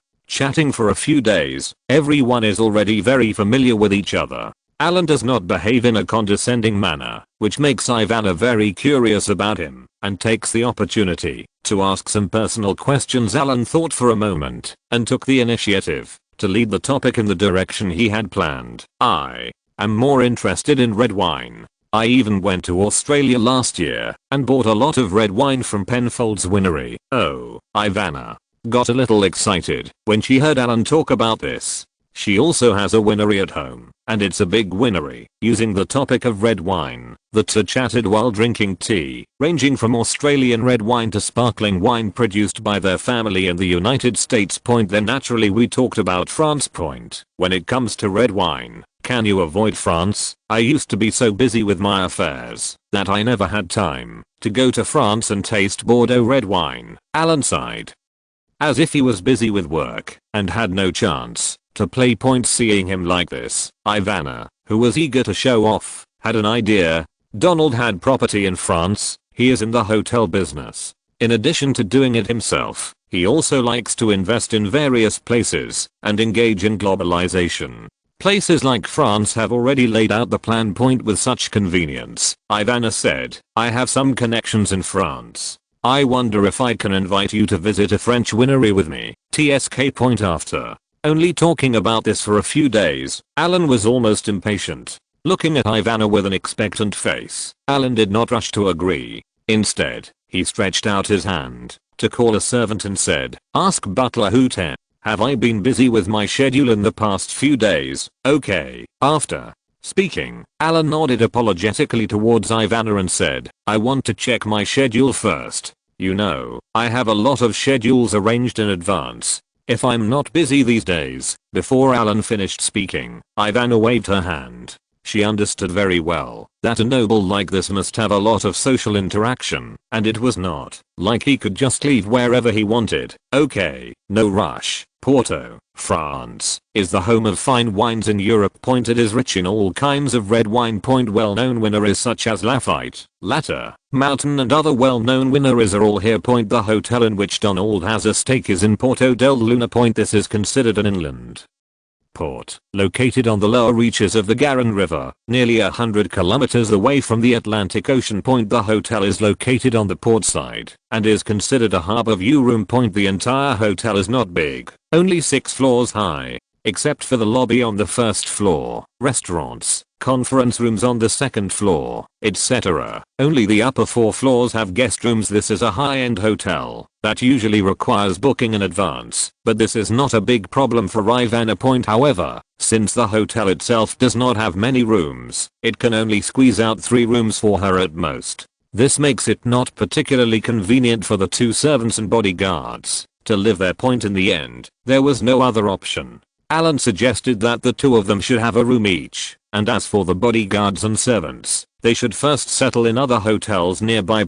Anyway, although Alan is famous, as long as he wears a mask, most people will not notice that he comes to Porto. Of course, Ivana readily agreed to this suggestion. It didn't matter if the rooms were separated. Without the interruption of servants and bodyguards, wouldn't this increase the chance for the 2 of them to be alone together? Although she wasn't prepared for anything to happen, who wouldn't like to be less disturbed by outsiders when chatting and traveling with her boyfriend? At the end of the day, he visited the famous Chateau Lafite, and Alan ordered a batch of low vintage red wine in a decent manner. After returning to the hotel, Ivana smiled and invited Alan to come to her room for dinner. We're in the land of wine, so why not drink some wine? Eating the most authentic French food and drinking the most famous red wine, it is inevitable to drink a little too much. Alan's face turned a little red after drinking, and with some slight alcohol strength, he looked at Ivana in front of him. This girl is not a worry-free person. He teased her nonchalantly. He has been teasing her for several days, and now the effect seems to be good. At least, with the help of alcohol, Ivana naturally unbuttoned one button. Many American women like a vacuum. Today, Ivana was wearing a very thin silk-like colored coat. After drinking some wine, she looked very bulging. Although the ditch is not too rough, it has reached a point where it is just right.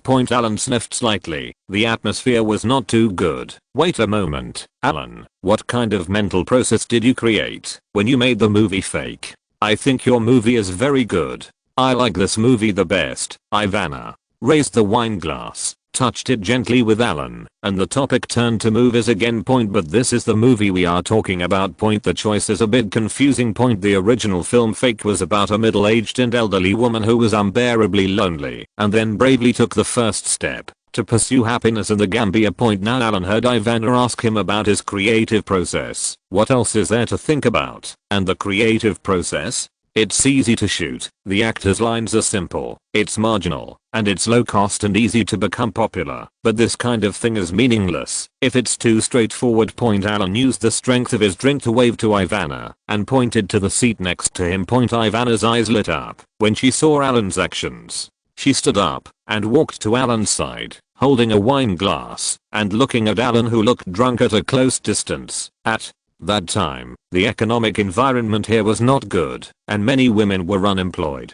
I also saw this situation. Alan put down his wine glass, leaned back on the chair, and looked at the chandelier on the ceiling in the room, looking a little confused and nostalgic. After casually speaking some high-level vocabulary, Alan turned his head, looked down at Ivana beside him, and asked softly, "Why do you like this movie? Are you also confused, puzzled, Exclamation mark.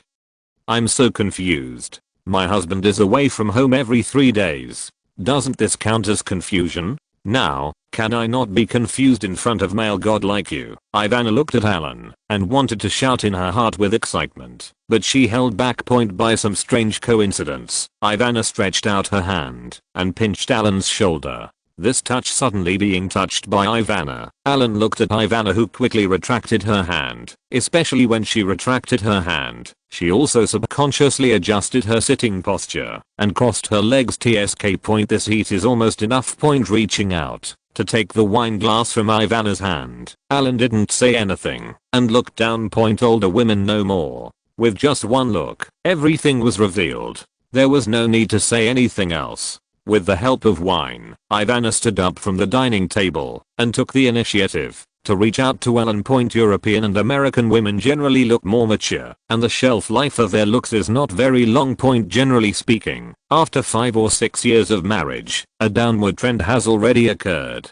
The figure is out of shape, like an inflatable ball, and the weight increases sharply. Point, the Russians and the British, in particular, have the most prominent characteristics, even if they are well maintained. Generally speaking, European and American women's appearance will decline in a cliff-like manner when they are in their 40s, roughly 45 years old. After this age group, their appearance will generally decline. Point, there are very few beauties like Oriental women who are frozen in age. Point, and Ivana is now at the end of her female beauty peak. Point, the change is not too big. She has blonde hair and big waves. Her figure is not out of shape at all. She had the figure of a supermodel when she was young. With proper maintenance, she is still very capable. Looking at her figure alone, she looks like she is in her early 30s, except that the baby restaurant is a bit out of shape. There are no major shortcomings, mainly because of the blessing of her identity. Alan was very excited. Point, Alan became even more excited when he thought that Donald knew about it. Point, the two of them were so pretentious a few days ago, and now they are so presumptuous. Alan had to be pretentious.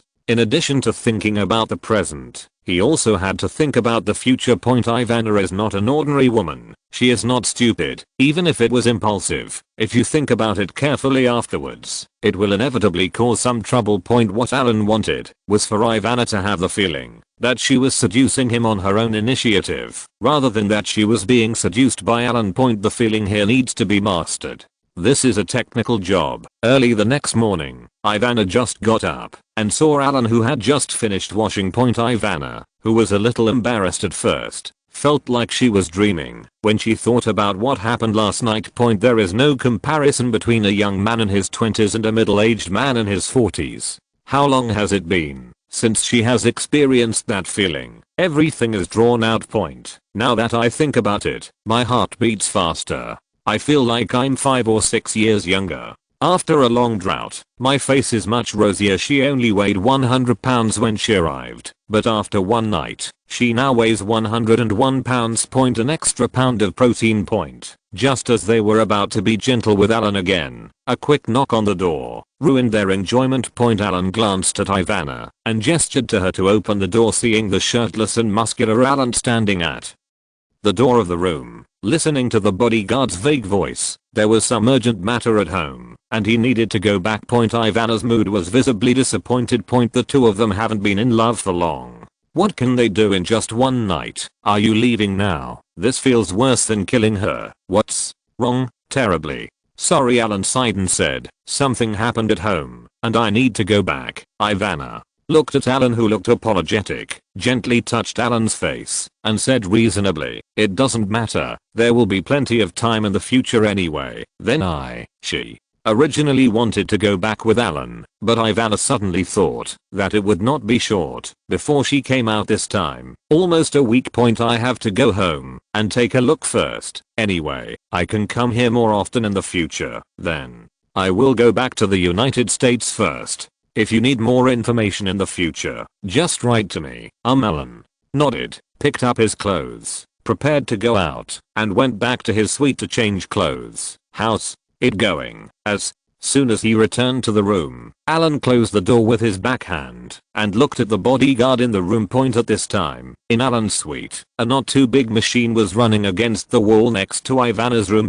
This is not a video camera, but a tape recorder. The bodyguard, who was asked by Alan, put down his headphones, nodded to Alan and said, "Your Excellency, it's all recorded." "Very well. Pack your things and get ready to leave." Alan squinted and looked at the equipment on the table. These equipment were placed in the suitcase and were completely inconspicuous. After a while, he would have big news. Think of it as his Christmas gift to Donald. Mr.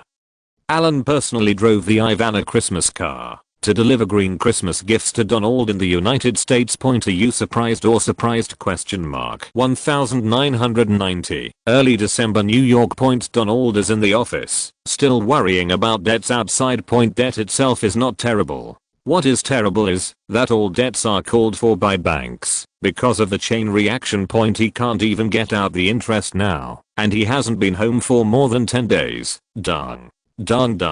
Come in. Hearing the knock on the door, Donald frowned and watched as the secretary walked in with a strange look on his face, holding a document bag. "Boss, I have your express delivery." "Huh? Who sent it?" Donald frowned and shook his iconic head slightly. Who would send express delivery to him at this time? Another debt collector. Damn this bunch. The secretary saw the disgusted look on his boss's face and looked at the document bag in his hand. As the boss's secretary, he has the obligation to help the boss open and look at these emails and other things. If it is an advertisement or something else, it is not too important. He can handle it, but this one he received today, it's a little different. Inside was a tape and a few blurry, but still recognizable, photos. The person in the photo is the boss's wife, Ms. Ivana, and the person who appears in the photo with Ms. Ivana is a tall blonde man. Since the shooting distance may be a bit far, the man's appearances can't see very clearly. The secretary thought it was just an ordinary prank, but after listening to the videotape, she realized that it was something more than simple. The photo is not the point. The point is the tape. This is an ordinary tape. There is a tape recorder in his secretary's office, and the content in it can be said to be quite explosive. Although the authenticity has yet to be verified, it is combined with the photos sent in the document bag. PS. I've changed it several times and it's annoying. Chapter 263. Big news before Christmas. Taking the document bag from the secretary, Donald looked at the tapes and photos contained in the document bag, as well as a small piece of paper made from letters cut out of newspapers. "If you don't want to make a big fuss, send it off in a certain neighborhood before 8 o'clock in the evening." On the note was a small request. The other party asked for $1 million. In the past, this amount was just a drop in the bucket for Donald. But at this critical moment, how can he have $1 million? He can't even pay the interest on the debt, let alone $1 million. He doesn't even have $100,000. What he is considering now is whether to call his father at home for help and ask him to help him. Money to tide you over. But looking at this note, Donald also found that the matter was getting more and more complicated. Since the sender dared to threaten him without having anything, how dare they? What's on the tape? Looking at this unremarkable tape, before listening to it, there was nothing much that could be seen in the attached photo. What does a photo of a man and a woman in front of a hotel say? Donald held the small tape with a gloomy face and looked at the secretary with a gloomy face. Boss, the content may be a bit private, so you'd better listen to it yourself." Although he has listened to the tape, the secretary is not easy to talk about this kind of thing. His boss is very conceited, even a little narcissistic. Most brands like to be named after him. Faced with such a boss, he can't say, "This is your wife's live broadcast, right?" "Yeah." Looking at the secretary's slightly embarrassed expression, Donald frowned even deeper. There was a small tape recorder on his desk, which he only used when he occasionally needed to listen to music. He picked up the tape and inserted it into the tape recorder. "Boss, I still have some issues that need to be dealt with. I'm going out first." When the secretary saw Donald's actions, he nodded quickly and found an excuse to leave the office first. He didn't want to wait for the tape to be played later, and both of them would be present. causing embarrassment. The sizzling sound followed the rotation of the tape, and some noise slowly came from the speaker of the tape recorder. It can be heard from these noises that this is a recording somewhere, and the other party's recording equipment does not seem to be professional. "Hey, Andre, a man's voice came, followed by a relatively suppressed curse. "Stop talking, idiot. I'm recording." Then, the voices of the two people disappeared. It may be that the two recorders were adjusting the equipment. Then, the voices of a man and a woman came from the recording point. Although it is only an audio tape and not a videotape, there is no picture, only sound. But just from the voice, Donald still heard it. A woman's voice was trance-like. As the woman sometimes cursed louder and louder. As the old saying goes, everything good and cool are all lies, only fart can give the best compliment. The voice on the tape is just like this. And there are endless compliments, but the more Donald listened to this voice, the more familiar it became. This voice was somewhat familiar. With just such a phrase, Donald finally understood who this familiar voice was. "This seems to be my wife." With a gloomy look on his face, Donald pressed the pause button on the recorder. The tape progressed over time, and it was only a short period of more than 40 minutes. However, in the recording of more than 40 minutes, there was not much dialogue in the first 10 minutes. On the contrary, there were more dialogues in the later stages. Two people were chatting intermittently. They are all common gossips in life, and they talk about trivial matters at home. From the chat content between the two people, it can be seen that the relationship between the man and the woman in the recording should be considered quite familiar, especially the woman's voice. Donald was very familiar with it. Picking up the phone on the table, Donald called home with trembling hands. After a few beeps, the person on the other end of the phone answered the phone, and it was the housekeeper of the house. "Gentlemen, it's Ivana at home. My wife went to the beauty salon. After." Donald pondered for a few seconds. He pretended not to care and asked, "Is your wife going out during this period? I mean traveling or something?" The housekeeper waited for a few seconds before replying, "My wife went to Wales last month, and also to Porto, France." Donald looked at the photo and saw the front door of the hotel in Porto that he had invested in. He was still very familiar with it. This evidence matches the time. "Okay, I get it." After hanging up the phone, Donald's chest heaved with anger. He didn't understand the principle of good fortune and misfortune coming alone, but at the most difficult time in his life, he received this file bag, and the audio tape in the file bag gave him another heavy blow. Look at the small note sent with the document.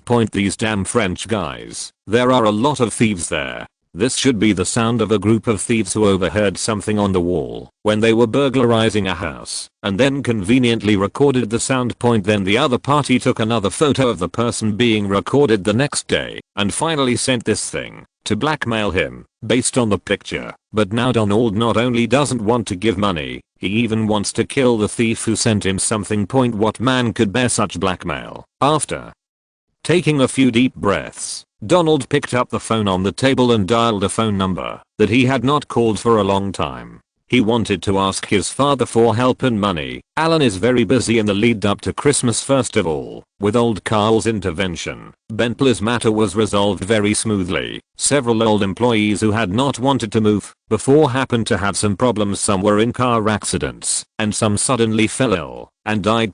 Anyway, according to other employees, they will soon move to Carmouth and to enjoy the blessings. It seems that these people will not be so lucky. Without the burden of these employees, the signing of the contract between the two parties went very smoothly. The purchase price had been negotiated long ago. The internal friendly price is £673 million, which varies from 0 to full. Although Bentley is a car company, it does not have any high-end fully automatic production lines. To say it is handmade does not mean that all parts are handmade. Instead, there are two simple assembly lines. Most of the parts are ordered from upstream supporting companies and require manual assembly later. There are many parts of the interior that require handcrafting. And without the fully automated car production line, there won't be many other valuable things. The price of nearly £700 million was an internal friendship price given by the other party's custody company because of Alan's aristocratic status. And with the giving of this money, Alan's vitality was greatly damaged. This was the largest sum of money he had spent since he was a child.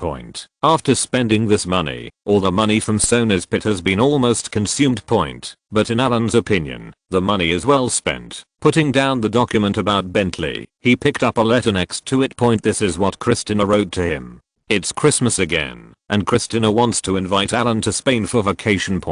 But Alan isn't going anywhere this year. In a few days, it will be lively. It's better to stay at home and watch the fun. When the eyes of the whole world are focused on the Middle East. At this critical moment, when the ultimatum was only half a month away, a piece of very explosive news was first exposed by the American media and then quickly reproduced by other media. The cause of the incident cannot be verified, but the authenticity of the incident is very high. Several prominent media outlets received the anonymous tapes. Donald, who had already struggled to get the money to settle the matter, never expected that those thieves who had never kept their word would actually release the tape after receiving $1 million. What's this? This is a revelation from a wealthy American businessman with a net worth of several $billion, and it even involves a British aristocrat. As soon as such tidbits were exposed, the news coverage instantly covered everything in the Middle East. New Year's Eve, to put it in more fashionable terms, as soon as the news was exposed, it instantly became a hot search topic. There are rumors of an affair between a well-known aristocratic director and the wife of a well-known wealthy American businessman, and there is even a tape. Is this news exciting? Highgrove Manor, in the study. Boss Chat took the newspaper with a gloomy look, threw it on the coffee table, and looked at Alan standing in front of him, furious. Although many places involving names of people in newspapers have been blurred. But anyone with a discerning eye will know who they are if they meet the requirements. This Chinese New Year is so embarrassing. Do you have no money? Or have your tastes changed?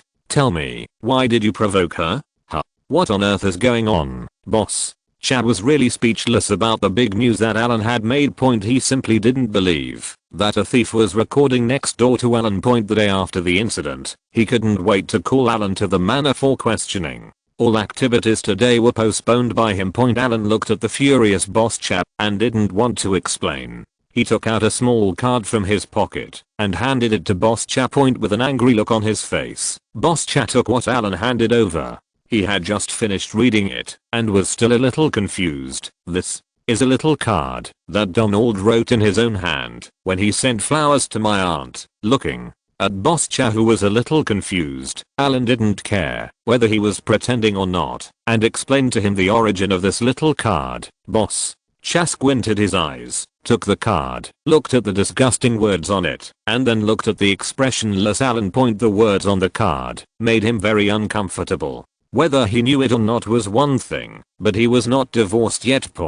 And in this case, someone actually came to poach him. And what about Alan? Is this a way of treating others the way they treat others? Although the results of the method look very satisfying, the reputation is not good. Just when he thought about reputation, Boss Cha suddenly realized that he was looking at the problem from his own perspective. What if you look at it from another perspective? Alan doesn't know what he's thinking. If he thinks it's something he doesn't want to care about, then are you forcing yourself? No, for a moment. Boss Chad was a little confused as to why Alan did this in the name of self-destruction. Even if this little card is a cause, can't there be another method? Now that he has this little card, it's hard for him to continue to quarrel with Alan. No matter what Alan did, his purpose was still relatively clear.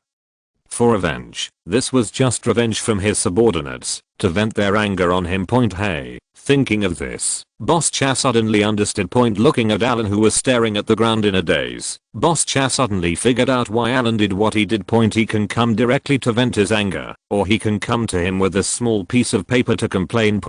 But it is undeniable that these things will make you a little embarrassed and make you lose face. He likes to save face, and I believe Alan knows this too. If you come directly to yourself with this kind of card, what will you do? To care or not to care? This is difficult for him to do, but now, things have come out. Alan did not trouble himself, but made the people who sent flowers and cards unlucky. Putting aside everything else, the American media has been very lively these days, thinking about what was in the news. Boss Cha was even a little happy. And I didn't lose much face. I didn't even have to respond to this piece of paper. It was just that Alan's reputation was severely damaged. It is somewhat disgraceful for a majestic British aristocrat to be involved in such a thing. His little brother took the card and came to him as if to embarrass himself. Or his younger brother directly did something for him and spoke out in a bad mood. Of these two methods, most people probably prefer the latter. Thinking of this, Boss Chaz's expression softened. He pointed to the sofa next to him and said, "Sit down." Alan was not in a hurry to sit down. Instead, he raised his head, glanced at Boss Chad and said, "My aunt had a chat with me when she sent William and Harry here some time ago. He often sent his secretary to harass her." Boss Chad twitched the corner of his mouth and nodded, indicating that he approved of Alan's statement. Now that Alan has done this, it seems like it's time to help him defend himself. For example, ban the British media from discussing these things anymore. Coming out of Highgrove Manor, Alan looked out the window. He is not deliberately trying to discredit himself, nor does he care about his reputation. Compared to exposure to the outside world, he had nothing to fear. Look at the words used in these media. Most of them are suspicious, seemingly, and the like. A recording and a unclear photo mean nothing, even if it's true. So what? The outside world will never know that he broke the news on his own initiative. Instead, the two so-called thieves will be labeled as greedy. As for who the thief is, let them find it slowly. Alanka allowed this kind of news to be exposed to the outside world during this time period, which can be regarded as leaving a way out for himself. Now, it seems that his reputation has been damaged and a scandal has been exposed. But not all scandals are bad. Scandals also score heads and tell stories involving scandals also have deeper reasons. If you don't know the inside story, this matter will look like a scandal between Alan and a certain noble lady. As a nobleman, it is understandable that he has some scandals. Anyway, he is not married yet, and at most he will be criticized morally. If you're listening to this novel on a channel other than Fanfic World, it means they downloaded and uploaded it without effort. We cordially invite you to visit our channel, Mundo Fanfic Novelos. There you'll find the original version of this story and you can explore many other novels of various genres. We're waiting for you to immerse yourself in a world of incredible novels. Chapter 264 Experience Baby. It's not like he hasn't been criticized before, so there's nothing to be afraid of. Some news will become different once it involves Diana. What if after a period of time, after these people's accusations against Alan have passed, the inside story is revealed? Compared to the unpopular boss chap, Diana's reputation in Britain is extremely good. What if Alan was trying to vent his anger on Diana? Alan didn't even need to speak. Who knows what kind of family members are there? If you encounter a low-end hotel, you will expose the customer's privacy. Don't talk about whether the news is reversed or not, or whether Ivana was innocently taken advantage of. As long as Alan doesn't take the initiative to clarify, these things will be left to the outside world to guess. Various media outlets will automatically help Alan supplement various versions of news. He only needs to have people mix the information he wants to spread into these news. The more they guess, the more heat and popularity they bring to themselves. In this way, Alan has an explanation for Boss Chap, and he has an explanation for Diana. In the hearts of the people, it is estimated that it is easier and more willing for them to believe that Earl Alan stated in these gossips, for his own sake. What happened to my aunt? Although his method was not glorious, the things he did were very glorious. During this period, Alan only needs to be an innocent victim. As long as it involves Diana, even this kind of bad news can instantly turn into good news with hidden secrets. Again, he was secretly recorded, and he, Mr. Allen, was the victim. Scared. The news from the outside world was disturbing, and Ivana, who was originally looking forward to having time to continue communicating with Alan, received a call from Alan. On the phone, Alan not only did not blame her, but instead comforted Ivana on the phone and told her not to be too upset.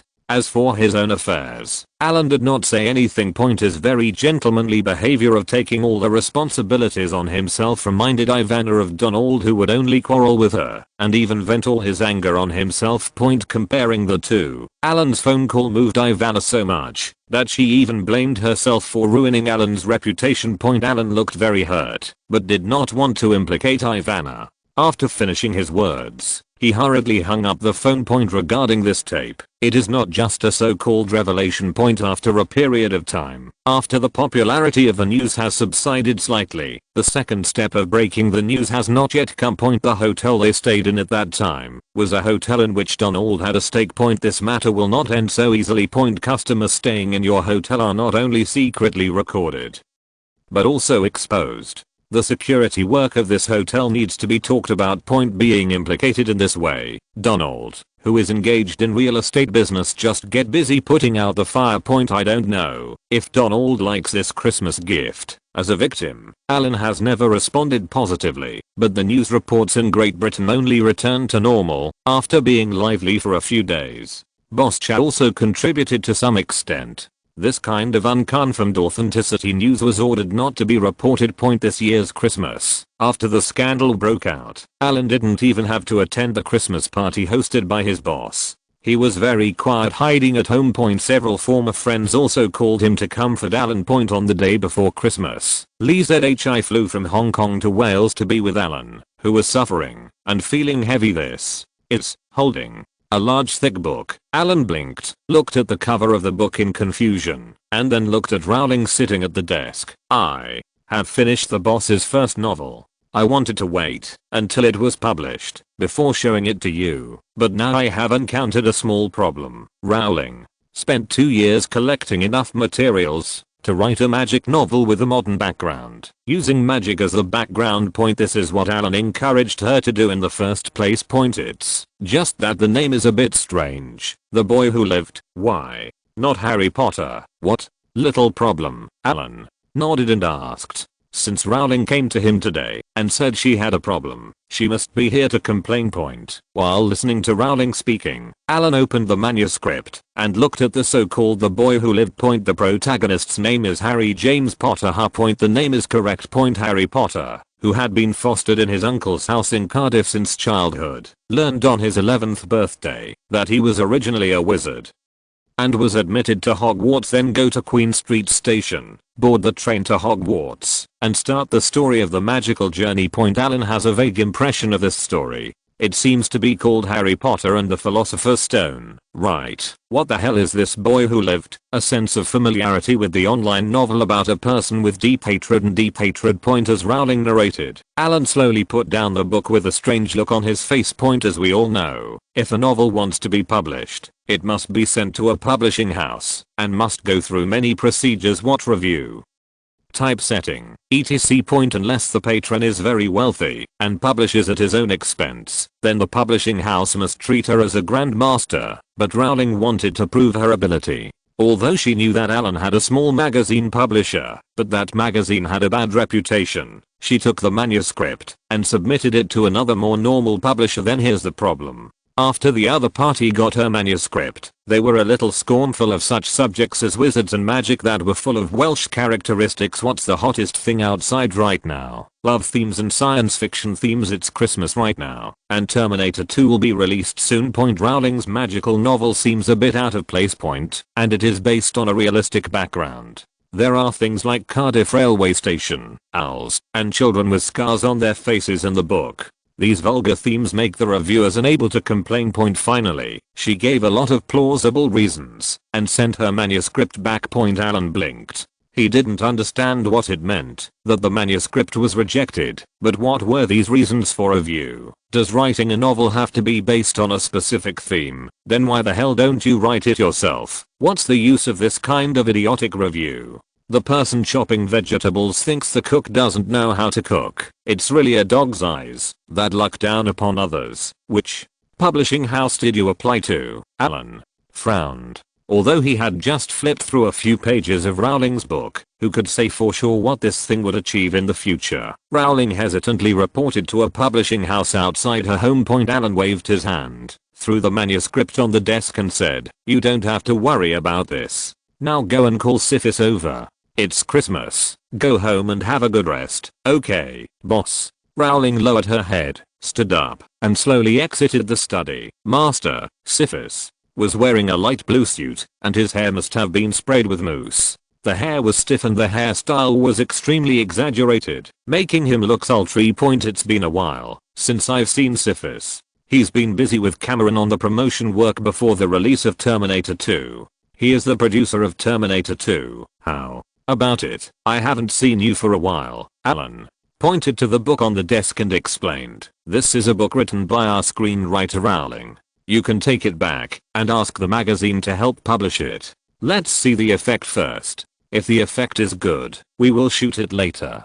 Come out." Okay. Syphis picked up the manuscript on the table and flipped through it casually. Isn't it just a novel? The magazine published it casually. As long as the young master is willing, he can even sell this thing to every British Navy on a warship point. After finishing talking about the small matter of the book manuscript, Syphis talked with Alan about other matters about Terminator 2. The relevant publicity work is ready, and they are waiting for it to be released on Christmas. This film, which has real material investment of up to £100 million, claims to have an investment of £200 million. There's no need to worry about the quality. Alan has also seen the finished film. He is looking forward to making money through this movie. His small wallet has been very depleted due to the acquisition of Bentley. Next year, he will have to quickly launch a project and get some money from Sony. If we don't make money, the family will almost be unable to open the pot. Looking at the irritated Syphis, Alan suddenly remembered that he had promised them, the photographers of the magazine, that as long as they did a good job, they would be rewarded with honors. Several years had passed in the blink of an eye, and Syphis is now an old man in the family. Although he usually doesn't seem to do as much work as Patrice, Syphis works as an assistant director and producer. This is all behind the scenes work, which is not very noticeable, but it is not a lot of hard work. It's time to give him a reward. Alan smiled and glanced at Syphis. Then let's get him a lord for fun first, and then tell Syphis at the beginning of next year. How did you come on Christmas Eve? The family was still relatively quiet. William and Harry went home, and the employees also took the day off. Some of the servants had nothing to do, and Alan also asked Tute to give them a day off. The newly cut Christmas tree in the yard, with light strips and gifts hanging on it, just stood in the yard. Alan, who originally wanted to be quiet, didn't expect Lee ZHI to come over. "I read the newspaper and came to stay with you, Lee." ZHI took off his shawl. The current temperature in Wales seemed to be slightly better than that in Zhejiang due to the special climate. Like Alan, although there were scandals, Lee ZHI didn't even believe it. That old woman, she didn't think Alan would have anything to do with her. Even if there were scandals, how could she not be young and beautiful? Now that she has been wronged, she will come to accompany Alan. She has nothing to do in Zhejiang anyway. In the side hall of the bedroom, the two of them had a simple candlelight dinner. We talked about recent events as they talked. They talked about the development of Shanghai Pudong area. That Boss Lee is the one who gave you the villa. I heard that he also went over and took several pieces of land, knowing that Alan liked some things from China. Lee ZHI was still a little curious about the development in Shanghai, but Alan did not go there. He took a lot of lands. Alan raised his eyebrows after Lee ZHI reminded him. He remembered something. Suddenly an idea flashed in my mind. He is surrounded by talents with little real estate talent. Real estate development here in Great Britain is very rigid. It's still the same. In an old industry like real estate, it's not easy for outsiders to get involved in this old industry. The entire real estate in Great Britain is owned by several families. Each family may have tens of thousands of employees, let alone many. As far as Alan knows, the current statistics in Great Britain are that there are at least 1.3 million people engaged in the real estate industry, including construction workers. There are countless associations and small alliances related to the real estate industry. At first, he wanted to find an industry where he could employ people, and real estate was his first choice. However, he couldn't get involved in this industry because the competition was too fierce. Later, he had to find another way to switch to food delivery. Now, since I don't have talent in hand, Zhejiang does. It's just that Alan doesn't like their concept of real estate development. He doesn't like small houses, let alone shared areas. Although these projects can bring more income to the project, Alan only has one way of doing business, not to cheat the poor or sell inferior products. Even though he owed so much inheritance tax and had little money in his pocket when he was working on Gambia's economic construction project, He first established testing institutions and training institutions. The goal is to have a good reputation and not to deceive customers. Even those wealthy clients don't know that Alan is the boss behind those industries in the Gambia. He can do this even in this kind of industry, let alone real estate. These properties sold to ordinary people are not fake projects like his to deceive the rich. But let's not talk about whether there are talents or not. This place, someone actually picked her, and Bosley Allen was very impressed by her. She is a businessman who loves the British and has extremely progressive ideas. This person. Can you become your own experience, baby? Let him pick the land first. Bosley, if nothing else, has a good eye for it. After he picked the land, Alan took the land he chose from his hand. Wouldn't this save trouble? The plan works. Lee ZHI looked at Alan, who was in a daze after hearing a few words from him, and then Alan looked at her with brighter and brighter eyes. Baby, let's go. Ha ha ha. You are indeed my lucky general. You brought me good news. As soon as you came here, Alan took Lee ZHI's hand and walked towards the bedroom. We haven't seen each other for a long time, so adults should play something adults should do. Ivana is Alan's purposeful hookup. Although she is in her 40s, she still maintains a pretty good figure. But for a woman of this age, it's okay to experience novelty once in a while, and it can't be the norm. Although age doesn't matter, Alan still likes tight ones. Leave it to Donald to say it doesn't matter. Christmas in 1990 was extremely lively, especially in the United States. The sci-fi blockbuster Terminator 2 is coming. The life blockbuster I Know Who You Are, I Know What You Did, I Know Everything You and My Wife Did, but I Just Won't Admit It for the Sake of Face, was also screened at Donald's home. For the sake of face, he even refused all interviews from the outside world. As long as I don't admit it, no one can do anything to me. No one knows better than me. Chapter 265 Interesting real estate sales. Ever since he started this scandal, Alan has been ready to blow himself up. It's not like he hasn't been criticized before. The few movies he made have received so many bad reviews. Some movie fans used to send him cow dung. Did he say anything? Not only did he not say anything, he also graciously let the Scottish barbarian who sent him cow dung go. The main reason was that this guy didn't leave an address, so it was difficult to find him at that time. But after hearing too many negative reviews, Alan's mental endurance is still very strong. He is already prepared to face the ensuing denunciation and criticism in the media. Didn't he watch that? As soon as the news came out, Boss Chad immediately called him over to criticize him, but Alan never expected that the spread of the scandal would be similar to what he expected. It was very popular in both the United States and Europe. It's the only one in this era that has pictures and the truth. Not only does it have pictures, but it also has recordings. But in the face of such comprehensive information, except for the British media who were ordered to downplay it, the media in other regions rarely criticized Alan. Even many people even took the initiative to excuse him. Earl Alan is still young, so it is understandable that he would make such mistakes in his lifestyle. This is the most tactful way to put it. And some others that are not euphemistic are even more exaggerated. Some people started talking directly from France, saying that in places like France, thieves are everywhere. Did they see Alan appearing in France and wanted to make a profit from him and then returned in vain? In the end, he held a grudge and forged photos and audio tapes specifically to frame Alan. This argument seems extremely logical, and a large number of supporters agree with it. What's even more outrageous is that some media reported that the American real estate developer, who was on the verge of bankruptcy, wanted to do something wrong and deliberately asked his wife to seduce Earl Alan. As for why he did this guy has a criminal record. He is a serious businessman who would make movies, make guest appearances, or even write a book every few years and publish it at his own expense. Is this still a serious businessman? This Donald is very good at playing with public opinion. Maybe this time he just wants to touch on Earl Alan's reputation and try to play some new tricks on his business, hoping to rely on these tidbits to save his business that is on the verge of bankruptcy. Enterprise. There are even reports published in the media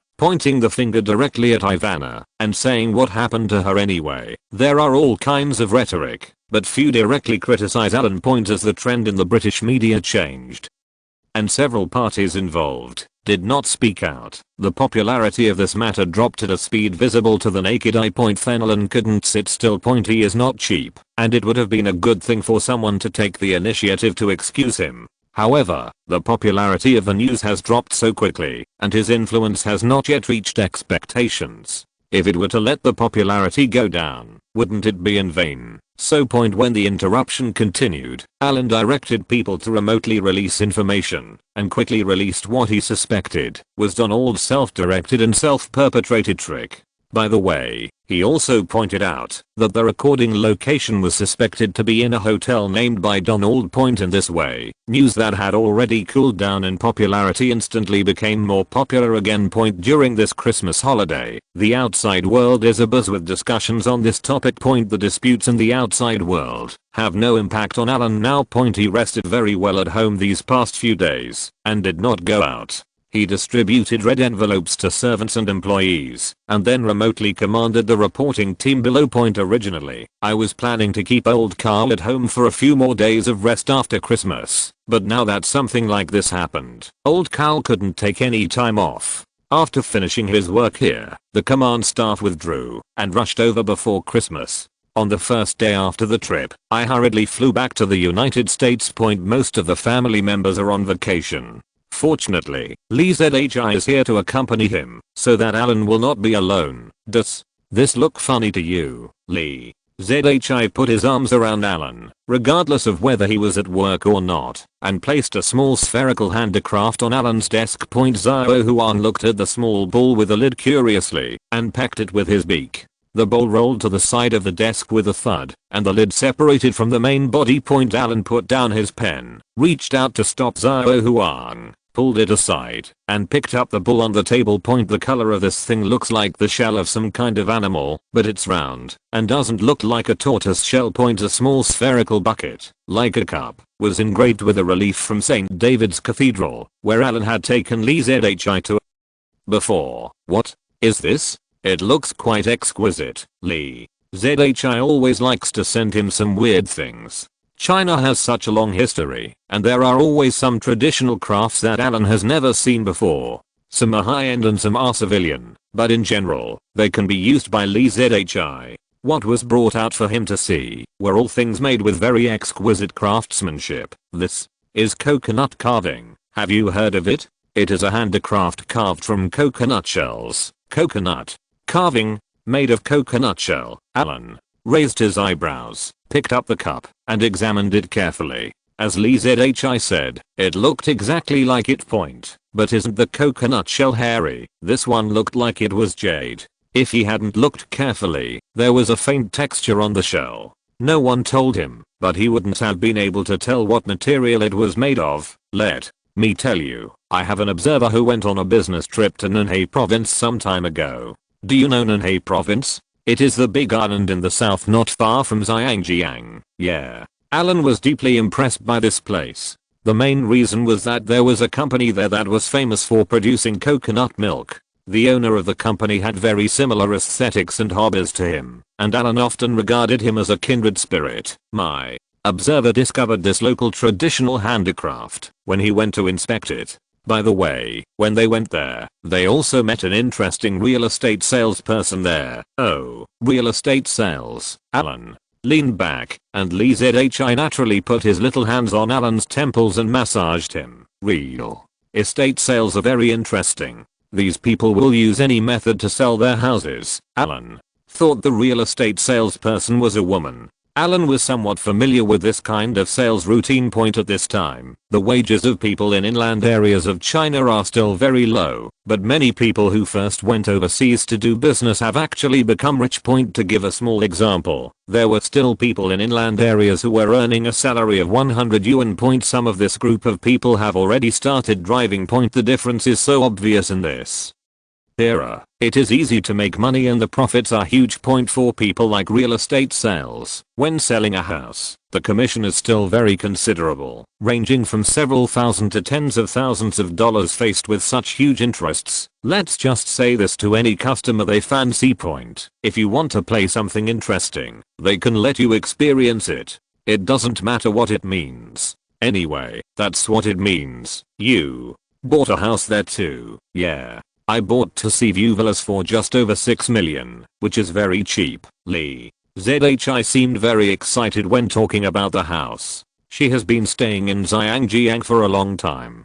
Compared with the housing prices in Zhangjiang and the housing prices in Anhui province, for her, they are simply a bargain point. Not only was the price low, but the house was also large. She knew that Alan didn't like living in a small house. For Alan, she bought a single family house with a sea view of more than 1,000 square meters, just in case Alan went to Zhangjiang again in the future. Then the two of them can travel to Anhui province.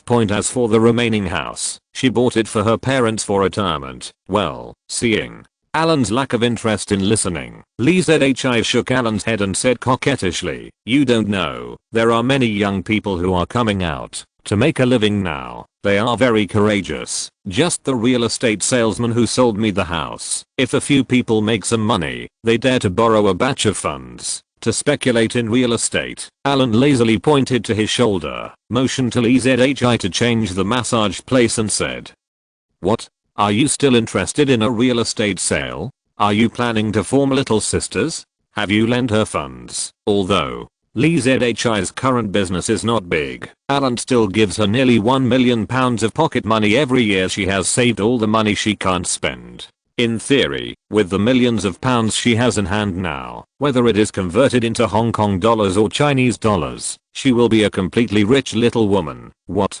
That real estate salesperson is a man. When Alan heard Lee ZHI's explanation, he was a little startled for a moment.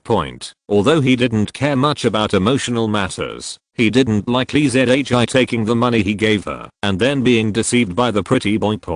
If he deceived Lee ZHI, wouldn't it be equivalent to indirectly deceiving him? Mr.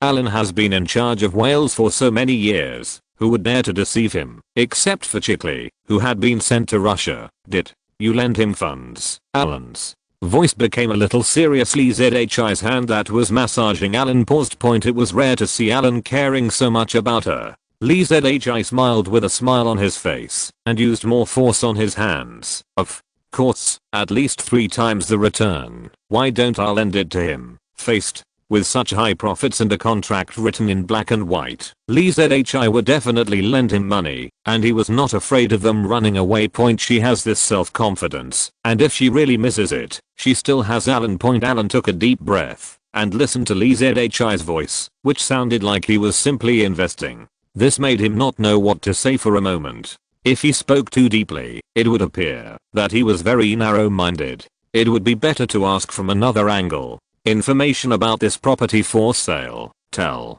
me, what kind of person is he for this real estate sale that you lent money to? He can actually get funds from you. Humph, 3 times the income. What a big statement. Triple income. What is this concept? Alan spent nearly £700 million to acquire a Bentley car company. If the money is not used, it will be transferred to the real estate salesperson. Even if it's £600 million.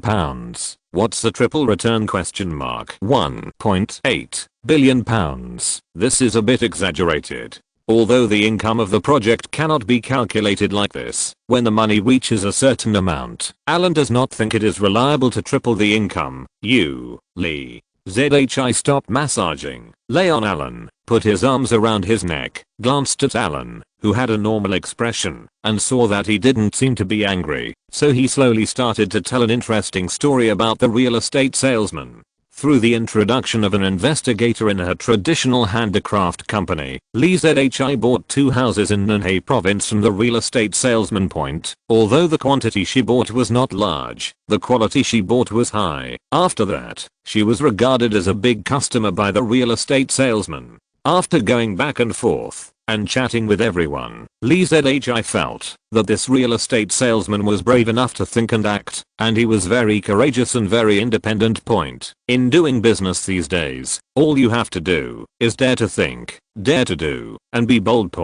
No matter how good the plan is, if you don't dare to do it, in the end, everything will be in vain. And the real estate salesperson she knew named Pan Shi, he called her before she came to Wales and said that she would use the funds borrowed from her to set up an agricultural high-tech joint development corporation with her friends. The name of the company seems to be that of a farmer, but at its core it is a real estate speculator. A company like this requires a lot of capital. They buy property numbers directly from developers and then resell them to other people who are Newton and Hay province and are ready to speculate in real estate. Anyway, over and over again. The profit is very huge. Developers also save themselves the trouble of selling properties one by one to individual customers. As for Panchai and others, they mainly operated a short-term and fast way. Later, they directly purchased the entire building, which not only facilitated the developer, but also prevented the middlemen from making the difference. Panchai. Hearing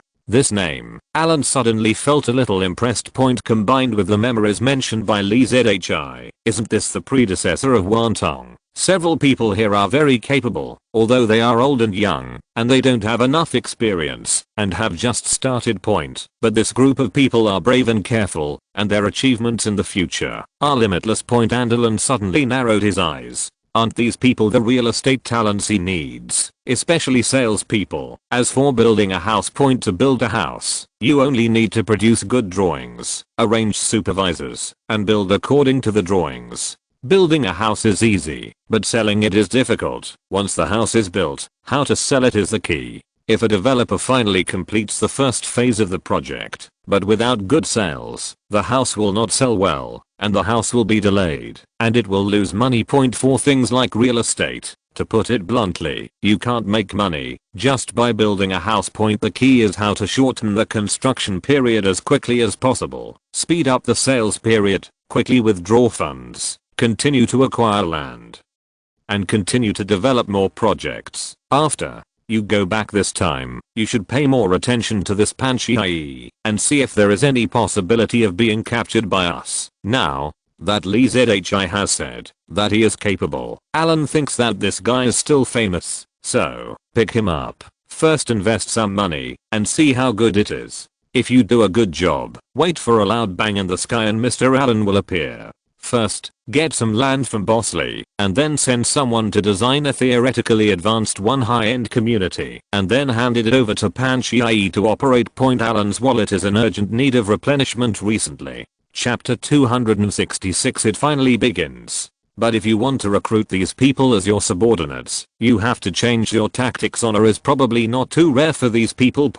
Even though Alan has a title now, this title can only be used in a place that recognizes his title, or is influenced by this kind of class consciousness. For example, places like Europe and the British Commonwealth. And his status is not easy to use in a place where there is not much influence of class consciousness. You can't face these people. Alan will lure them with his knighthood, right? To put it bluntly, these people probably don't know what the levels of British titles are, and what are the benefits of each level. They think this is traditional feudal superstition.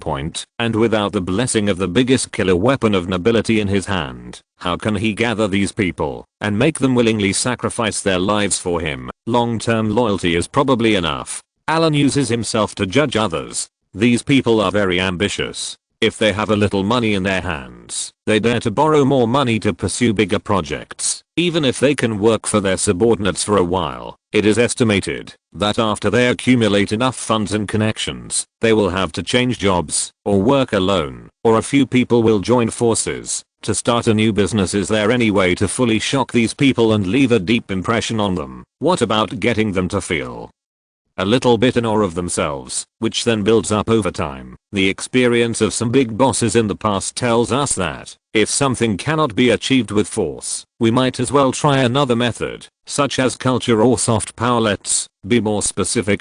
You can use the friendship between teachers and students. This relationship is much more reliable than a relationship maintained purely by interests. With this relationship, Alan is not afraid that they will change jobs if they want to change jobs, and being able to change jobs proves that they are capable. Alan can let them go freely and invest in their companies. This constitutes a teacher-student relationship on the surface, but in fact it is still an exploitative interest relationship.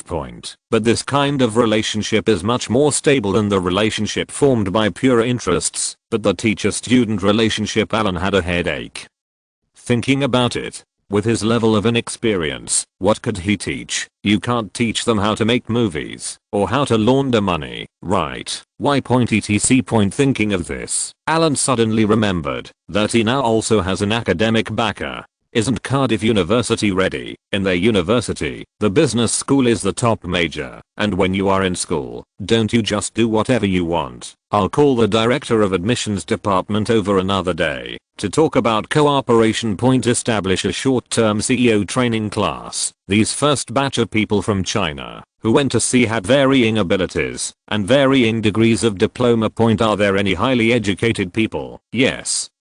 But not many. Many people are forced by life and have to grit their teeth before going into business, but these are not the key points. These missing things can be slowly made up through acquired efforts. Later, so many business schools and various chambers of commerce alliances were maintained by this kind of thing, right? What do they lack most? What they lack most is vision. What they lack is integration with international standards. What they lack is a high-level diploma that sounds louder. What they lack is personal connections and funds, and Alan can satisfy them all. Vision. Just invite Dang to visit.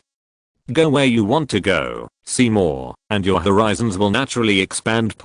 If you don't want to come to the UK, you can go to the United States, or anywhere in Europe. Advanced diploma. Although Cardiff University can barely make it into the top dozen among all universities in the UK, this is an internal ranking in the UK, and it can still be compared internationally. To some people, even those pheasant universities in Australia are considered internationally renowned universities. They can do it. Why can't I? Cardiff University, at worst. Alan would stamp the Earl's private seal on his graduation certificate to give them a good appearance. And connections. It happened that the fat sheep in Zhangjiang was about to be slaughtered, so I took the opportunity to cut a wave of leaks, invited some celebrities from Zhangjiang's business community, mixed them together, and created a CEO class. Will this friendship as classmates become a personal connection in the future? All these things are complete, and the tuition fee for one CEO class is £100,000. Not expensive, right? At that time, Alan and the school will have a 50-50 split, and Cardiff University will provide classrooms, venues, and teachers. Alan, on the other hand, showed off his old face and tried to win over the students. Everyone has a clear division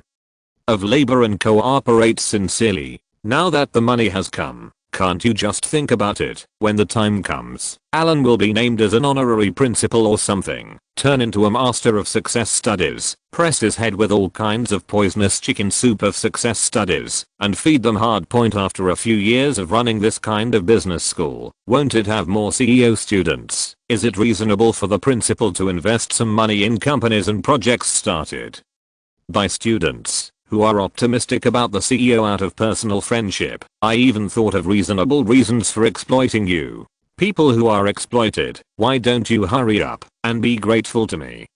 This plan is very practical. For the next project that can be implemented, he needs to plan it carefully, select a few people he likes, invest in them, and let them work on an experimental project. This project must be within his reach place to prevent these people from messing around inside. Alan squinted his eyes, being squeezed comfortably by Lee Zhi, humming and thinking freely. I'm talking to you. Are you listening, Lee? Zhi watched Alan squint his eyes slightly, as if he was about to fall asleep. The two of them didn't work until what time last night? They took a rest after 1 o'clock. It's broad daylight now. Are they so tired? Huh. Well, I'm listening. Alan had to change his plan. He originally wanted Lee Zhi to observe more, but now he was preparing to make a bigger plan. In this way, it would not be appropriate for Lee Zhi to come forward.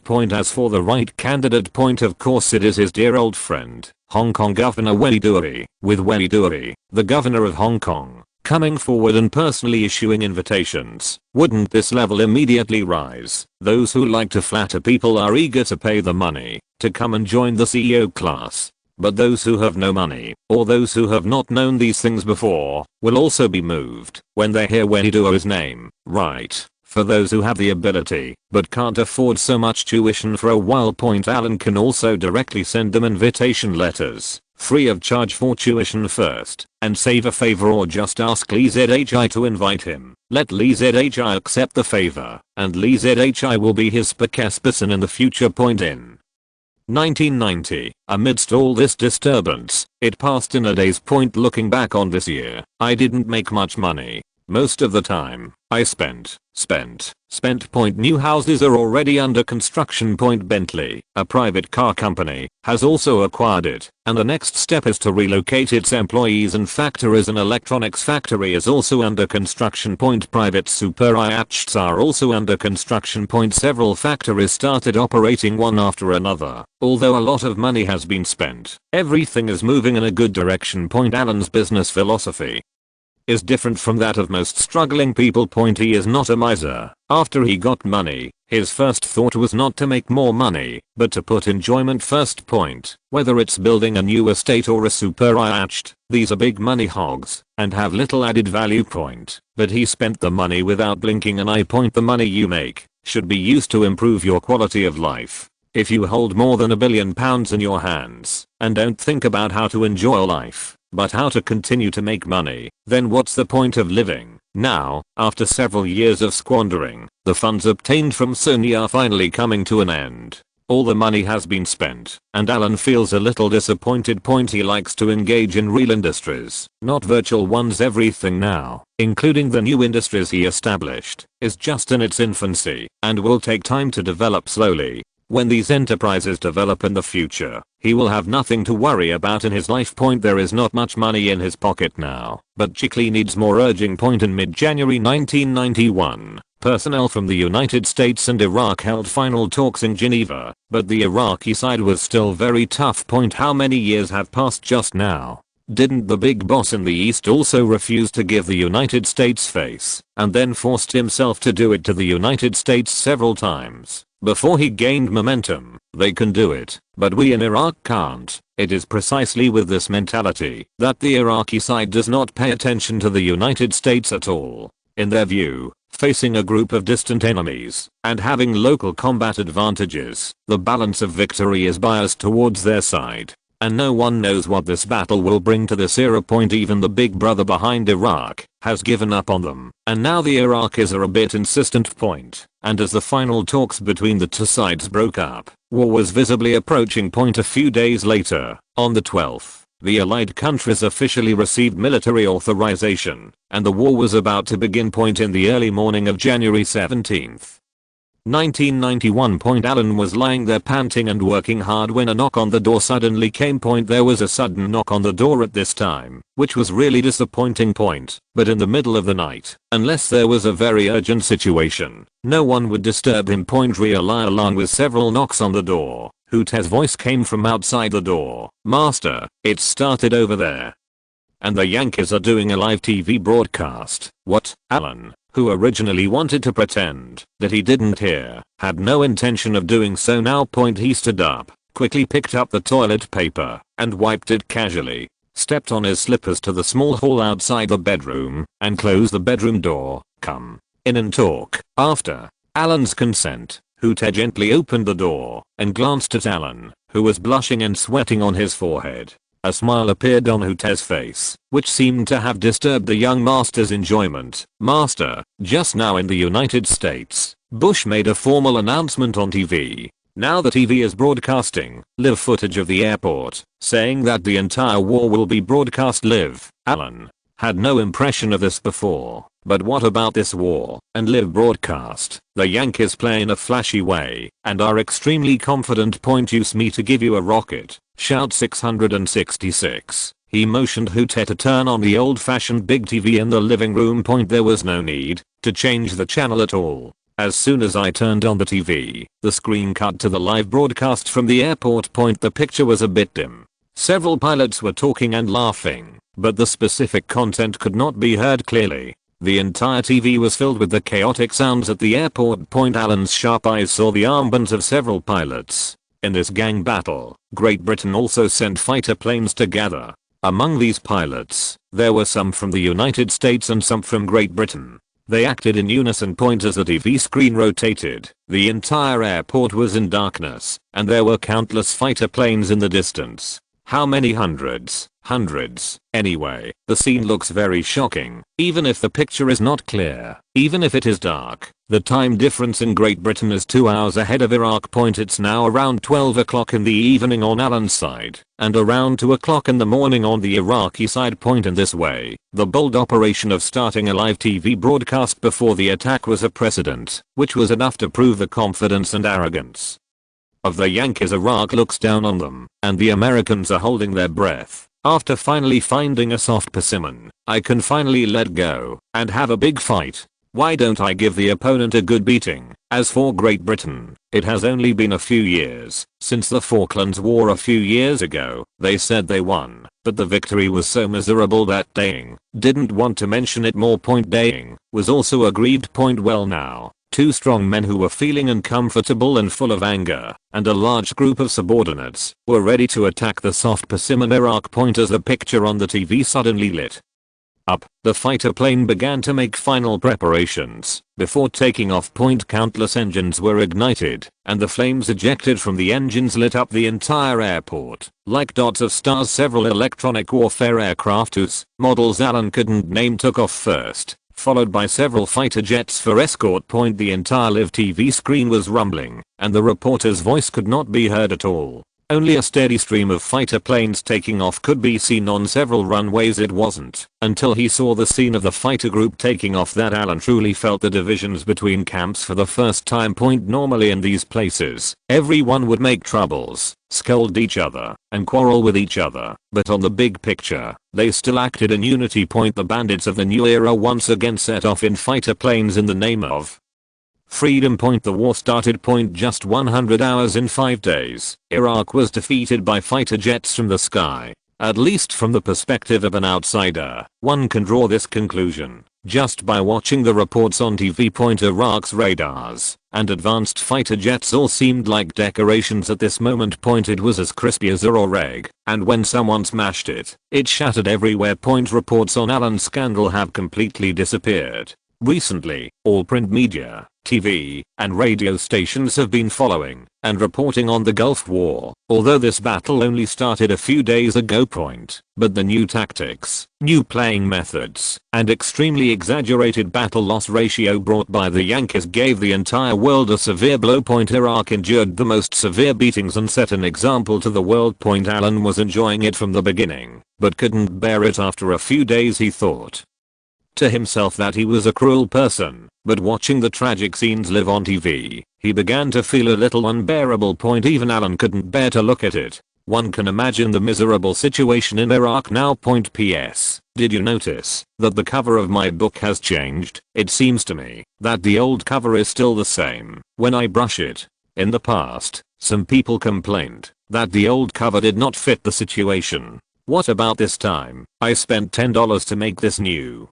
Chapter 267. Little Stone is back. There was no light on in the hall outside the bedroom. There is also a small bonfire lit in the small fireplace, which can bring a little warmth to the dank environment in the castle. Alan listened to the pornographic songs playing on the record player and watched the live reports on TV. Because the live broadcast scenes are too boring, it is said to be a live broadcast, but in fact most of the scenes are airports or telephone connections. The Americans are very thieves. They left many reporters in Iraq, and these reporters actually have equipment to contact the outside world. Then a small phone logo appeared on the TV, and the reporter's photo outline was attached, which was equivalent to the host's live connection. These reporters said they were not involved in military operations, and were only concerned about whether civilians were harmed.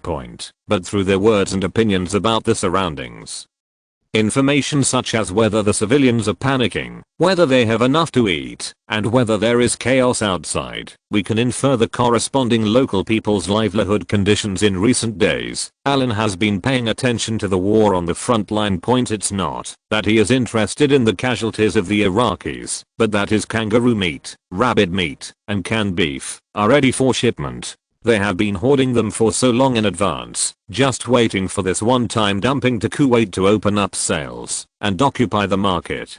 Today's Kuwait may be said to be broken, but it's not even close. But the social order has almost collapsed. In just a few days, the coalition forces had destroyed more than 80% of Iraq's power systems and most of the military facilities at major targets, coupled with the globally synchronized live television broadcast. Most countries in the world, not to mention the allies of the United States, were frightened by this military action. Iraq is like a target, and it is a blind target. Under the indiscriminate bombardment of a group of strong men, it has no power to fight back, and can only be beaten passively. The enemies are all in heaven, they cannot see, or touch them. More than 40 years have passed, since the end of World War II. Times are changing, and some military equipment is also being upgraded, but the tactics of the Continental Army are still maintained. In many places there are guns, cannons, and tanks. Increased firepower and frontal pressure are the general tactics.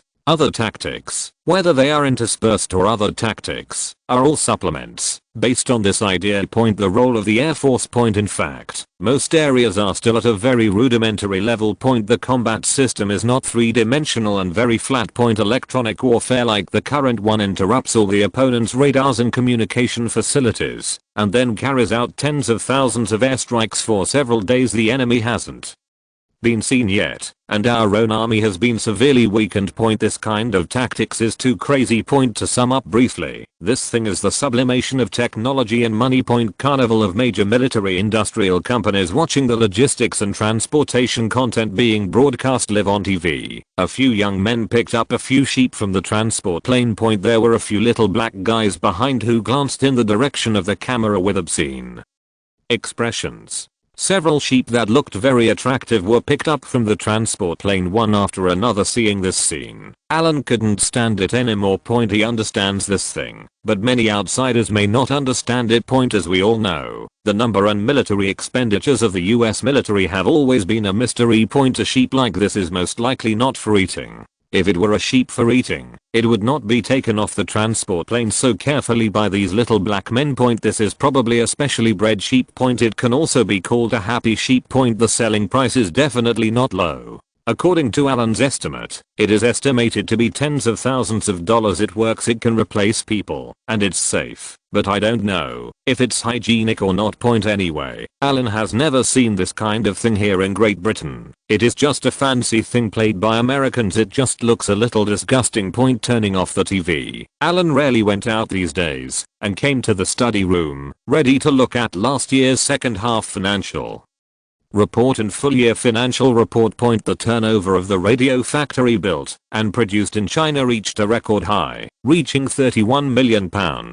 After excluding various operating expenses, the remaining profit reached about £2 million. The radio director's current income is more than his family's previous income in a year. The biggest advantage is that thanks to the demographic dividend, the cost is low. Coupled with the newly upgraded production lines and brand image, radios are even sold back to some European regions. These things have little technological content and are considered hard currency. The market is generally not good, big, but can be sold anywhere.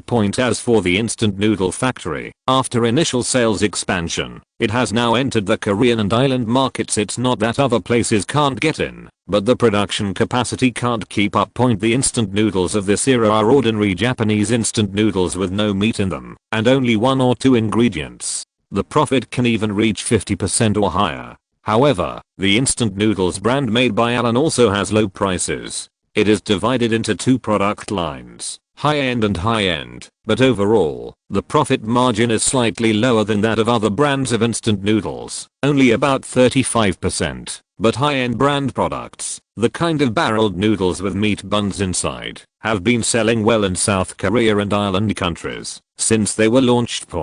That is to say, productivity cannot keep up now, and things have just been launched. Various supply sources, worker training, equipment procurement, etc. must be done slowly. This year's total sales of instant noodles have exceeded £50 million. In the past year or two, as the factory has more and more skilled workers and equipment, the output value will increase exponentially, and it will exceed £100 million. Instant noodles alone can bring him a profit of more than £10 million this year. It doesn't seem like a lot, but when converted into Chinese dollars, Almost 100 million. What is the concept of hundreds of millions of profits in the 1990s? This is still in its infancy. Besides, the rest of the tequila business is a bit bleak, with no profit and purely making money. Now Blue Night Takeaway has established sites in 7 cities, has more than 10,000 members, and is expanding at a rapid pace. However, with the support of the internet this year, I believe we can slowly get back on the right track. Alan is not in a hurry. Such large chain tequila companies must give these stubborn British people, who have poor ability to accept new things, a time to adapt. The remaining businesses in Gambia, which has been in business for several years, the entire industry chain is currently relatively well developed. From the customer side, whether it's shipping rebates, referral fees, or finally consumption, Alan can get money from it. In the Gambia itself, he also has related supporting industries, such as training, physical examinations, training equipment, etc., which also generate income. In total, the dividends distributed to him every year are almost more than £6 million. This industry mainly has to distribute money to several other partners. In the end, it seems that not much is received, but this industry can continue for a long time, and it is a high quality industry that has formed a complete industrial chain. But wait until this year, Alan will have to deal with this industry ruthlessly, completely sever ties with this industry, and go ashore with a clear conscience. Dang. Alan put down the file and was about to pick up another report to check when he heard a knock on the study door. He thought it was a servant coming to deliver food to him, so he answered casually. I picked up the report and read it for a long time. Apart from the sound of the door opening and closing just now, there was nothing else in the room. Alan slowly raised his head. Standing in front of the desk was a strong man with a middle, parted hair and gold-rimmed glasses, looking at him with a smile. The sudden appearance of this stranger startled Alan. When he took a closer look, wasn't this the little stone he sent to the Butler Academy for several years of further study? When did you come back? Seeing Zio Shitao. Alan put down the documents, quickly rang the bell, and asked the servant to bring some tea. He pointed to the chair and asked Zio Shitao to sit down first. Master, I came back last night. It was too late when I got home, so I didn't go to see you first. He used to be a little frizzy little stone, but now he is wearing a suit. Although he does not look very elegant in a suit, but looks a bit like a thug in a suit, but with glasses and a middle parted hairstyle, it makes him look good. It seems a bit elegant. In the past few years, Zio Shitao has never come back, but every time he comes back, he is in a hurry. Alan has something to do, so he never rushes there and never sees him. Looking back now, several years have passed since the two of them retired from the Navy together and sent him to the Butler Academy. Now that Zio Shitao has finally returned from his studies, this reminds Alan that his secretariat can finally be put on the agenda. You just came back. You usually study and see more with Hooter. You have to rest at home these days. You can go in a few days. Alan picked up the cigarette at hand, lit one and thought for a moment. Let's go to Oxford and Cambridge to recruit some people. I want to set up a secretariat. Secretariat, Zio Shitao blinked, a little confused. Alan had no choice but to explain to him that his purpose in setting up the secretariat was to help him handle some family affairs. Hooter would just pick out some simple matters and leave them to these secretaries to handle. He can't have to do every little thing. In the past, the family's property was small and easy to manage. Now there are several companies outside. Seeing that the scale is getting bigger and bigger, if Hooter is allowed to grab a hold of them, he will definitely not be able to take care of them with Hooter's ability. And by bringing Little Stone and setting up a professional secretariat to help Alan handle some affairs, he can be liberated from it. He is only in his 20s this year, and he still has a good life ahead of him. He can't spend the rest of his time in the study dealing with various affairs at home except for his annual vacation, right? So what's the point of this life? Okay, I understand. After listening to Alan's explanation, Zio Shitao understood what he meant. A prestigious university like the University of Cambridge has students from all over the world and talents from all walks of life. I dare not say anything else. If there is an opportunity to stay and work in the UK, especially if you can work in the same country, with a noble around him. I believe that under this condition, a group of professional talents can be recruited. After explaining the business, Alan listened to Zhao Shitao telling him interesting stories about his recent years at the Butler Academy, while picking up the report next to him. The box office revenue of Terminator 2, which was released on Christmas last year, and lasted for more than a month, has generally been calculated in the United States and the United Kingdom. On the British side, it is just shy of less than 20 million. It currently ranks first in the annual box office list with more than £18 million. The box office in the United States is different. As expected, the total box office of Terminator 2 in the United States has reached more than $204 million. The cost of less than £100 million has already been paid back, based on the box office in the United Kingdom and the United States. The rest depends on the total box office revenue in other overseas regions and subsequent video sales. This is an achievement that even Alan himself cannot achieve. Although his films are well known, they always feel that they are a bit biased and contain too much private goods. They are famous, but the actual box office is not good. Although it was not losing money, it didn't make much at the box office. It relied on the trickle of video sales to slowly make money. But this time, Leoka's income from one movie is comparable to Alan's 3 movies combined. This person is so irritating. As a result, Alan is now very jealous of science fiction movies, and he also wants to practice his skills by completing a movie this year and also have a box office hit, with a global box office of hundreds of millions in February. Just before school started, Diana once again sent William and Harry back to Alan's manor in person. When he saw Diana this time, Alan felt keenly that Diana seemed a little haggard again. But the last time they met, he said everything that needed to be said, except that he just told her clearly that as long as there was no trouble, everyone could have their own way. But outsiders are easy to persuade, and it's hard to say whether insiders will be able to get out. The first time she saw Alan, Diana reluctantly smiled at Alan, took out a small box from her bag, and handed it to Alan. "What's this?" Alan was holding this small velvet box, which looked like a jewelry box. "This is a small gift for you. When you get married, let your wife wear it. But if you want to find someone young, you can't find a woman in her 40s. Although Diana looked a little haggard, her words were as unreliable as ever. Ha. Alan understood the meaning of her words. For the sake of face, Diana couldn't encourage Alan openly. She couldn't say thank you to her nephew for helping her out and cheating Donald, right? So he gave Alan a thumbs up in his words, and specifically pointed out that he should not look for a wife in her 40s in the future. Alan's previous dating partners were not very old. They were in their 40s. Currently, there was only one, and it was the same one who was rumored to be involved in the scandal some time ago. This was obvious. Invite Diana to the side hall and let the servant serve some refreshments. Diana picked up the silver cup and put several sugar cubes in the black tea. As if she suddenly remembered, she pretended not to care and asked, "Alan, you have to take some time out this time next year." Alan had just finished pouring tea for Diana and was pouring it into his own cup when he suddenly heard such an advance invitation and was a little unsure of what she meant. "This time next year? What are you going to do?" Chapter 268. Is he this kind of reporter?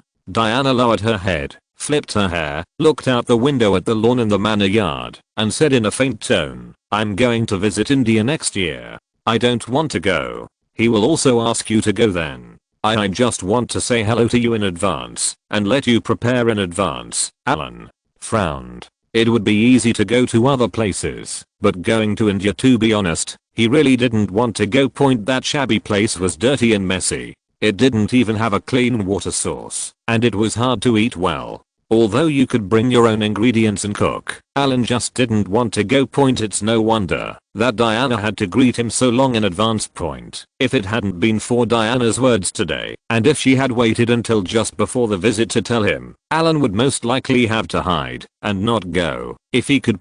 Now it's hard to refuse. Seeing Alan's expression of embarrassment, Diana laughed heartlessly. He pointed in one direction and said, "You are also the captain of the bodyguard after all. India is not as scary as you think. When the time comes, I will introduce you to an Indian blind date looking At Diana winking, Alan waved his hands repeatedly and said, "Forget it, I'll go," but the Indian blind date is not needed. Although high caste Indians can be considered white, the image of Indians in Alan's mind has always been that of a dirty, dark looking person. They seem to have no appetite. How about going on a blind date? He really has no interest in curry flavored black holes, but now that the plan has been set, and Alan doesn't know about it in India, he can make preparations in advance to see if there is any place where he can harvest wool.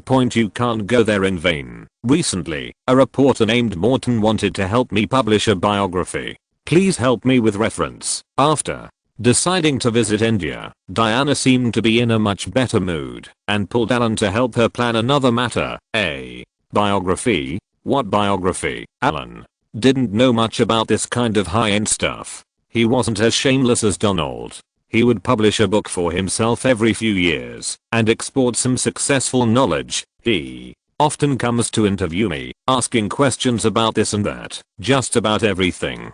Sometimes he even asks me about my relationship. Recently, he wants to sort out the information from these interviews and publish a special volume about my interviews. Diana explained it to Alan and gave him some knowledge about it. This reporter named Morton had also achieved some success in the United States and had helped publish some biographies of celebrities. Wait a minute. You said this reporter is American? Alan suddenly raised his hand and interrupted Diana. He had a vague impression of the reporter's name and nationality, but he couldn't remember it for a while. What's his full name? Diana looked at Alan, suddenly becoming serious, and blurted out, "Andrew Morton." "Hey, let me think about it." Alan thought about it for a long time. The name was familiar to him, but he just couldn't remember it.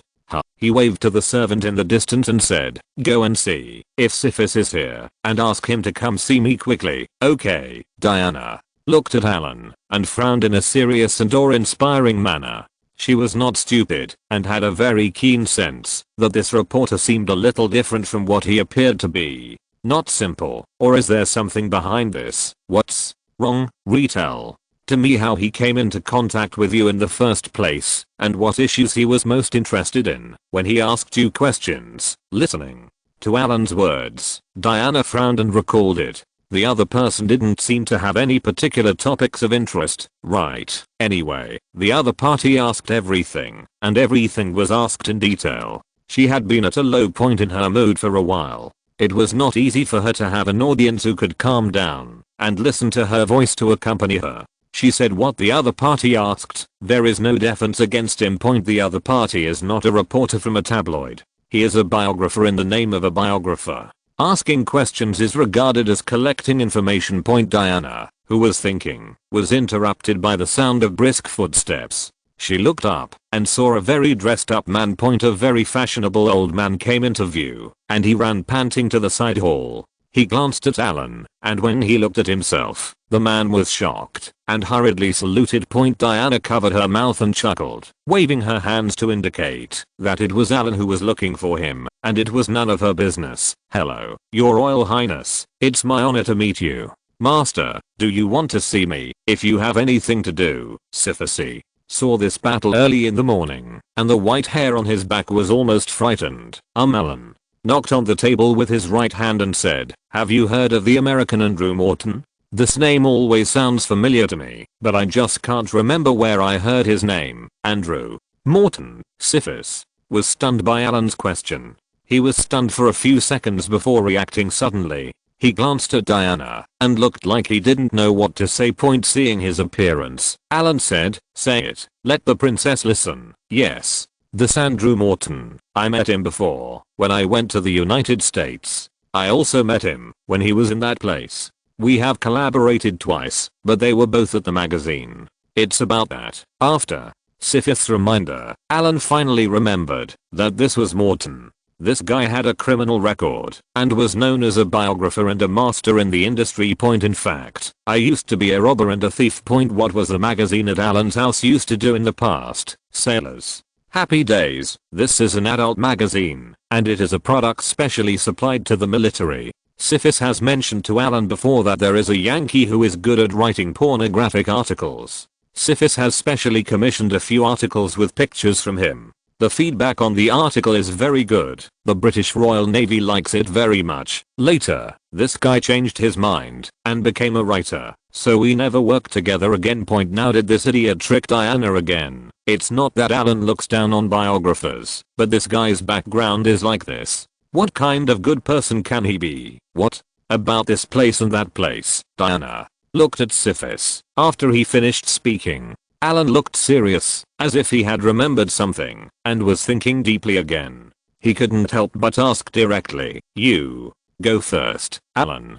Sent away the embarrassed Syphis, and after he left, he quietly explained to Diana who this well-packaged Andrew Morton was. What? Diana was completely confused. Why is this happening again? She didn't hate Americans, but why did she always encounter this kind of thing recently? First, I was harassed by a wealthy old American businessman, and now I'm harassed by an American writer with a criminal record. Recalling the private questions she had told him, Diana's face became serious. If she were a normal reporter, some of her questions would be asked casually just for fun. But these things cannot be reported to the outside world and will have a bad impact. For example, she can also say dirty words in private. This is something that outsiders would never imagine, but if a reporter breaks the news, it will be big news. And now in comparison, swearing is a trivial matter. She told the reporter a lot of private information about herself and boss chap. If all of this was exposed indiscriminately, then one can imagine what awaits Diana. This is the best way to intensify conflicts. Seeing Diana's face turning green and red, Alan also had a hunch that she might have said something to the Morton reporter that she shouldn't have said. It's not that I don't believe in his character, it's that I must not believe in this kind of person's character. Sometimes, life needs a fig leaf. Without this fig leaf, it would not be good for anyone to put conflicts in the open. When conflicts intensify further, divorce or the like is just around the corner. Alan didn't want this, and Diana, unless she was angry, probably didn't want it to happen. Once she calmed down, the royal family has lost face, and the entire class, including all nobles, will suffer losses, not just the royal family. The two looked at each other.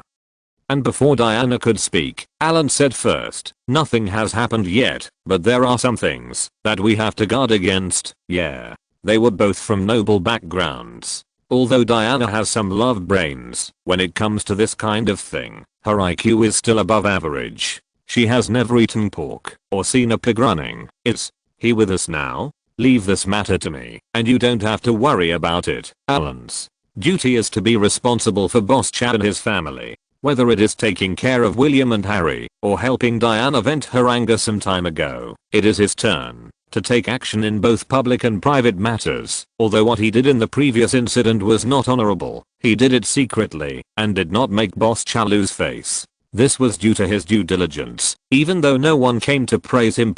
Now that this incident has happened again, Alan is subconsciously preparing to take over. Nothing has happened yet. He just needs to find the person first, get all the information back, and then warn the other person not to talk nonsense. If you dare to be stubborn, kill him. It's him who contacts me every time to make an appointment. I don't know where he is exactly, but I can tell you directly when he makes an appointment with me next time. Looking back now, Diana found that the reporter was indeed suspicious, because the other person was an American. She subconsciously ignored some questions. Now that she thought about it carefully, when she wanted to find the other person, she couldn't think of where to find him for a while. The more I think about it, the scarier it becomes. Okay, I'll send someone to follow you. You can inform me at any time. I see. Diana stood up. She was originally going to talk to Alan a little more today, but after something like this happened, she was not so sad anymore. Now she found something to do to divert her attention. Seeing that Diana was about to leave, Alan accompanied her all the way out of the hall. He personally helped Diana open the car door. Before leaving, Alan stood by the car door, looked at Diana in the back seat, and said unbearably, "Aunt William and Harry are still young. If you miss them, you can give them more. Ask for a few opportunities to see them, and don't always box yourself into something." In the originally dull atmosphere, Diana looked at Alan, rolled her eyes at him and said, "You little brat, you're not even married yet. What do you know? Drive." Alan looked at Diana with a confused look on his face, who did not forget to make a joke before leaving, and chuckled lightly as he stared at her vehicle as she drove away. If this hadn't happened, she would have been happy every day. After all, she has such a temperament. She is very optimistic and cheerful. The university started in January, but now it is February, and the students have been absent from classes for a month. The director of the admissions department does not dare to say any nonsense, and has to come to the door in person with a smiling face. It is a shame to say this kind of thing anywhere. But in Wales, this is no longer a shame, but an honor anyway. For Joel, director of admissions at Cardiff University, this is an honor. Joel had only seen the long famous Hill family's manor from a distance before, and he never knew what it was like inside. This place. 100 years ago, outsiders would never come out after entering. Who would expect to enter such a place? But now these old things have long passed, and no one mentions this kind of modern things anymore. On the contrary, the reputation of the Hill family is still spread in Wales. Yesterday, Joel received an invitation from the Earl of Carmarthen, inviting him to the Hill family's manor. The Earl wanted to meet with him. Joel was so excited that he didn't get a good rest. He took a day off today and put on his most expensive outfit, as well as the gentleman's hat and civilized stick that he had collected for many years. He was dressed like a remnant of imperialism, and his wife drove the car herself all the way to the gate of the Hill family's manor, since only he was invited in the invitation letter. As for his wife, she could only wait outside the door. After being inspected by the guard, Joel followed the bodyguard who led the way and walked slowly on the road to the castle. After sniffing the air filled with the fragrance of fragrant grass, I looked at several servants leading horses for a walk in the distance. This situation, all the scenes are stimulating. Joel. It was different here than when I met Alan by chance during school. In that situation, Alan was a student and had no heirs, but he wouldn't pay much attention to him. Now that we are here, it is different. This is a truly traditional noble home. The servant leads the horse for a walk. Look at this posture. If an ordinary family wants to buy a horse, it is not impossible to afford a horse of inferior quality. It is only the price of an ordinary family car. However, the cost of raising a horse is very different from the cost of raising a car. What now? How many horses do they have alone? Even if your excellency doesn't usually ride, they will keep it at home for ready use. When I think that it is spring now, and it is the traditional aristocratic spring hunting season. At this time, the aristocratic masters on horseback and dogs flock to the countryside with a large number of servants to hunt. What a feeling. Walking with the bodyguard all the way to the lobby, Joel nodded and said hello to everyone he saw. Even though he was the admissions director of a well-known university in the capital, his social connections were barely acceptable. But in such an aristocratic manner, Joel felt that it was better to be careful. Who knows which servant matters? He might offend an old servant who had served the Hill family for generations. If he offended someone, he couldn't afford to offend them. P.S. I wish all readers a healthy Dragon Boat festival and a happy holiday. Chapter 269. Poor people but high ambitions. All the way to the entrance of the hall, a shadow faintly blocked the way. Joel raised his head in astonishment. The strong man in front of him looked like a bodyguard, but not quite like a bodyguard. His appearance and clothing seemed very inappropriate. He is obviously tall and strong, with a somewhat honest appearance, but there is still a faint scar on this strong man's face. The suit he wears looks like a butler's dress. It may be because of his figure, but the dress looks tight on his body. Looking at the expressionless strong man, Joel was just about to introduce himself when a pair of big hands were handed to him. Hello, I'm Stone, the intern butler of the Hill family. Oh, hello. Joel saw the strong man introducing himself first, and then he realized that he had only known Butler Hute before. But when did a new trainee butler appear? This person is more like a bodyguard captain than a housekeeper. This person has such a strange temperament. After shaking the other person's hand, the hand that was supposed to be put down was held tightly by Stone, the intern housekeeper. Joel raised his hand and looked at Stone with a slight embarrassment and blinked. Mr. Joel, my master is studying some business lecture skills recently. These inexplicable words made Joel even more confused. What is the profound meaning of this sudden sentence without beginning or end? Mr. Alan has changed his temper now? Studying teaching skills. Does this mean you don't want to be a student, but a teacher? Xiao looked at the admissions director in front of him and saw the confused look on his face. He couldn't help but curl his lips inwardly. This was a very poor realization. Fortunately, the young master had specifically told him to warn Joel in advance. Otherwise, when Alan talks to him in person, he won't be able to understand what Alan means. There are some things that are not suitable for Alan to tell him directly. Instead, others need to tell Joel in private first, and then let him take the initiative to bring them up in front of Alan. Although doing this may seem a bit pretentious, this is the rule. Xiao has a straight temper. He won't talk to Joel about a lot of things in a roundabout way. He can just give Joel a simple and rude reminder. As for whether Joel can understand, if you can't understand it, just replace it.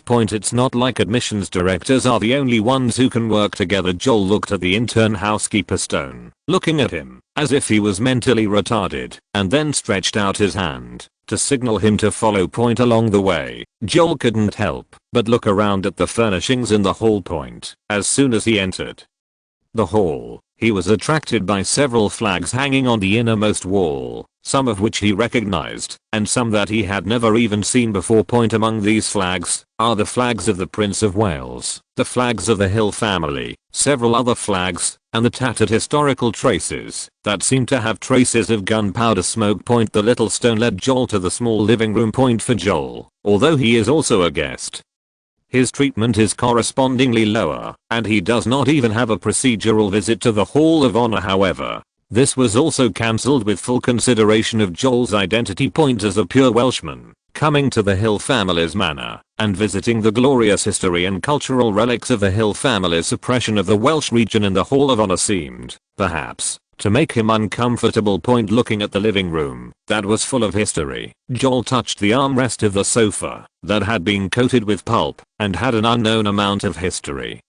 With a curious look on his face. It's not that he has never seen old objects before, but he has never been exposed to people of his level who can use old objects as serious furniture. Everything is so novel, and everything you see represents history. It can be said that the things in this living room, whether it is the oil paintings on the wall, the furniture in the living room, the small vases on the coffee table, tea sets and other things, just take a few pieces out and sell them for enough money to cover his family's extravagant spending for several years. After waiting in the living room for about 10 minutes, there was an unusually steady sound of footsteps approaching from far away. The footsteps of other servants were very light. Regardless of whether they were busy or not, their walking sounds seemed a little hurried.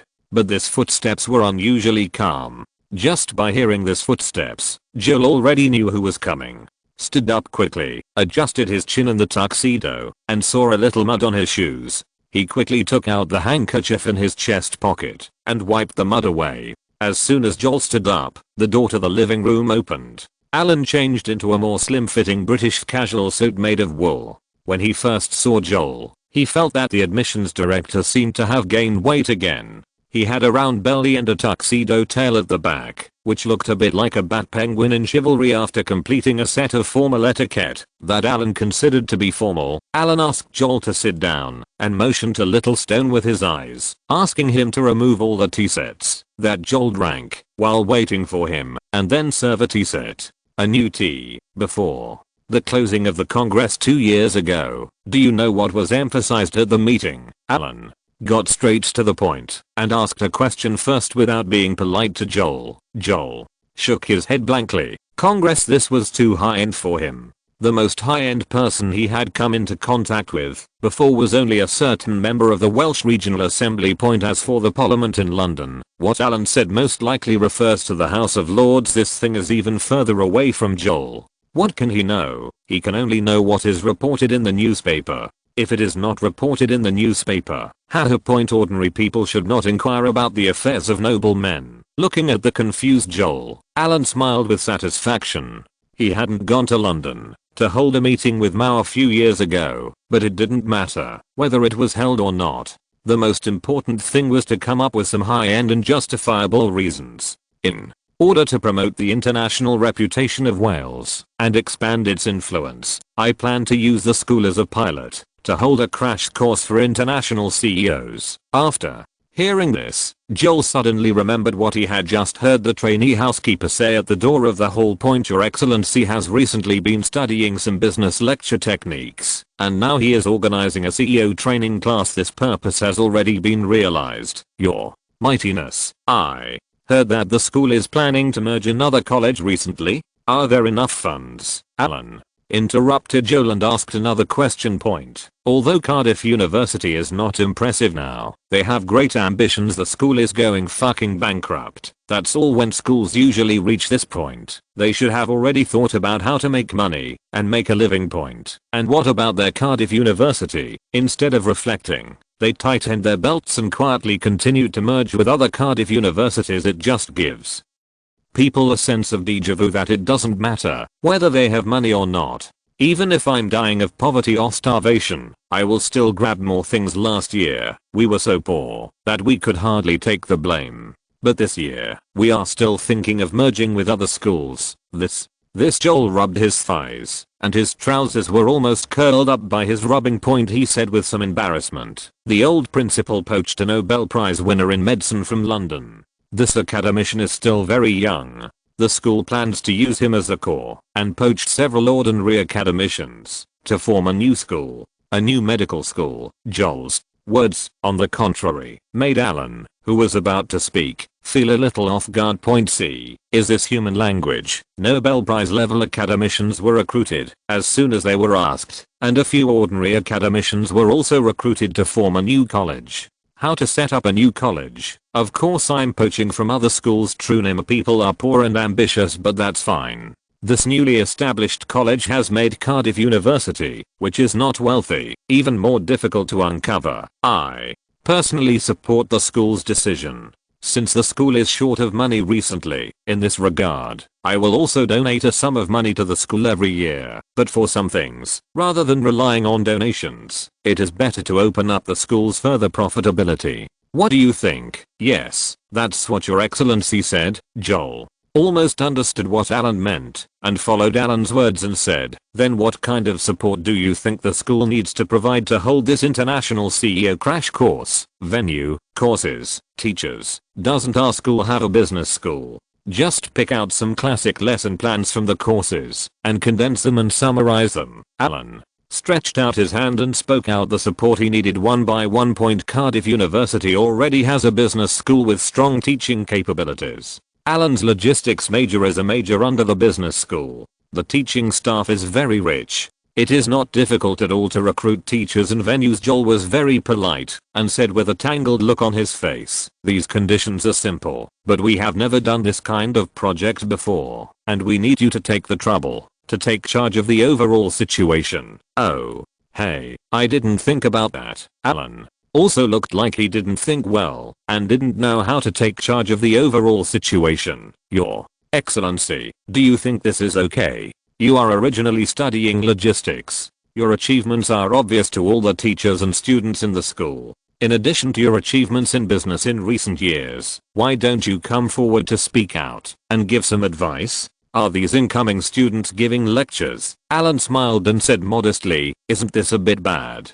After all, I haven't graduated yet. There's nothing wrong with it, Your Excellency. If you're not familiar with teaching, I'll ask our teacher to help you come up with a lesson plan. Joel doesn't have any other abilities, but he definitely has the ability to squeeze teachers. Now that I have understood what Your Excellency means, don't you just want to have fun as a teacher? It doesn't matter to Joel whether he can teach or not. Even if Your Excellency can't, what does it matter? Wouldn't it be enough to ask the teacher below to tailor a lesson plan for him? What's the big deal? Ahaha, why bother you so much? No trouble, no trouble. I would also like to thank you for your contribution to the school. Although the two did not say how the profits would be divided, Alan did not need to say this himself. He only needed to come up with suggestions and express his ideas, and leave the rest to others to discuss. In mid-February, the external situation became increasingly clear. Iraq was woken up at once, and he quickly recognized his coercion point. But now they want to give in. But the United States is unwilling. After all the beatings, you gentlemen have just used your strength, and you want to surrender? Our ground forces haven't arrived yet, so we are not allowed to surrender. Just like that, Iraq wanted to give in, but the United States refused to let them give in. The coalition sent ground troops again, preparing to push all the way and show off its power in the Middle East. Point in the study, Alan was writing a letter to Boss Chab. A piece of letter paper dealing with American reporters is a trivial matter in theory, but this kind of thing is still a little troublesome. Point. If this matter was solved by Alan without the outside world knowing anything about it. Point. Although as a matter of fact, this is fine. Point. But if it is solved like this, it will not be of much benefit to Alan. Point. This is not his own business, but someone else's business. It is good to nip the danger in the bud, but we must also let the people involved in this matter understand the danger of this matter. Point. Otherwise. Point. Boss Chad doesn't know anything about this matter, so if he takes care of the matter first, it will look very bad. Point. So in the letter, Alan systematically analyzed the matter with things like love brain. Of course everything is fine when you meet the right person, but if you don't meet the right person, it will appear very extreme, that is, a bit stupid. Point. If nothing else, as far as what Diana said that day, even if Alan didn't understand it further,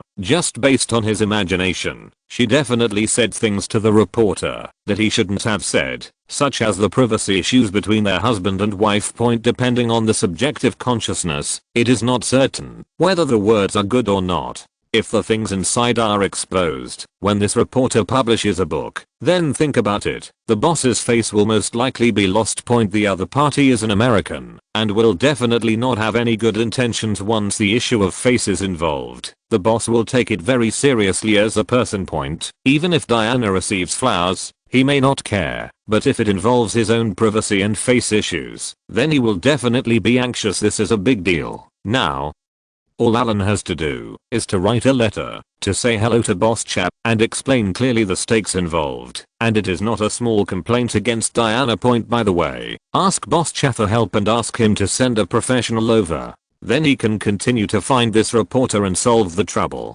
In this way. Point. Only by putting everything on the bright side can leaders understand Alan's good intentions. Wouldn't he get the credit? Still busy, Lee ZHI stayed in Wales for a long time this time. Alan was afraid that the outside world would be unsafe, so after Christmas, he did not let her leave in a hurry and stayed with him first. Point. With Lee ZHI here, she dared to come over and persuade Alan to rest early when he was busy. Well, it's almost done. Alan glanced at Lee ZHI, picked up the letter, and checked it again, then put the letter into an envelope and sealed it with wax. Point. After handing the letter to Xiao and asking him to send it away tomorrow, Alan took Lee ZHI's hand and asked, "What's wrong? Do you miss me?" The movements of Alan's hands were not very honest. Lee ZHI smiled and slapped his big hand away. "Isn't there a physical examination tomorrow? I'll come here to remind you to go to bed early and get up early." Chapter 270. I just don't like you. Wales is a place where magic and wizard legends are spread. Point. Alan is also technically a wizard. Point. As for wizards, they have had a staff since they were young. Everyone's staffs have different lengths and styles. Some wizards have extraordinary talents and abilities, and their staffs have all kinds of strange shapes according to the differences in the styles of the staffs. The abilities of wizards can be distinguished in different directions, and Alan's staff is biased towards offensive capabilities. His offensive ability is extremely strong. Point. Lee ZHI can vouch for this after an in-depth study of Alan's magical abilities. The two discovered that Alan's abilities can mainly be manifested in two aspects: water and spiritual. Point. Alan can use magic through the staff to take away a large amount of water from the human body, and can also give people a continuous mental blow, causing temporary dizziness, fear, trembling and other effects as an ordinary person. Lee ZHI basically has no resistance to magic. When he was hit by Master Alan's spell, he lost a lot of water and caused a huge amount of damage. With the continuous impact of magic, the mental damage was also very serious. Big point. Although Alan is extremely talented, using too much magic has backfired on him. Point. Letting go of Lee ZHI, who was lying in the shape of a frog, Alan wanted to drink some water, but after picking up the water glass, he remembered that he would have to draw blood tomorrow morning. It was already past 12 o'clock, so he couldn't drink water yet, so he could only lick it. licking his lips, resisting his thirst, and put down the water glass for a long time. Some ignorant people like to brag about how good the medical system is here and there. Point yes, the medical treatment in some places is very good. Just looking at the surface. Point just like Wales, the medical system is basically the same as England's. It is said to be free. Point, but the wool comes from the sheep. If you don't buy insurance or pay for it, who will give you free medical care? Even if you pay insurance honestly, you get free medical care. This is not too friendly to ordinary people. Point anyone who can still breathe and needs to go to the hospital must make an appointment in advance. Point if you want to achieve that. If you are sick or feel uncomfortable, go to the hospital to register, then pay for various examinations. See a doctor if you are sick and take medicine after you are sick. Point this level of medical treatment is currently unthinkable in Britain, especially for most ordinary people. Point Alan used to be somewhat critical of the medical procedures in a certain place. At that time, when he got sick or something, he went to the hospital for treatment, and the doctor had to prescribe a lot of examination items for him. Obviously he didn't feel too serious, so he needed to spend money. There were a lot of inspection items. At that time, he made a very malicious guess. Was this a money trap? But now. Point he had no such idea at all. Point take the average person in Wales. If you are sick, go to the hospital. Point make an appointment first, and the doctor will ask you to come back in 3 to 5 days, and then go home and wait slowly. Point 3 or 5 days later, I saw the doctor again. The doctor asked about my condition, issued a receipt, and went for a checkup. Point and you thought that was enough? No, no, no. The examination requires an appointment and cannot be done on the same day. It starts with a week. Point then after a week, you go to the hospital for a checkup. Do you think you can get the results and move on to the next step? No, no, no. Point have to wait another week for results and then go on to make doctor's appointments. If the doctor is dissatisfied with the examination results and the pathology is unclear, he will prescribe other examination items again. Point this requires continuing the above process, and one cycle of these processes takes half a month or even a month. Point the doctor will not prescribe multiple examination items at a time. Each examination requires an appointment. Make an appointment, wait, make another appointment, and keep waiting. Point some people will disappear if they wait. Point with good luck, you want to continue the surgery after the results are obtained. In most people's minds, it's time for surgery. Isn't this extremely urgent? No, no, no. Point we still have to make appointments, and there are many people queuing up for surgery. Point if you are anxious, others are also anxious. When faced with life problems, who can jump in line unless you are very rich or of high class? Otherwise. Point as long as you don't lose your breath, you have to make an appointment, wait in line, or transfer to a private hospital. Point some people did not wait until the end, and some people finally waited and waited. Point therefore, under the British medical system, it is not about whether the system is perfect or not, but whether ordinary people's lives are tough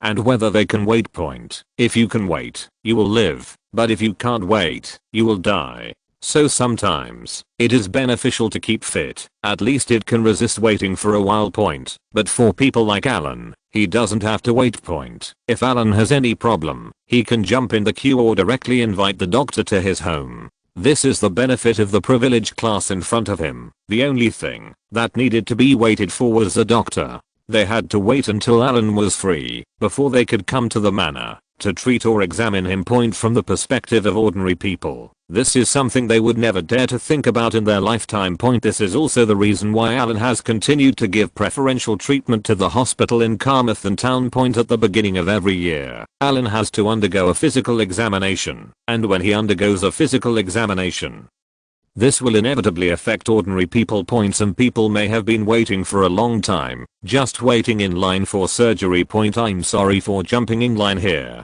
No matter how urgent the condition of ordinary people is, the hospital has priority to deal with it. You can make up any excuse and you have to make time to give Mr. Allen a physical examination first. Point even if he simply wanted to see how healthy his body was, he was not in a hurry. Point a noble man's life is precious. As long as someone is related to Alan, the hospital in Carmarthen Town will never take it lightly. It has to close for nearly half a month at the beginning of every year and dispatch a large number of manpower to cooperate. Not only Alan needs a medical examination, but also other servants in the manor. This is the advantage of following a noble. He can enjoy many privileges. Depending on the temperament of each noble, the servants in his family will also be able to enjoy a small part of it to varying degrees. Alan, on the other hand, is obviously a nobleman who treats his servants more favorably. The servants can enjoy free physical examinations every year. In this way, you don't have to worry about suddenly getting seriously ill.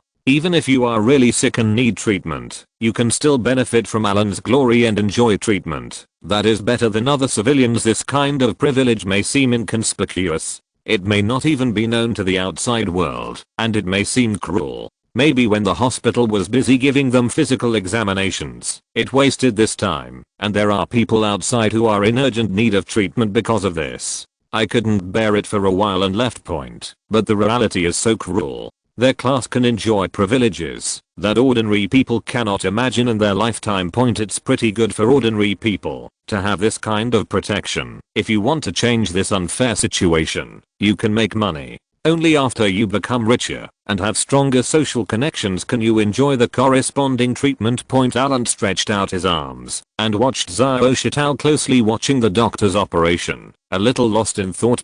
He plans to continue to increase his efforts to provide more support to the hospital in Carmarthen Town in the future, such as recruiting good doctors from other places. Make the hospital in Carmarthen Town more perfect and treat this hospital as his own private hospital. Anyway, right at his doorstep, there is basically no difference between public and private schools for him. He is young now, but people have to grow old, right? It is inevitable to have some minor ailments in daily life. Alan still attaches great importance to his health. Otherwise he would not have to have a physical examination every year. He still has a good life ahead of him.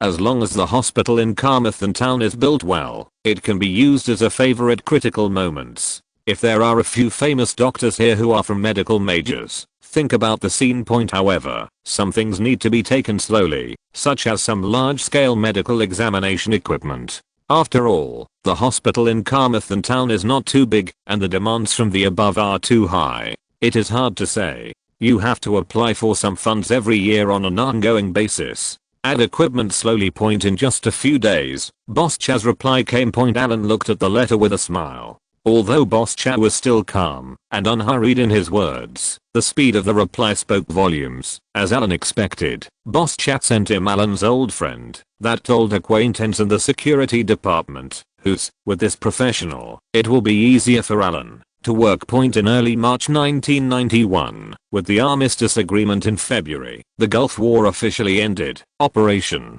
Farewell Desert officially began, and the United States announced the withdrawal of 540,000 troops from the Persian Gulf. Alan looked at the newspaper in his hand. All kinds of boasters were boasting about this war. From the start of the war in January to the armistice at the end of February, the war lasted just over a month. After just over a month of severe beatings, Iraq went from being arrogant before the war to being unsteady on its feet after the war, with a bruised face and a swollen face. All of this happened in just over a month. Newspapers boasted that this war was America's war to conquer the gods. From this moment on, the whole world seemed to have a new understanding of this upstart country. In the past, some of the ridicule that they only had money and no background gradually became less and less from this moment. Hard power is indeed too strong. It was so strong that the Gulf War was said to have lasted for more than a month. In fact, when ground troops actually engaged in the battle, everything fell apart in just a few days in this war. Not only Iraq was beaten, but the United States also fully shocked most countries and regions that were previously arrogant, and even woke up some countries. For example, Alan looked at these contents in the newspaper and felt very unhappy for some reason. He hated these media that were supported by Americans and boasted about them in newspapers and TV. He also hated the kind of media that Americans supported, an arrogant attitude. But the reality is like this. Being strong can smooth out many things. Some things can be solved without being unhappy. Through these things, Alan can be regarded as understanding the purpose of some of Dowing's other practices. For example, why is it that the United Kingdom is like a follower every time, when it is obvious that the United States can solve a problem by itself, participating in it, and sparing no effort to publicize their own achievements? To outsiders, this seems like a very bad behavior, but now that he is in it, Alan can see that this is to increase Dowing's presence and influence in this Britain, which participated in such military operations, is still bragging about the United States in the media. If they didn't have such a strong presence like Great Britain, how would they brag about it? Or how would they view the future of the United States? And because of the continuing impact of this war, the boasting of the United States in many places can severely change the traditional views of a group of people, or even a generation, on the United States. People's perception of the outside world, in an era when the internet and information were underdeveloped, could only be limited to media propaganda. For example, in a short period of time, it is good to have the media to help brag or talk about it. In a short period of time, the United States, to use a popular internet term, suddenly became a hot search topic, and then dominated the rankings for decades. Think about this influence. For example, yearning for America, studying abroad in America, etc. The more propaganda there is, the longer the impact of this battle will last. Alan cannot change or stop this large-scale conspiracy. But he was just unhappy. Although Alan is very unhappy, at this time, it is definitely not possible to stand up and accuse the United States openly. It is too eye-catching, and he is not crazy, and cannot do this. The fingers of his left hand gently tapped on the desk. Is there any way to do it? It doesn't have to be so obvious, but it still needs to be able to absorb the heat on this hot topic. It must not only cool down the heat in America, but also make myself feel better. What about the practice of trafficking? As we all know, nobles and politicians are naturally a bit difficult to deal with. Otherwise Britain would not have separated the House of Lords and the House of Commons. Since World War II, the British aristocracy has basically had little influence on foreign wars. Although there were too many casualties in the previous war years, the bigger reason was that the rights of the nobles were too weak. On the surface, most of the nobles have been speechless, and politicians often like to continue to make up the nobles, describing them as lazy, greedy, and inactive vampires, although what they said is still consistent. This method is not good.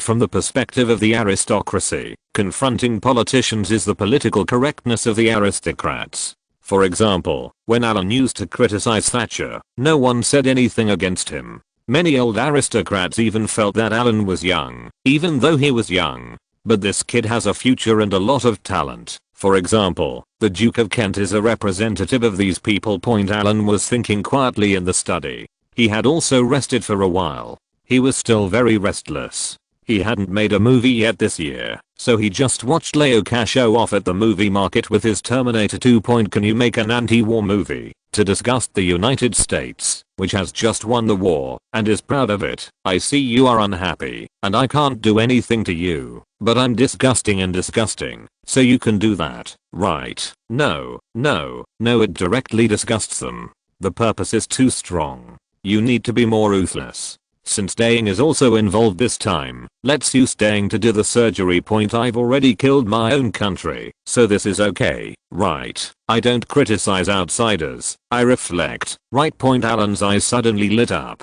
and he had some ideas and goals. That's it. This time, I need to further establish a personal profile for myself. As I get older, I have to keep up with the corresponding persona that matches my age. If you're listening to this novel on a channel other than Fanfic World, it means they downloaded and uploaded it without effort. We cordially invite you to visit our channel, Mundo Fanfic Novelos. There you'll find the original version of this story, and you can explore many other novels of various genres. We're waiting for you to immerse yourself in a world of incredible novels. Chapter 271 Capture. There are many historical events in Great Britain, and there is also a lot of dark history. Many of these events have shaped film and television works, but the most famous themes are either not in line with the current hot issues, or they are simply not relevant. For example, Sherlock Holmes series, Downton Abbey, Zorro series, and ancient themes such as 007 series or Braveheart. Take Braveheart as an example.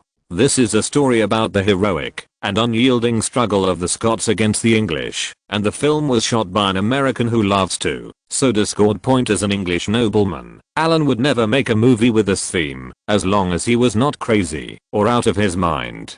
He is not Taro Rikigora, so there is no need to play this kind of trick, and it is not appropriate. The remaining themes are more or less in line with his wishes. What sweeted Alan's mind was a small piece of news recorded in a family diary that he had accidentally read before. It could also be regarded as a kind of interesting story. The approximate content is very interesting. It was also published in newspapers back then, but the circulation was very low. In addition, the way of information dissemination was very backward. From the time this incident happened until now, no one who knows the news has been aware of it.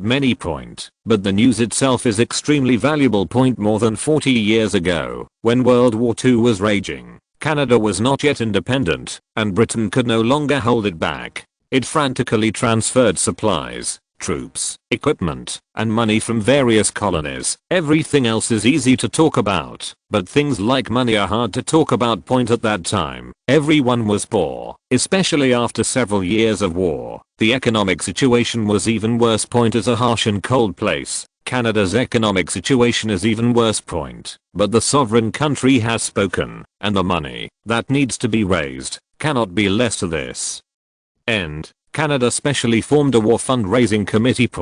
In order to successfully raise donations, this committee did everything possible and exhausted all possible tricks, but the effect is very bad. Most Canadians are hardcore people. They don't have anything to lose. Back then, tasks were allocated by state. Each state and each city had certain targets for how much donations it needed to collect. From today's perspective, each state's target at that time was only about 40 to 50 million US dollars, but this amount, back then, would have made Canadians almost worried to death, and they didn't even get it together. The reasons for this are very complicated. First, Canada is relatively far away from the battlefield, so it is a bit isolated and unwilling to give up money. The second reason is that the people who handle these fundraising are not nobles, but ordinary civil servants of the government. They are usually good at making money, but when it comes to squeezing civilians, they are not good at it. At least compared to the major nobles who have been doing business for hundreds of years, their methods are still very green. But the tasks have been assigned by the superiors, so it's hard to raise money. In the end, a scandal emerged that almost caused a big incident. The Canadian War Fundraising Committee had a sudden idea.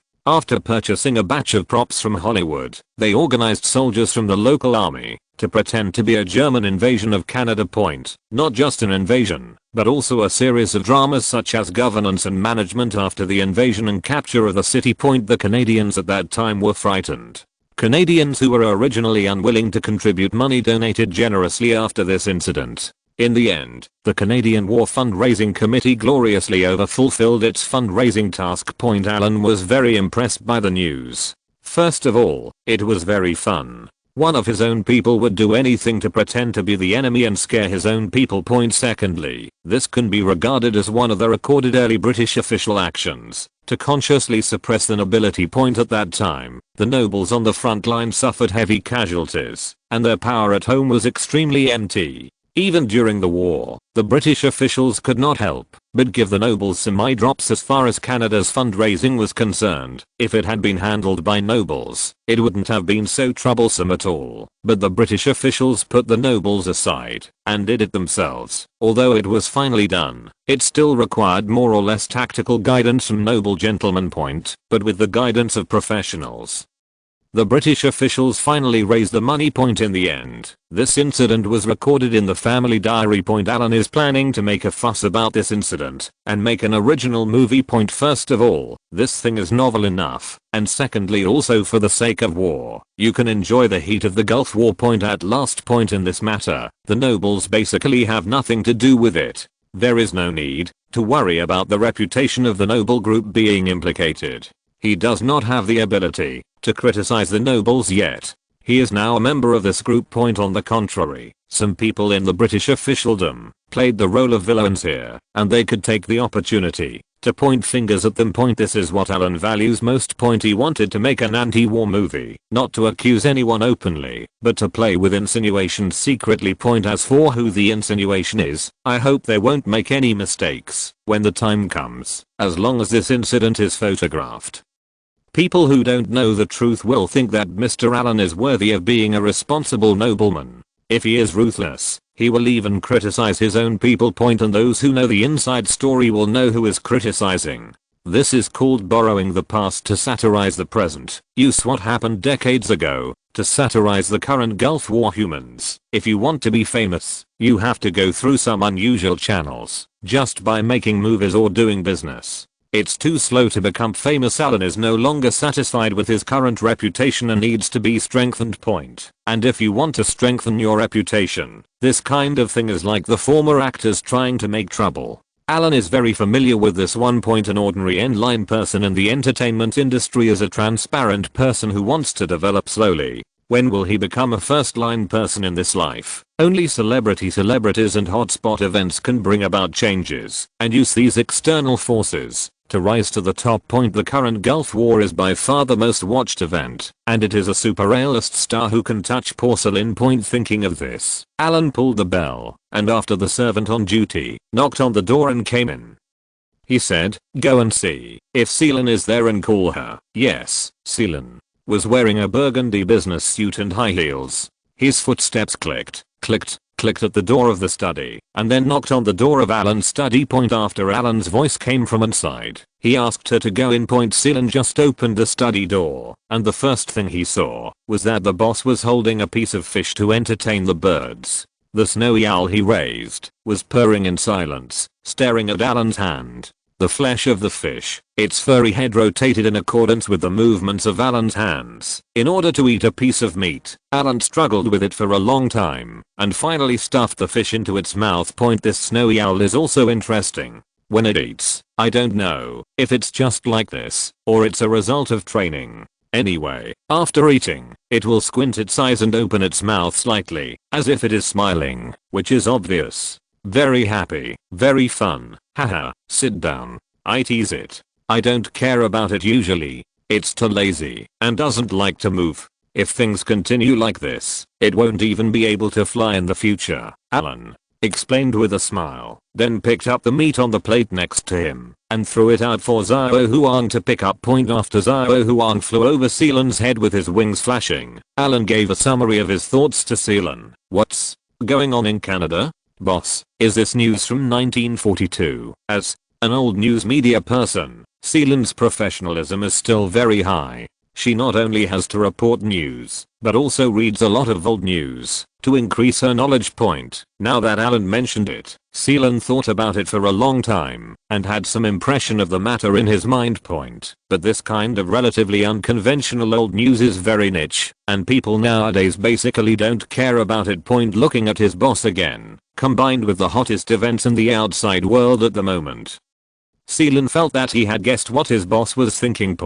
Since it is an anti-war movie, it must have something to say. Anti-war films must express the thoughts of the filmmakers. The first thing to oppose war is to stand on the moral high ground and condemn the perpetrators of war. This is the most important thing, to occupy the moral high ground. The rest depends on how the director stuffs things into it. Thinking of this, Seelan's eyes suddenly brightened and he suggested, "Boss, if you are going to make an anti-war movie, you might as well get it to participate in the award when the time comes." By the way, to further expand our influence, looking at the direction of Seelan's finger, Alan slowly turned his head, looked at that direction, and raised his eyebrows. "Isn't that the place where Deezy's family lives?" Why, by the way, Deezy has now merged. Their Berlin Film Festival likes films with anti-war themes the most.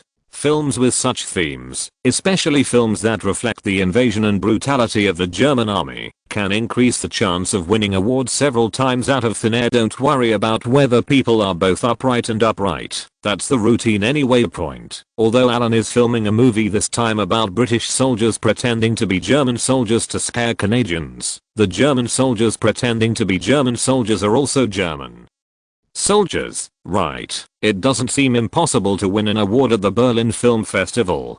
Touching his chin, Alan nodded and said, after the filming is completed, you will take care of it. The focus now is on the early preparations. As one of the producers, prepare it for me first. Cameron's big boss, the crew has nothing to do now. You are responsible for organizing it, and besides, Alan rubbed his eyes again and said, there are news records about this at home, but they are just fragments, and not detailed enough. You still need to contact the screenwriter to collect good information, and write a script. It must be true. By the way, Alan narrowed his eyes and said softly, don't beautify the official or even brag in it. Write it realistically, or be a little more biased, and introduce the background clearly. Do you understand? I see. Celine looked at Alan's eyes and straightened her waist instantly. She understood what this meant. Mid-March 1991, London Heathrow International Airport. Andrew Morton was arranging his clothes as he walked, looking proud and high-spirited. He feels that he is now a successful person, a great writer, a well-known reporter, and has a lot of powerful information in his hands. A few days ago, he contacted Diana again and made an appointment for this interview. Morton touched Diana's bottom line again and again. In previous interviews, he even used various lies to defraud Diana out of many private information. Now he has one big thing left. Since he took the money from that department in the United States, he has to do a good job. As long as he gets Diana's consent, he can sort out all the information about Diana's interviews this year, come out and publish, and after such information is published, for him, the gains in fame and money will be enough to cover all his expenses for the rest of his life. He always carries these materials with him in his suitcase. Andrew Morton is somewhat self-aware. If he dares to reveal this kind of secret information privately without Diana's formal consent, not to mention the credibility of the information, even his own personal safety must be compromised. Not guaranteed. As for Diana, in Andrew Morton's view, she often lacks reason. To put it bluntly, she is a bit silly and naive, and does things without considering the consequences. As long as she agrees, the information in her hands can be published openly. After the outside world is shocked by these secret messages, all accusations will not be directed at him, Morton, but at the most famous person. Diana goes, he just wanted to make money and become famous, and he also had to complete the task and finally find a scapegoat. Thinking that his goal would be achieved soon, Morton smiled and just walked to the parking lot when he saw the person he had agreed to wait for him here. A tall bodyguard held a card with his name on it. Morton smiled and approached the vehicle. I am Andrew Morton. Did the princess ask you to pick me up? Morton made a self-righteous gentlemanly gesture and just do as the Romans do. Who was disguised and took action himself, took off his sunglasses, looked at the reporter in front of him, and then looked at the photo on the back of the card. The right person is him. Haha, Mr. Morton, welcome. I'm the bodyguard of Her Royal Highness the Princess. I'm here to pick you up. Please get in the car. Who's took the suitcase from Morton's hand, then opened the rear door himself, bent down and opened the door with his right hand, and respectfully asked Andrew Morton to get in the car. Morton smiled and nodded. Great Britain is good, and the classes are clear. As long as you climb into the powerful, your status will be higher. I really want to continue to live such a life, but if this kind of life is compared with a large amount of US dollars, Morton, I would rather choose the latter. As long as you have a lot of US dollars, you can live well anywhere. As soon as he got in the car, under Morton's surprised eyes, who had just respectfully asked him to get in, turned around and got in the car from the left, pulled out a gun from his waist, and put it directly against his waist. The smile was still so respectful, but the word coming out of his mouth made Morton a little creepy. Drive. Go directly to Carmarthen town. Be honest and don't yell.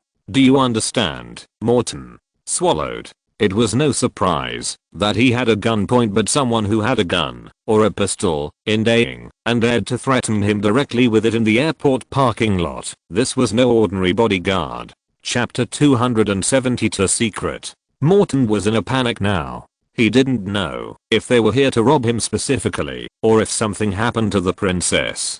Could it be that he was exposed? No, these interviews are very private and personal interviews. According to the princess's habits, after she has gained her trust, she should not take the initiative to talk about such things, right? If she was willing, then why did she hesitate for so long? After she said she had compiled and published these interview materials, Morton couldn't figure it out, but whether he could figure it out or not, having a gun pressed against his waist made him extremely uncomfortable. As for where the bodyguard just said he was going, did it sound like Carmarthen Town? The place Carmarthen felt slightly familiar to Morton, but he couldn't remember where it was at the moment. This time, whose was on a private mission. Whether it was the mission that was photographed above, or the relationship between himself and that person, whether it was public or private, whose was prepared to handle this matter beautifully. Ever since I got acquainted with that gentleman a few years ago, my good luck has come. Not only has the economic situation been greatly improved, but his position has also been promoted. But this time, it was Your Excellency who took the initiative to apply for support. Although the mission was not detailed, who's only remembered one sentence: capture this American named Andrew Morton, and then send him to Carmarthen Town. He doesn't need to worry about the rest, just follow orders. If an ordinary American goes missing in England, it is neither a big nor a small matter, but if the American has a certain reputation, then the matter is a big. However, due to the special national constitution of the United Kingdom, what if this American does not disappear in England, but somewhere outside England? For example, Wales. If your people are lost in Wales, go to Wales to find them. What does it have to do with us in England? It's not like we lost it here. As for whether they can find anyone in Wales, it depends on luck. If they arrive too late, the grass on the grave may be several feet high. During the nearly 3-hour drive, Morton did not dare to move too much for fear of causing unnecessary misunderstandings along the way. He had no idea what the person next to him was called, what he did, or what his purpose was. It was very quiet all the way, with only the sound of tires rubbing against the ground, and the silence inside the car was eerily quiet. Finally, looking at the road signs on the roadside, I saw that Carmarthen Town was not far ahead. The destination was arrived. Snapped. Are in the dungeon in March. The temperature was still a bit cool in the damp environment. The riding crop dipped in strong salt water was whipped hard on Morton's body. Has Morton never been treated like this? He was a man of letters, not a warrior. When the first whip hit him, Morton was already crying for his father and mother. When the whip hits the body, there is a brief pain for tens of seconds at first, but as the pain slowly subsides, another indescribable pain that goes deep into the bone marrow fills the area near the slapped area. It feels like being bitten by thousands of ants. Since arriving in Carmarthen Town, he went straight to the door of the police station. The other party dragged him into the dungeon without saying a word. No questions asked, just tortured first. After being whipped a few more times, with his hands tied behind his back on a wooden stake, Morton twisted in pain and begged, "What do you want to do? Want money? Or what else? You should say, stop beating me. Please, stop fighting," snapped. Rex's pleas did not move him in the slightest. This was a task assigned by Mr. Allen himself. After catching a person, don't ask anything. Beat him first, and then beat him, until he is half dead. This is the same change Chickley brought to the police department. Now Rex looks at everyone like a diehard. If they don't beat them to death first, and then interrogate them, Rex is afraid that they won't tell the truth. The current process is that, if you catch someone, beat him first. It's best if you beat him or her, but if you can't beat him, it's better to beat him. If you don't accept the fight, keep fighting. Who's crouched not far behind Rex, holding a desk lamp, and rummaging through Morton's suitcase. What came into view were hundreds of pages of interview materials. It was obvious that I had only glanced at them briefly, but the shocking glimpse of the content above made Whoose's heart beat wildly. He even had the urge to put down the information and run away. What is recorded here is not a horror story, but family trivia and emotional confusion. It's just that this recorded family is a little special. This damn American reporter, he couldn't imagine how big a storm it would cause if these materials were found by outsiders. But this kind of person brings the information with him, which also saves him a lot of workload. Pack the information and put it in a file bag and put it away. All that's left is to wait for X to interrogate it later and see if there is anything missing. As a veteran of the Security Bureau, whose only needs one thing when doing his work: be careful, and more careful, I said, whatever you ask me, I will say. Stop fighting. While Hughes was watching the show with his arms around his shoulders, Rex was still whipping Morton again and again.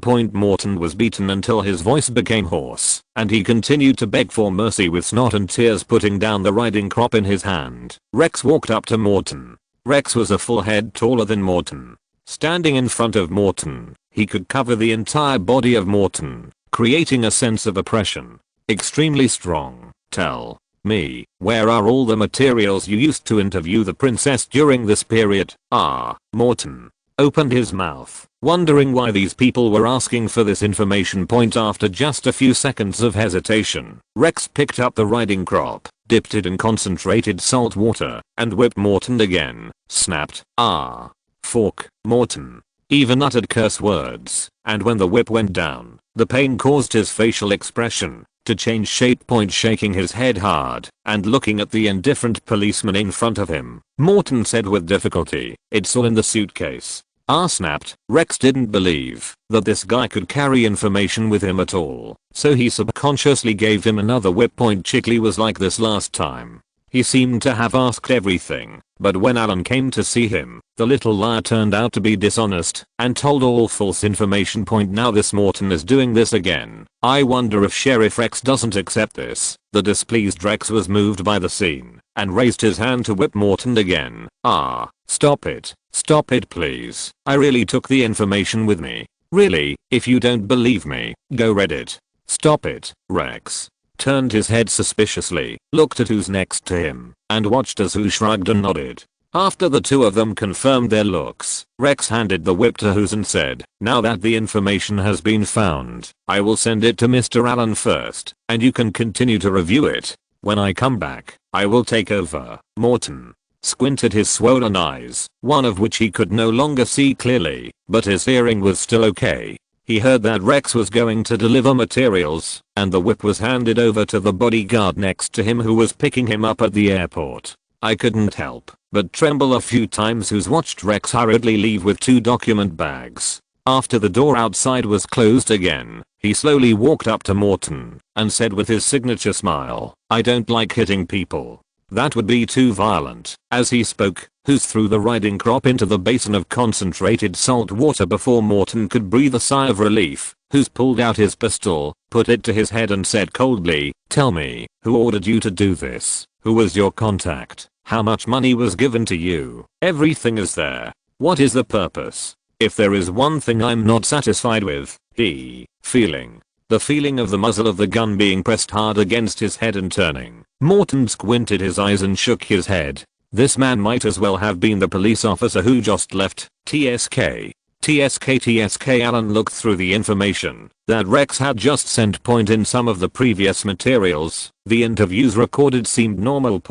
But as the two became familiar with each other, the questions became more and more casual. Morton's routine is very skillful. He starts from the outside, starting from his youth, and talking about his family situation. Those who don't know better think that he is really curious about the aristocratic families in Great Britain. Diana did not disappoint him, telling her tragic experience as a child. Her parents divorced, and she was sent to boarding school. Alan slowly flipped through the information. When he reached a certain page, Alan's hand movement suddenly stopped. This is an interview record in which she admits that she has a lover, and it also contains a retelling of the phone calls between her and her lover. There was also the matter of her making more than 300 phone calls to her lover in the middle of the night. Fuck. Alan's scalp was numb. This was so brainless. How dare you say that? Or to an American reporter, Fortunately, Diana thought about it that day and asked herself, if it had been a little later, it would have been compiled and published. Point with just this small clip,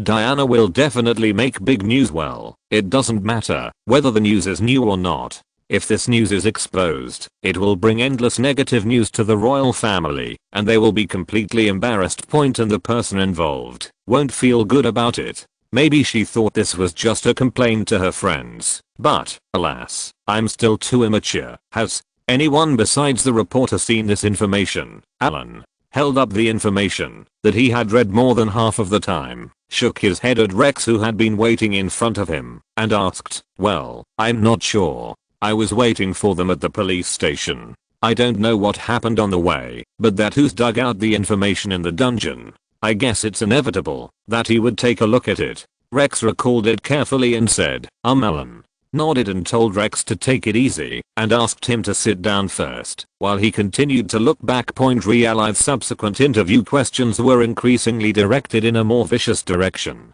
Diana was fooled. She really had no plans and just said whatever she asked. The main thing is that these things she said are all secret and private. Alan looked at the remaining documents and felt a slight pain in his heart. If all this is exposed, one can imagine the extent to which the royal family will be hit. It's not that Alan has good intentions and insists on maintaining the reputation of the royal family, but now everyone is a grasshopper on the same rope. The royal family is the largest aristocracy in Britain.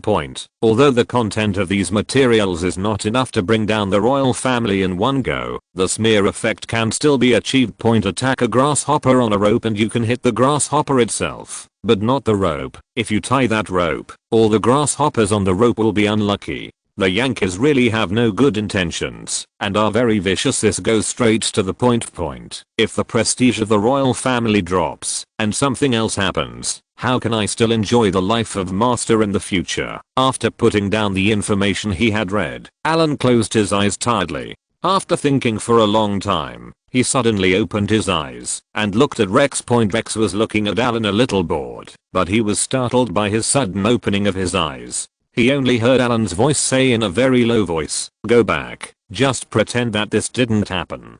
But leave the rest to Hus, he will take care of it. Huh. Oh, okay. Rex stood up and couldn't help but ask, Master, what should I do with that reporter? HMPH, just pretend he never showed up. Now that he has appeared, what do you think we should do? Let him explain all the problems clearly. Is there any information hidden elsewhere? After the explanation is clear, let him disappear completely. Disappear from this world. Yes. Yes. Seeing that Alan seemed to be in a bad mood, Rex quickly stood up and bent over, rubbed his hands and accepted. He backed up, looked down at the ground, and slowly exited the study. After Rex left, Alan rubbed his temples and rested for a while before asking the servant to call Xiao over while waiting. I wrote a note, which was a letter inviting Diana to come over when she was free. Alan was a little tired, but since he had taken over this matter now, he had to finish it properly. Now that he had obtained the information, he had to have a good talk with Diana about other things. This was the first time,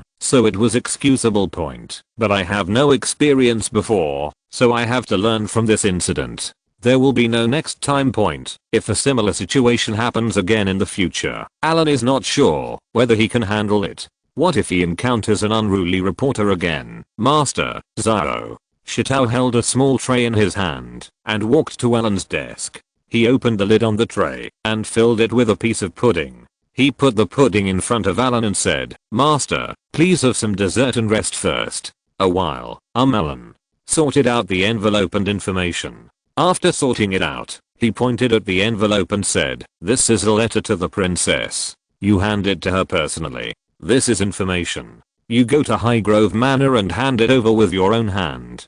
To Butler Capel, remember to send the information first, and then the letter. Xiao nodded, picked up two large and small things on the table, and suddenly seemed to remember something, and asked in a low voice, Master, I don't know where the princess lives. Since Alan asked him to deliver it into installments, it must be because the princess did not live in Highgrove Manor, so I asked you to deliver the information first. You usually have to ask Hute more about these things. The princess is currently living in Kensington Palace. You can ask Butler Capel to write a note for you before you can go over. 4. Zio Shitao, the intern housekeeper. Alan doesn't ask him to be particularly demanding.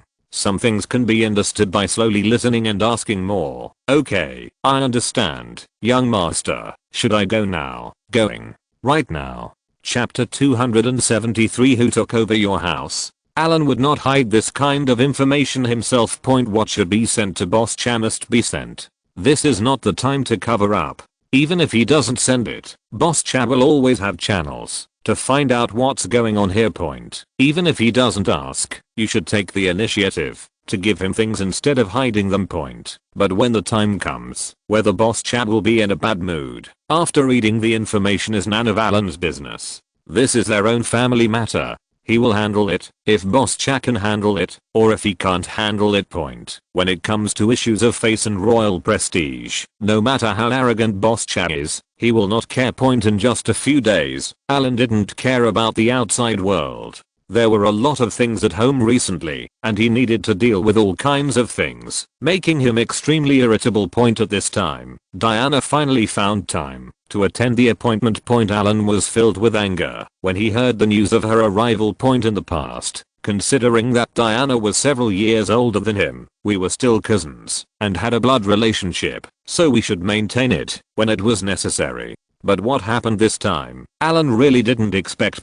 However, when Alan finished packing and went downstairs to see Diana, he still had to hold back his anger. No way. Now Diana's image has changed drastically. Her eyes are swollen like peaches with her image. Alan really couldn't bear to bother her anymore. Your aunt, what's wrong with you? Pointing to Diana's eyes, Alan looked surprised. It was okay that Alan didn't ask. As soon as he asked this question, Diana's tears fell again, and she sobbed quietly. Why sighing? He pulled the corner of Diana's clothes and the two sat down on the sofa. Alan whispered to the servant to prepare him the kind of milk tea he likes to drink when he is in a bad mood. Drinking some milk tea can help relieve his pain. Feeling. After waiting for a long time, when Diana stopped crying under Alan's gaze, Diana choked and said, I was watched, and they bugged me. Grass. Although many of the things she did made people very speechless, Diana was still quite good to her own people. At least when Alan asked himself, she was quite good to himself. It's just that her emotional intelligence is low, and she acts impulsively and recklessly.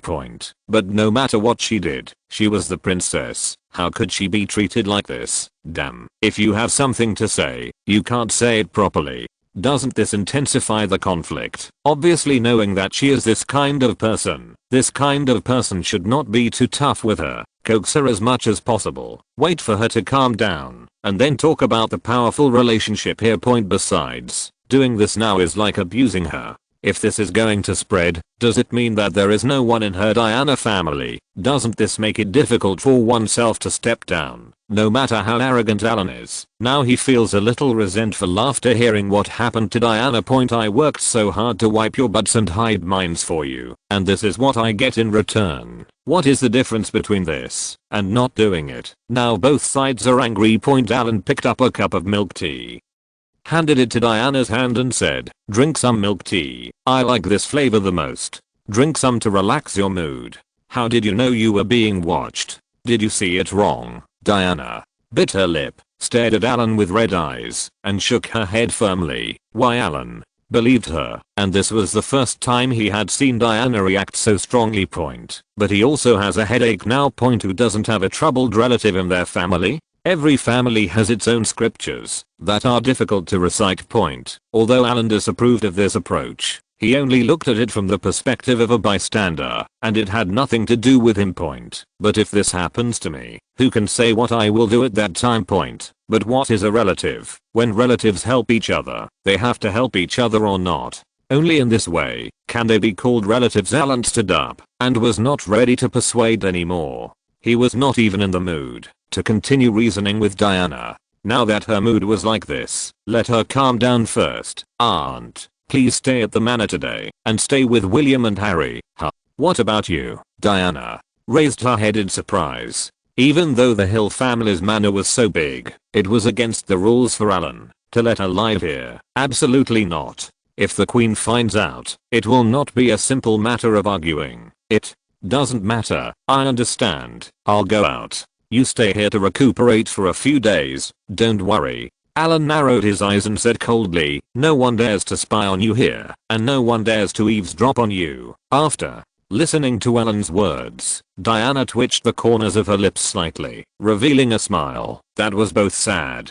and gratifying. Alan sighed, gave instructions to the servant again, turned around and went upstairs to pack his things. Your Highness, Mr. Allen, please see me. Capel stood not far behind Boss Chap and said softly. Boss Chap, who was squatting on the ground to fertilize the flower bed, paused with his hand holding a small shovel, and then continued shoveling chicken manure, burying soil, and watering the pit. After everything was done, he stood up and patted his apron before Boss Chap motioned to Capel to bring Alan over after finally taking a day off. I wanted to plant flowers and take good care of my beloved flower garden, but Alan interrupted me again. From a distance, I watched Capel walking towards this side with Alan with a strange look on his face. As for Alan, he was holding a suitcase in his hand. The most exaggerated thing was that he was holding the suitcase in his right hand and holding a big pillow in his left hand, as if he was moving. Even if you just move, you won't have a servant. Do you have to do this work yourself? Isn't it because you have no money again, and you are crying about poverty? Didn't you even write a letter this time? The dignified Earl is pulling a suitcase and holding a pillow. How can he behave like this? Boss Cha had a cold face and just stared at Alan, who was getting closer and closer, with squinted eyes when Alan walked up to him. Before Boss Cha could speak, Alan said with a smile, Your Highness, I will stay with you for a few days. You are busy with your work, and I'm a little tired. I'll just come over and report to you. I'll go back and rest first. Boss Cha tilted his head slightly and frowned deeper. What kind of trick is this? Are you homeless? After Alan finished speaking, he hugged the pillow and bowed slightly, then turned around and left, as if he really wanted to go back to rest. Come back. Come and explain. After Alan had taken a few steps away, Boss Cha realized what he was doing, scolded him, and called Alan back.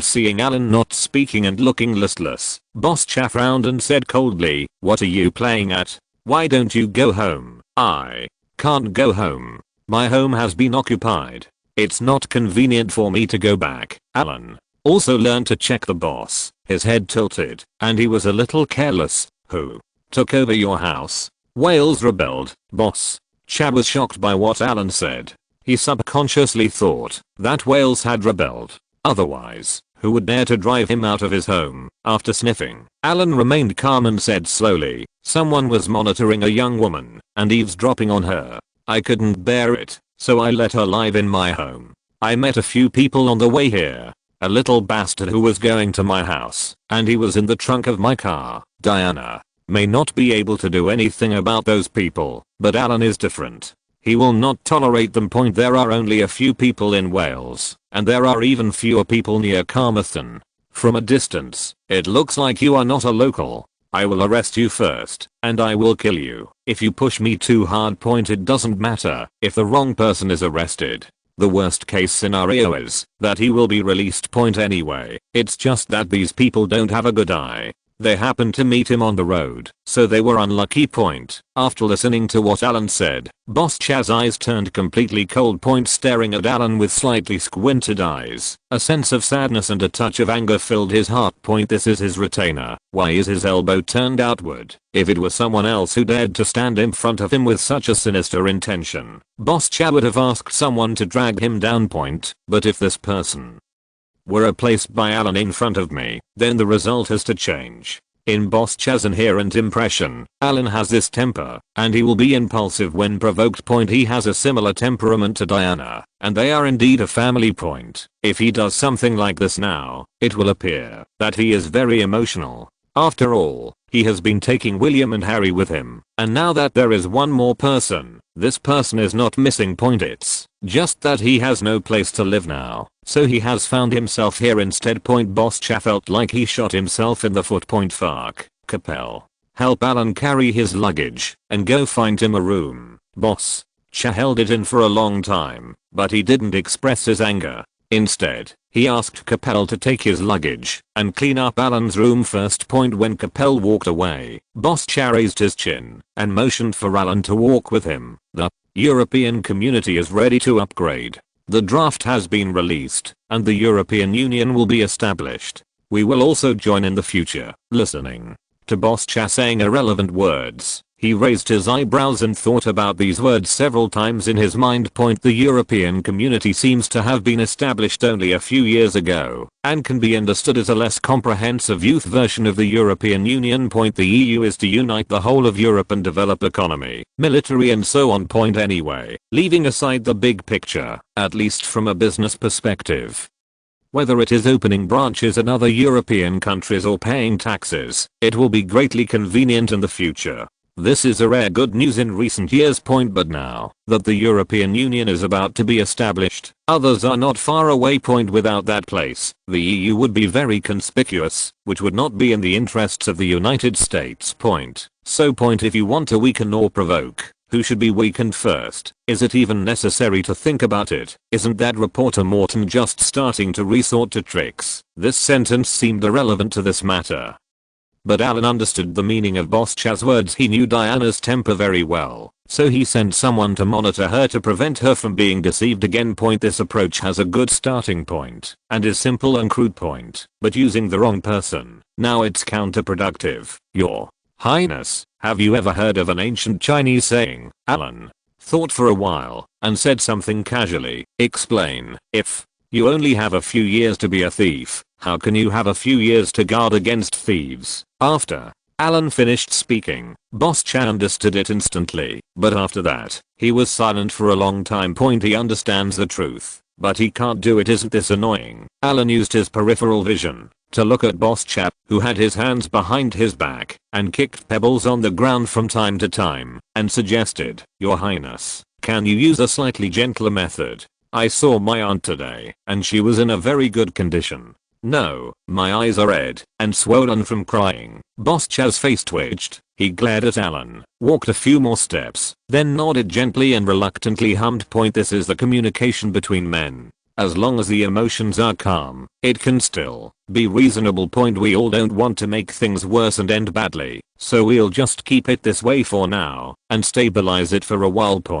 After walking a few more steps, Boss Cha took the initiative to change the subject and said, Has she told you? She is going to India next year. Yes, my aunt told me some time ago. Well, then you will follow me to see more and be responsible for security work. I remember you have business over there. Alan looked at Boss Cha in surprise, and sure enough, this old yin knows everything. He is a very small business, so he just started a flour business. The flour in India is of good quality, mainly because it is cheap. He needs it to produce instant noodles. Alan has never done anything about this. I told him, but Boss Cha just knew it. I have some flour business there. It's close to China, and the price is right. Well, Boss Cha looked at the surprise in Alan's eyes. He felt a little proud in his heart, and pretended not to care on his face. These businesses are all small matters. When I go over this time, I need to maintain the relationship and win them over in advance.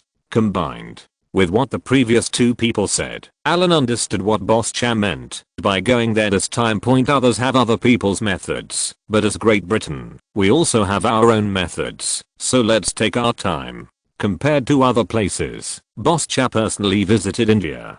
This influence is more effective than other countries after several visits. Don't look at what happened to India after independence.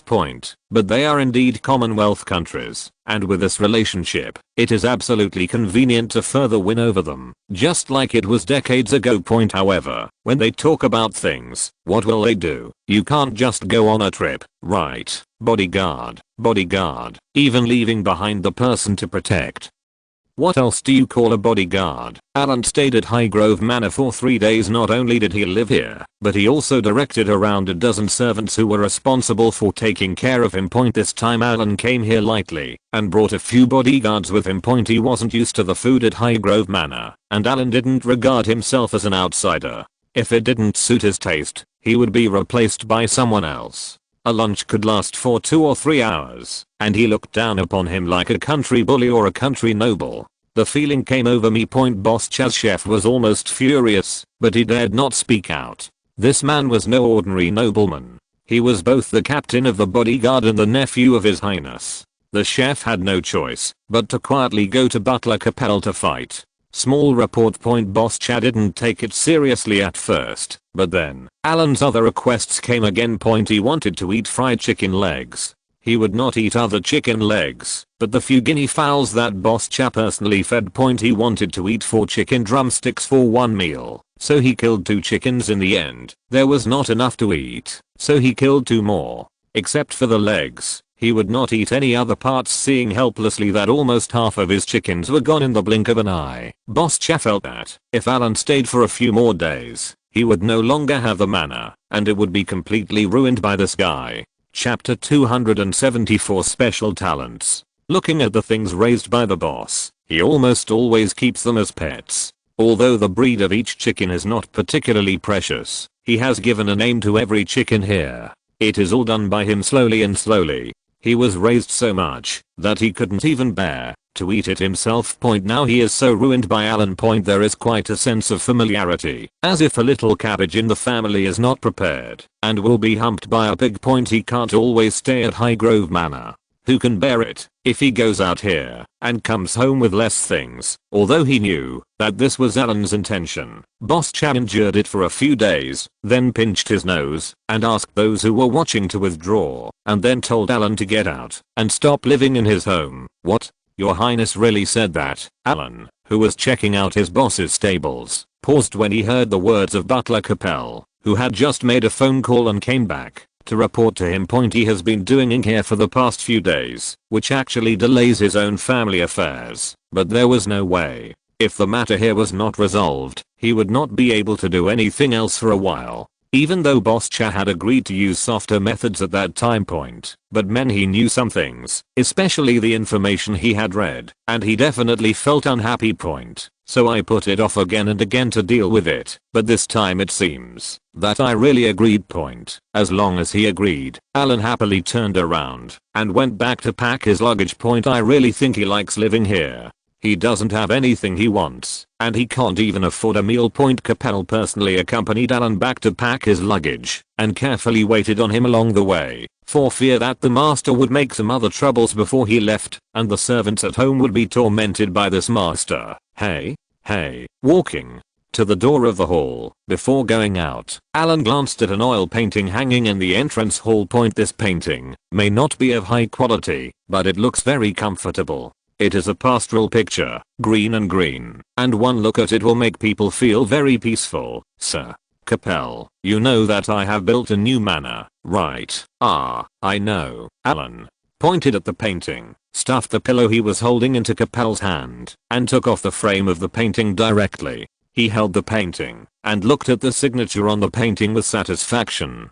This was painted by Boss Cha himself. No wonder it's hung on the doorstep of your home. It's very conceited, but this is fine. It is just convenient for you to take it with you and hang it up in your new home. When guests come to the house in the future, you can also show off. Look, this is a painting that Boss Cha personally painted for me. It's quite powerful to fool people who don't understand. Your Excellency, Capel held Alan's suitcase with one hand and hugged the pillow with the other. People were dumbfounded watching Alan's smooth movements of picking up paintings. Is this taking food and taking it with you? This is His Highness's most proud work. Isn't it hanging in the most conspicuous place in the house without even looking at it? Haha, I saw that this painting is covered with dust. I asked His Highness to paint a better one another day, so I will take this one away first. Alan didn't care about anything else. He held the frame with both hands and nodded with satisfaction. As soon as he left the hall, he directed the bodyguard who came to pick him up to put the painting away. Before leaving, Alan deliberately slapped his forehead and looked at Capel with an apologetic expression. Looking at my memory, I almost forgot. Then who let those people in the trunk go? These were the few unlucky guys he met on the road when he arrived that day, who were so bold and prepared to go to the gate of his manor To continue surveillance. Killing them wouldn't mean killing them, but making them suffer a little. Alan could still do it. During the few days he lived here, these people were really stuffed into the trunk and starved for several days. Now they were suddenly released, and one of them was the most serious, with a pale face, and it looked like he was almost starved. I was so dehydrated that I couldn't even stand still. Capel looked at these people who were actually released from the trunk, and the corner of his mouth twitched, and he couldn't say anything. This man was the only one who could do this. Thinking about it, if His Highness had delayed for a few more days, these unlucky guys would have starved to death in the trunk. They are indeed members of the Hill family. They are very reckless and do things regardless of the consequences. After being away for several days, when Alan returned home, he felt a little like he hadn't been there for a long time. A golden nest and a silver nest were not as good as his own doghouse. Diana received the news in advance and knew that Alan had been suffering at the manor for several days in order to support her. Now that the problem was solved, she was too embarrassed to trouble Alan again. She packed her things before Alan came back. I'm leaving. This made Alan, who was planning to have a good talk with her again, come to nothing. But it doesn't matter much. Let's talk about it next time, when we have a chance. Call Little Stone Alan to prepare for questioning. Master, how is the preparation of the secretarial team going? Have you gone to London recently to look for people in the study? Alan crossed his legs, and the maid was kneeling on the floor to cut his toenails. She was holding a copy of the recent restaurant manager training plan in her hand, and asked the new Little Stone while reading it. Oh, I went to London 2 days ago. I have found several people, and are still in the observation stage. Zhao Shitao reported the matter to Alan in detail. For those who can be his secretary, let alone the issue of ability. For those who can go to schools like Oxford and Cambridge, there is no need to question the ability. The most important thing is character and identity. Background. If you are a child of a noble family, it will definitely not work. If you are looking for a child of the common people, with a clean family background, after you find the candidate, you will observe it for a period of time before Zhao Shitao can use it with confidence. Master, this time I found someone who is more qualified, but she seems to be a little special. Do you you have any information? Let me see who it is. What? Zhao Shitao said, also aroused Alan's curiosity. Who can be described in a special way by Zhao Shitao. Watching Zhao Shitao pull out a folder from the suppressed information on his desk, flipping through it until he reached a certain page, Zhao Shitao handed the folder over and placed it in front of Alan. Name, Zhang Xin. Gender, female. Age, 26 years old. Born in Beijing, mainland China. He settled in Zhangjiang with his parents in 1979. He later worked as a worker in a factory, worked on his own to save money, and then came to study in the UK. He is currently studying for a master's degree at Cambridge University, majoring in development economics according to the introduction and the information. This person will graduate next year. He has good grades and good political leanings. He is a bold and cautious person with a strong competitive spirit. He is also very capable, but I don't know if his practical ability is good. However, based on the information alone, it seems that Alan is quite qualified to be a secretary. He is from a commoner background. His family is not wealthy, but he is highly motivated, and he is a talent from the colonies. It is easy to attract such people. They have lived in Great Britain for several years, and have a certain understanding of the British system. The information also states that this person's first employment intention is to stay in the local area. But there is a supplement later. If the salary increases, you can also consider working abroad. This foreign country refers to countries other than the United Kingdom. Looking at Zhang Xin's information, especially his major, development economics, this is a subject that is not too popular, but most people who study it are foreigners. This major is an important branch of economics and a relatively comprehensive economic discipline. It mainly studies how poor and backward agricultural countries or developing countries can achieve industrialization and get rid of poverty, mainly economic development issues. To put it bluntly, this major is suitable for being an agent. No wonder Zhao Shitao fell in love with her at first glance. With this major, if she was promised certain benefits, coupled with Zhang Xin's previous ancestral home, and sent her back in the future. Wouldn't this be a proper strong woman character? Why? Alan suddenly remembered that the CEO training class he asked Cardiff University to organize could just fit Zhang Xin into it this time.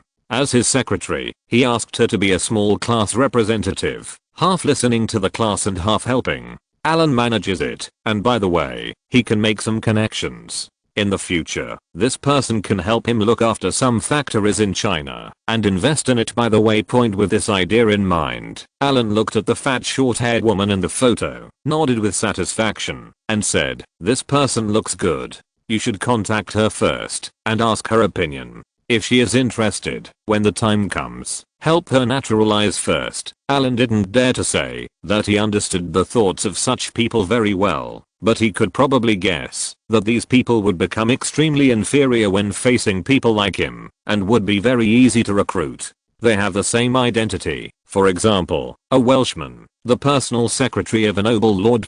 Not to mention their motivation to work. If they knew that, if they did well, they might be able to get the title of dame in the future. Not to mention, she could work until death, and would be very loyal. Okay, young master, what about the other manpower? Well, you are the housekeeper now. You have to investigate the people here yourself. You will have to manage these people in the future, understand? You have to learn to think. Alan threw down the information and scolded him with a glare. It was enough for him to read a person's information. Why do you expect him to worry about everything? Yes, okay, let's go notify Seelan, Patrice, and Syphis and have a meeting tomorrow morning. Alan explained again, motioned to the maid, and pressed his neck.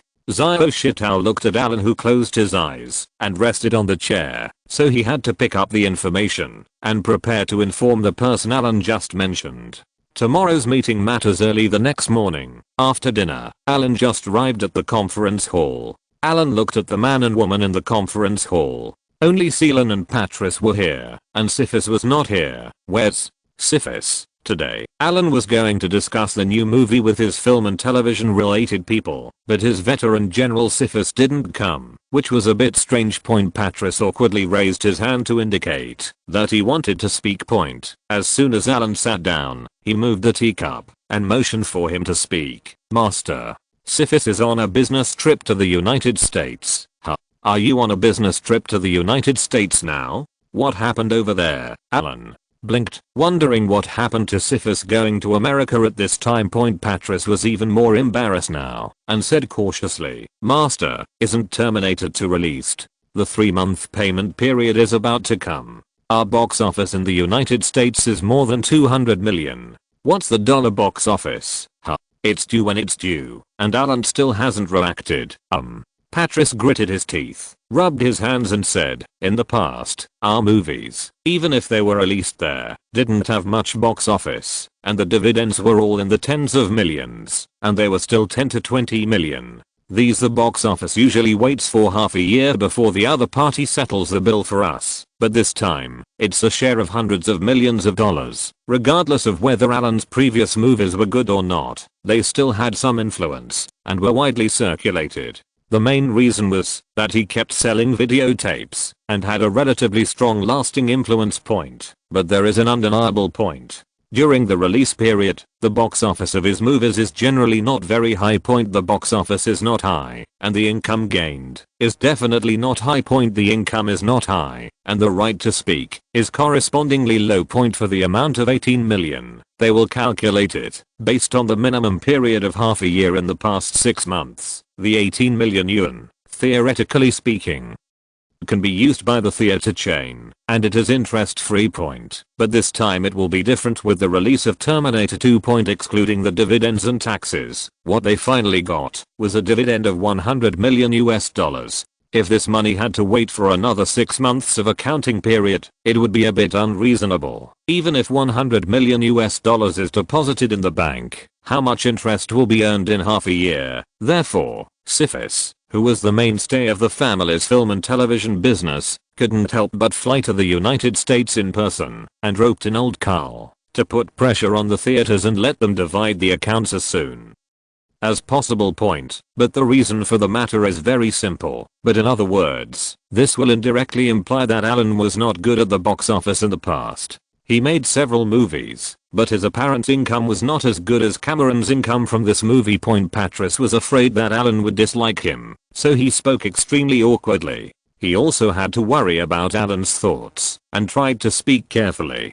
He definitely did not mean to look down on Master Alan. After hearing the inside story, Alan squinted at Seelan, who was staring blankly at the teacup, and then at Patrice, who looked embarrassed. Is it difficult to admit that others are good? Do you think he would be jealous of Leocat? Is that the kind of person I am? How's that going? Ahem. You handled it well, young master. Do you think Usifis met? Seeing that Alan didn't care, Patrice breathed a sigh of relief in his heart. He was indeed a member of the Hill family with a long history, and the young master had a broad mind. If you fart quickly, let it go. Alan glared at Patrice. Is this old guy ready to wander again? After seeing Seelan's presence, you want me to guess?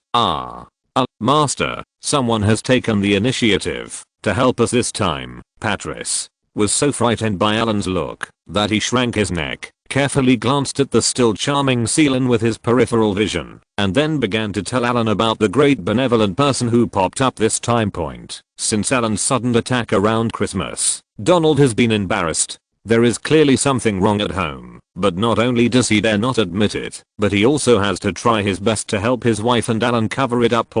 If it had been any other man, he would have been tortured to death, but Donald was stunned and endured it. Chapter 275 Seelan's Dilemma. However, he endured it, and Alan did a better job. He immediately followed up and secretly exposed that the hotel, where the recording was secretly recorded, had Donald shares. As a result, Donald, who was already deep in debt crisis, was a little unable to bear it. He is now on the verge of bankruptcy, and what businessmen care about most is business matters.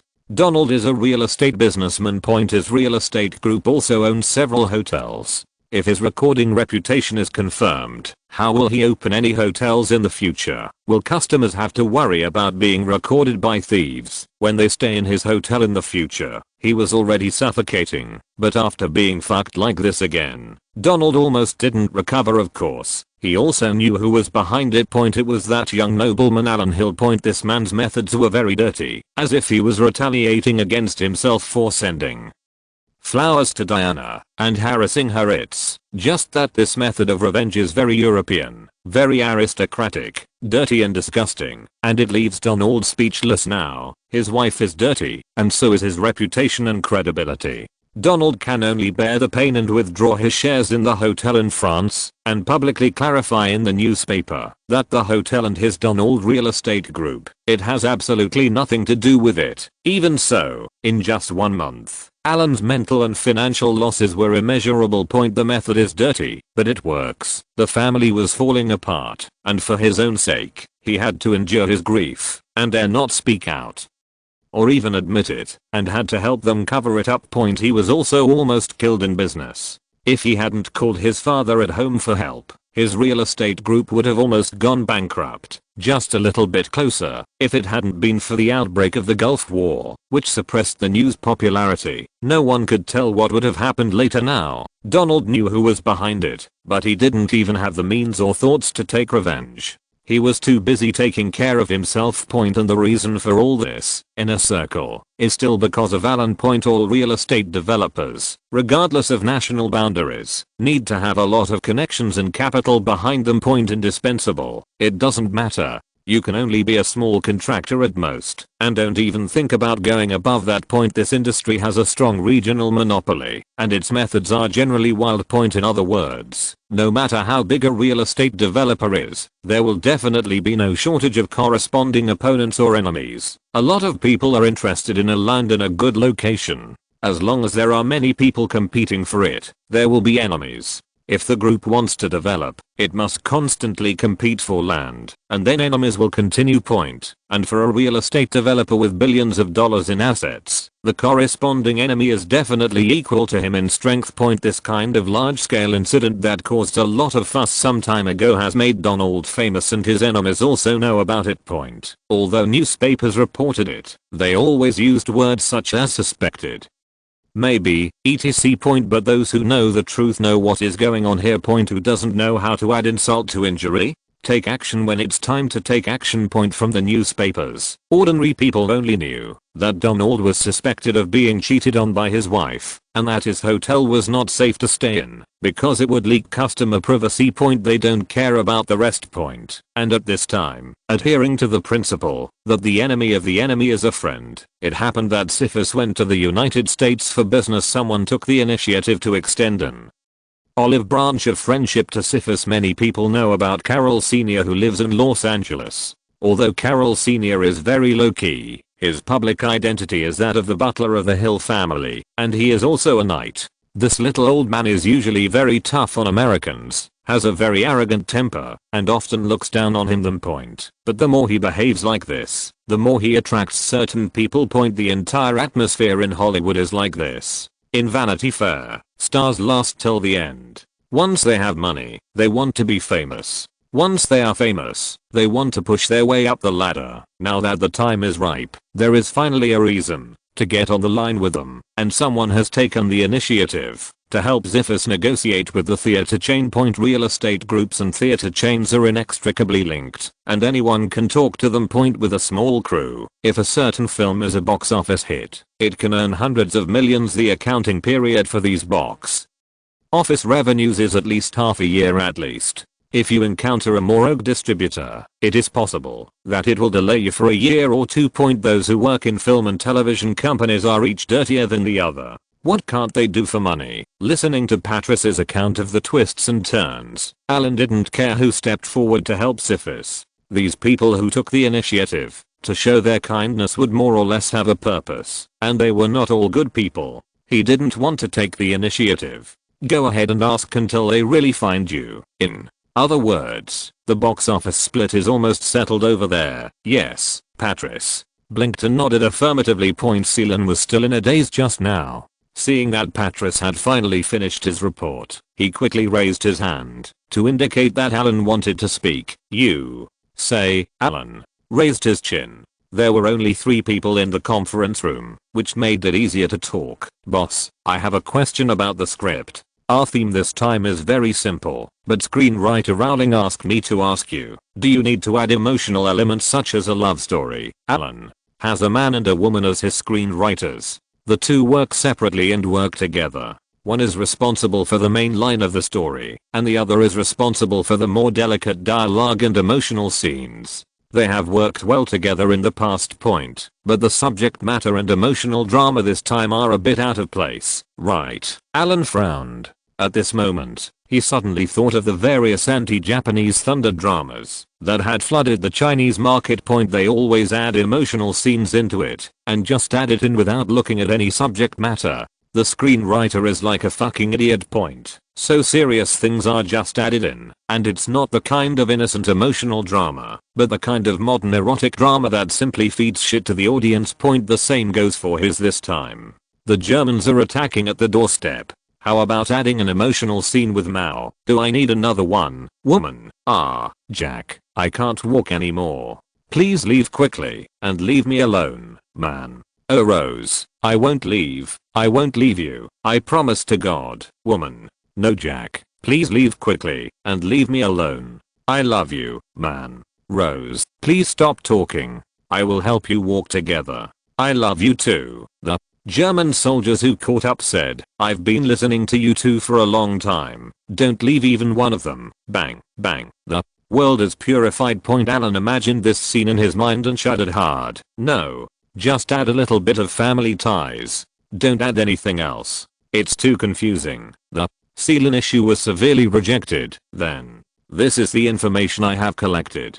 Boss, please take a look. We are still encountering some preparation problems. Seelan pushed a thick piece of information to Alan. This contains all the information of the Canadian War Fundraising Committee of that year, from the composition of the personnel, to how much money was raised each time in each city, who was in charge, and how the donations were raised. There are also records about the time when the British Army acted as fake German soldiers to scare their own people into fraudulent donations. Their problem now is that more than 3,000 British troops were dispatched to act as fake German troops. It was a war period, and there were guard troops outside, so manpower was easy to find. But what now? In order to make this movie, we couldn't find 3,000 extras, right? How much does it cost? Even if each person is only paid £50 per day, the daily salary of 3,000 extras adds up to £15,000. What about a week? What about a month? That's not counting other weapons and equipment. There are so many props,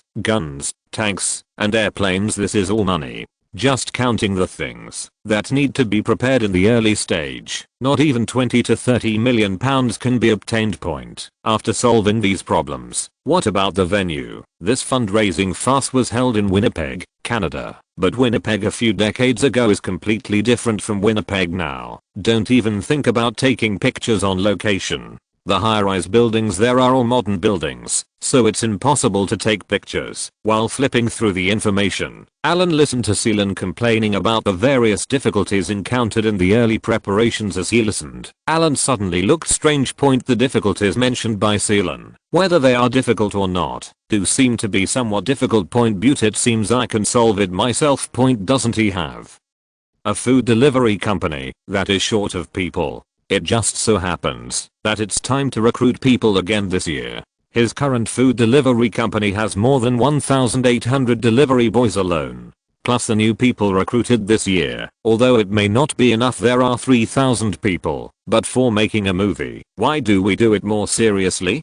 Let's make do with more shots from other perspectives. He can even use 500 to 600 people to create a sense of deja vu with 2,000 to 3,000 people. Anyway, the food delivery company is not developing smoothly right now. Temporarily redeploying 1,000 people can ensure the normal operation of the company. Wouldn't this manpower problem be solved directly? As for wages, they have been paid wages in the first place, so what kind of wages should they use? Are you an employee? What are you doing? This is not making a movie. This is group building organized by the company in batches. The team building project is to help the boss make a movie. It has great social significance. As for weapons, let alone other things, there are plenty of old-fashioned firearms from the Second World War in the underground warehouse at home. Not to mention weapons from the Second World War. There are even older weapons from the First World War at home. You can just pull them out and use them without props. It's just that some of the tanks and planes from back then need to be prepared.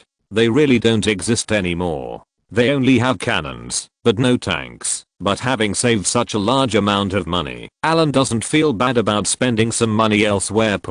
After chatting with Seelan about his thoughts, the more Alan spoke, the wider Seelan's mouth opened. Can this still happen? Due to some historical reasons, the British Army's organization was very unique, with no distinction between regiments and battalions. But the equipped troops of more than 1,000 people can definitely be regarded as a small or medium-sized army. This is a legion, and it was pulled out in just a few minutes. Until this moment, Seelan was suddenly a little confused and a little shocked. Is this the background of his boss? This is a soldier with weapons, a legion. Don't worry about whether their weapons are old or not. If their weapons are too old, they can no longer be used. As long as it can still be used, this is a legion. Don't forget, there are still people at home who are not being used. If it were any other time, would this person be able to pull out thousands of armed forces in an instant? It's scary to think about it. Hey, wait. Seelan suddenly reacted. Serious people who would store so many weapons in their underground warehouse. Is this the collecting hobby of noble gentlemen? Where do you get all these weapons in your house? Seelan didn't quite believe that these weapons were obtained by the right way. But she didn't dare to ask this question. No one outside had ever asked such a question, so why should she question it herself? Okay, Seelan nodded. If we only prepare some props, tanks, planes, etc. It would indeed greatly reduce the workload of preliminary preparations. But after what happened just now, Celine always feels weird about this movie shooting point. If my boss really takes so many people to shoot a movie in Canada, will the other country dare to let them enter with this manpower? If someone has other ideas, it will be chaos.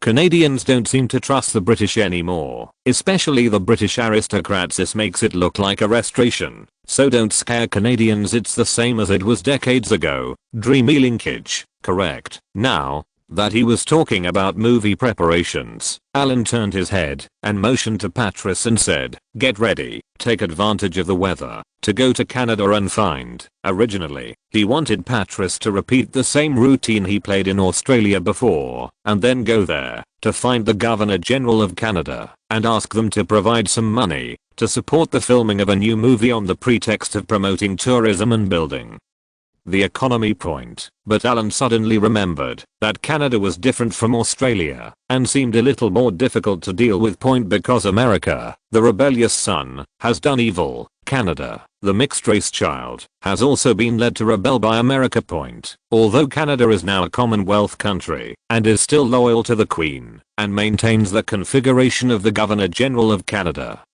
Their Governor General is very special point. The governors of other places are nominally appointed by the Queen before taking office, and they are also given a title before leaving, maintaining the old tradition that only nobles can serve as governors. In the past, the Governor General of Canada was very famous, and successive governors general had served from Viscount, Earl, to Marquis. But since the 1950s, Canada, a rebellious son who has been led astray, has entered a rebellious stage point. They no longer accept the governor appointed by Great Britain point. Their Governor General was changed to the position that can only be appointed by the Prime Minister of Canada, and it is also the French-speaking Governor General and the English-speaking Governor General in each term. In other words, after the candidates are designated, the Queen will appoint them point. Moreover, all Governors General of Canada since then have no title point. Although the Queen appears to be smiling and saying nothing, she just won't give you a title. Such a Governor General of Canada is somewhat unworthy of his name point. If Alan now uses his own name to send Patrice to talk to the Governor of Canada about funds, he doesn't know if the current Governor of Canada still recognizes his face as a nobleman. End of this chapter. Thank you very much for reaching the end. Don't forget to like. Looking for more exclusive content and immediate access? Subscribe to our Patreon. Remember, every like, subscription, or donation encourages us to continue. Thanks to everyone. See you in the next video.